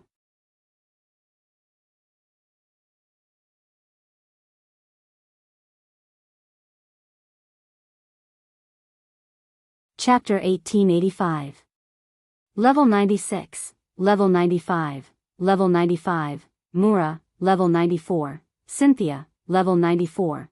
Wu Yen looked at the 5 demigods who were standing in a row against the Beast King. He exhaled a breath of hot air. Why was the boss of the magic crystal shop in the Spalier World Academy a demigod? How could a young girl who looked less than 20 years old be a demigod rank expert? Why did Yukari know these 5 demigods? Why would a special tool that could summon 5 demigod powerhouses be in Violet's hands, and through Violet's hands, it was given to him? Wu Yen had so many questions, but he couldn't ask them. It wasn't the right time. However, with the help of the 5 demigods from the Spalier world, Wu Yan's situation was much better. Yukari, who was hovering beside Wu Yen, lowered her voice and spoke again.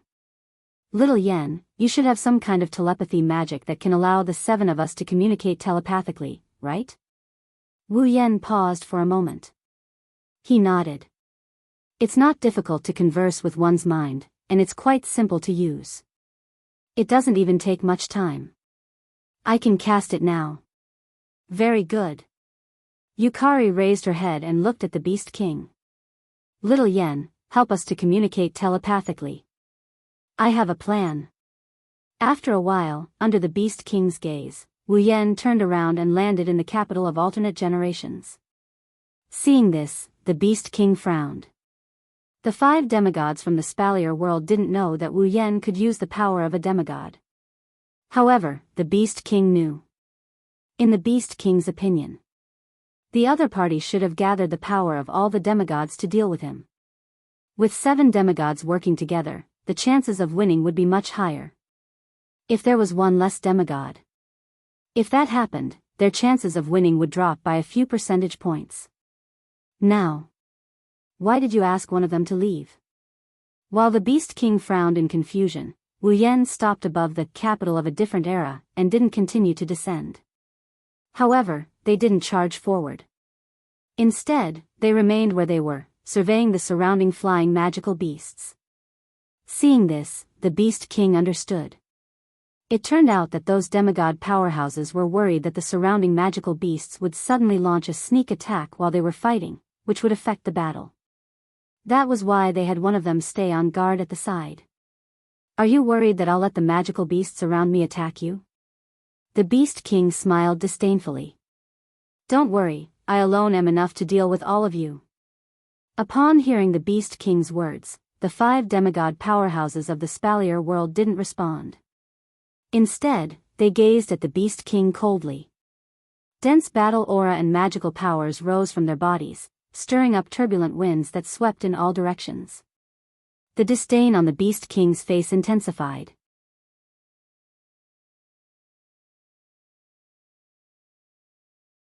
Around him, twisted magical powers that were violent, cold, and filled with rich negative energy surged wildly like a rotten aura. Upon sensing the dark and powerful magical powers from the Beast King, the 5 demigod powerhouses of the Spalier world grimaced. Then, they exchanged looks and nodded in unison. Swish.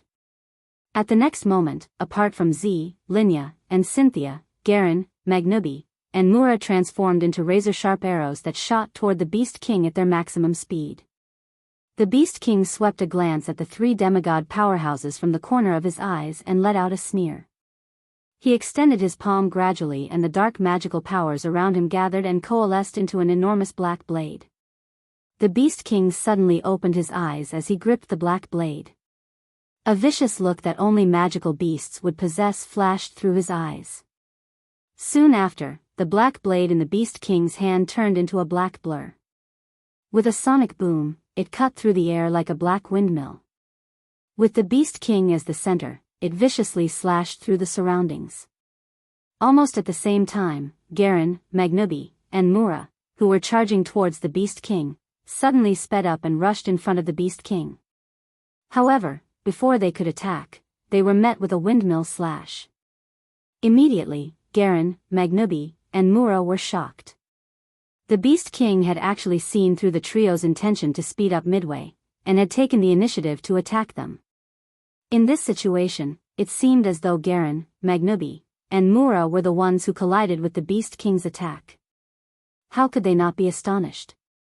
But now wasn't the time to be astonished. Sensing the powerful wind coming towards them, Garen, Magnubi, and Mura hurriedly raised their hands. An ancient knight's sword appeared in Garen's hand, a pair of razor-sharp claws appeared in Magnubi's hand, and a pitch-black stick appeared in Mura's hand. The three unknown weapons stood before Garen, Magnubi, and Mura and welcomed the Beast King's attack. Clink! The black blade that the Beast King had turned into a black windmill swung in front of the Beast King. Wherever it passed, sparks flew in all directions like fireworks, and a crisp sound of collision rang out. Garen, Magnubi, and Mura felt a great, violent force coming from their weapons, which hurt their perlicues and almost knocked their weapons out of their hands. However, before Garen, Magnubi, and Mura could heave a sigh of relief, the Beast King sneered again. The black blade that he had just swung was pulled back according to the trajectory of the swing. Once again, the wind will spun in the opposite direction and slashed the weapons in Garen, Magnubi, and Mura's hands. Clang! Garen, Magnubi, and Mura groaned in pain as they were sent flying with their weapons at an even faster speed than when they came in. Buzz! Garen, Magnubi, and Mula were just sent flying.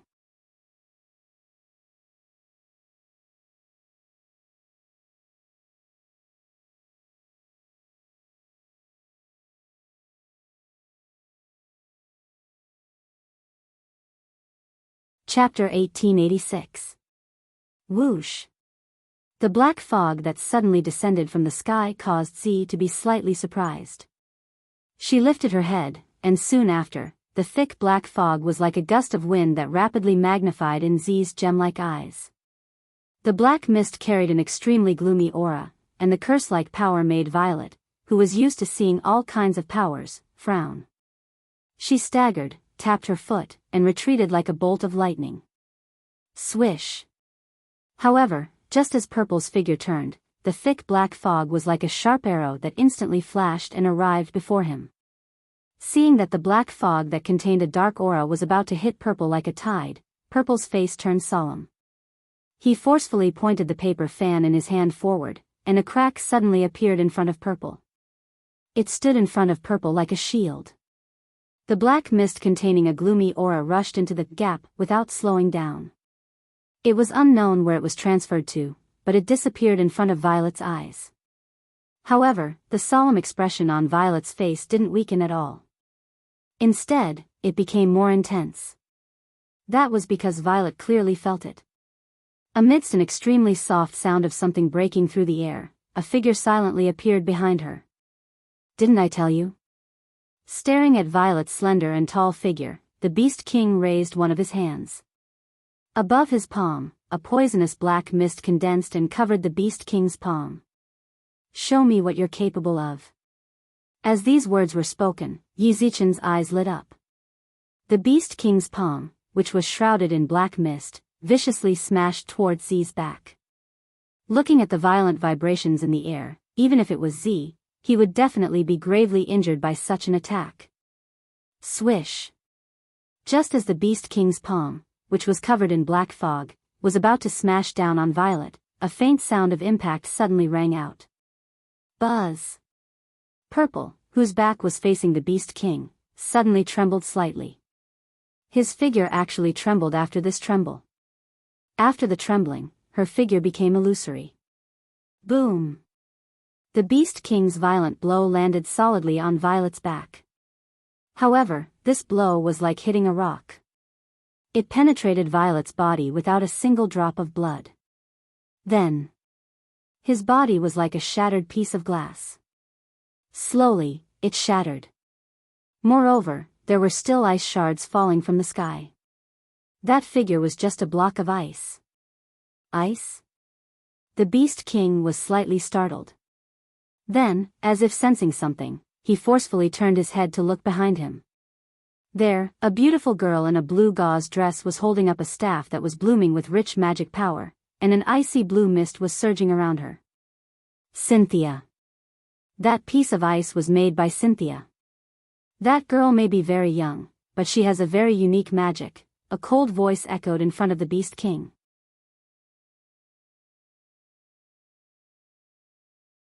As long as she can create ice, that girl can teleport the ice she creates to any place in an instant.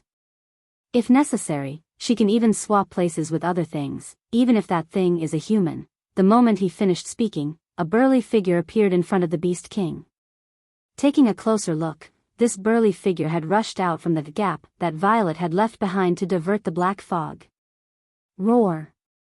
Then, a huge beast shadow appeared behind the burly figure.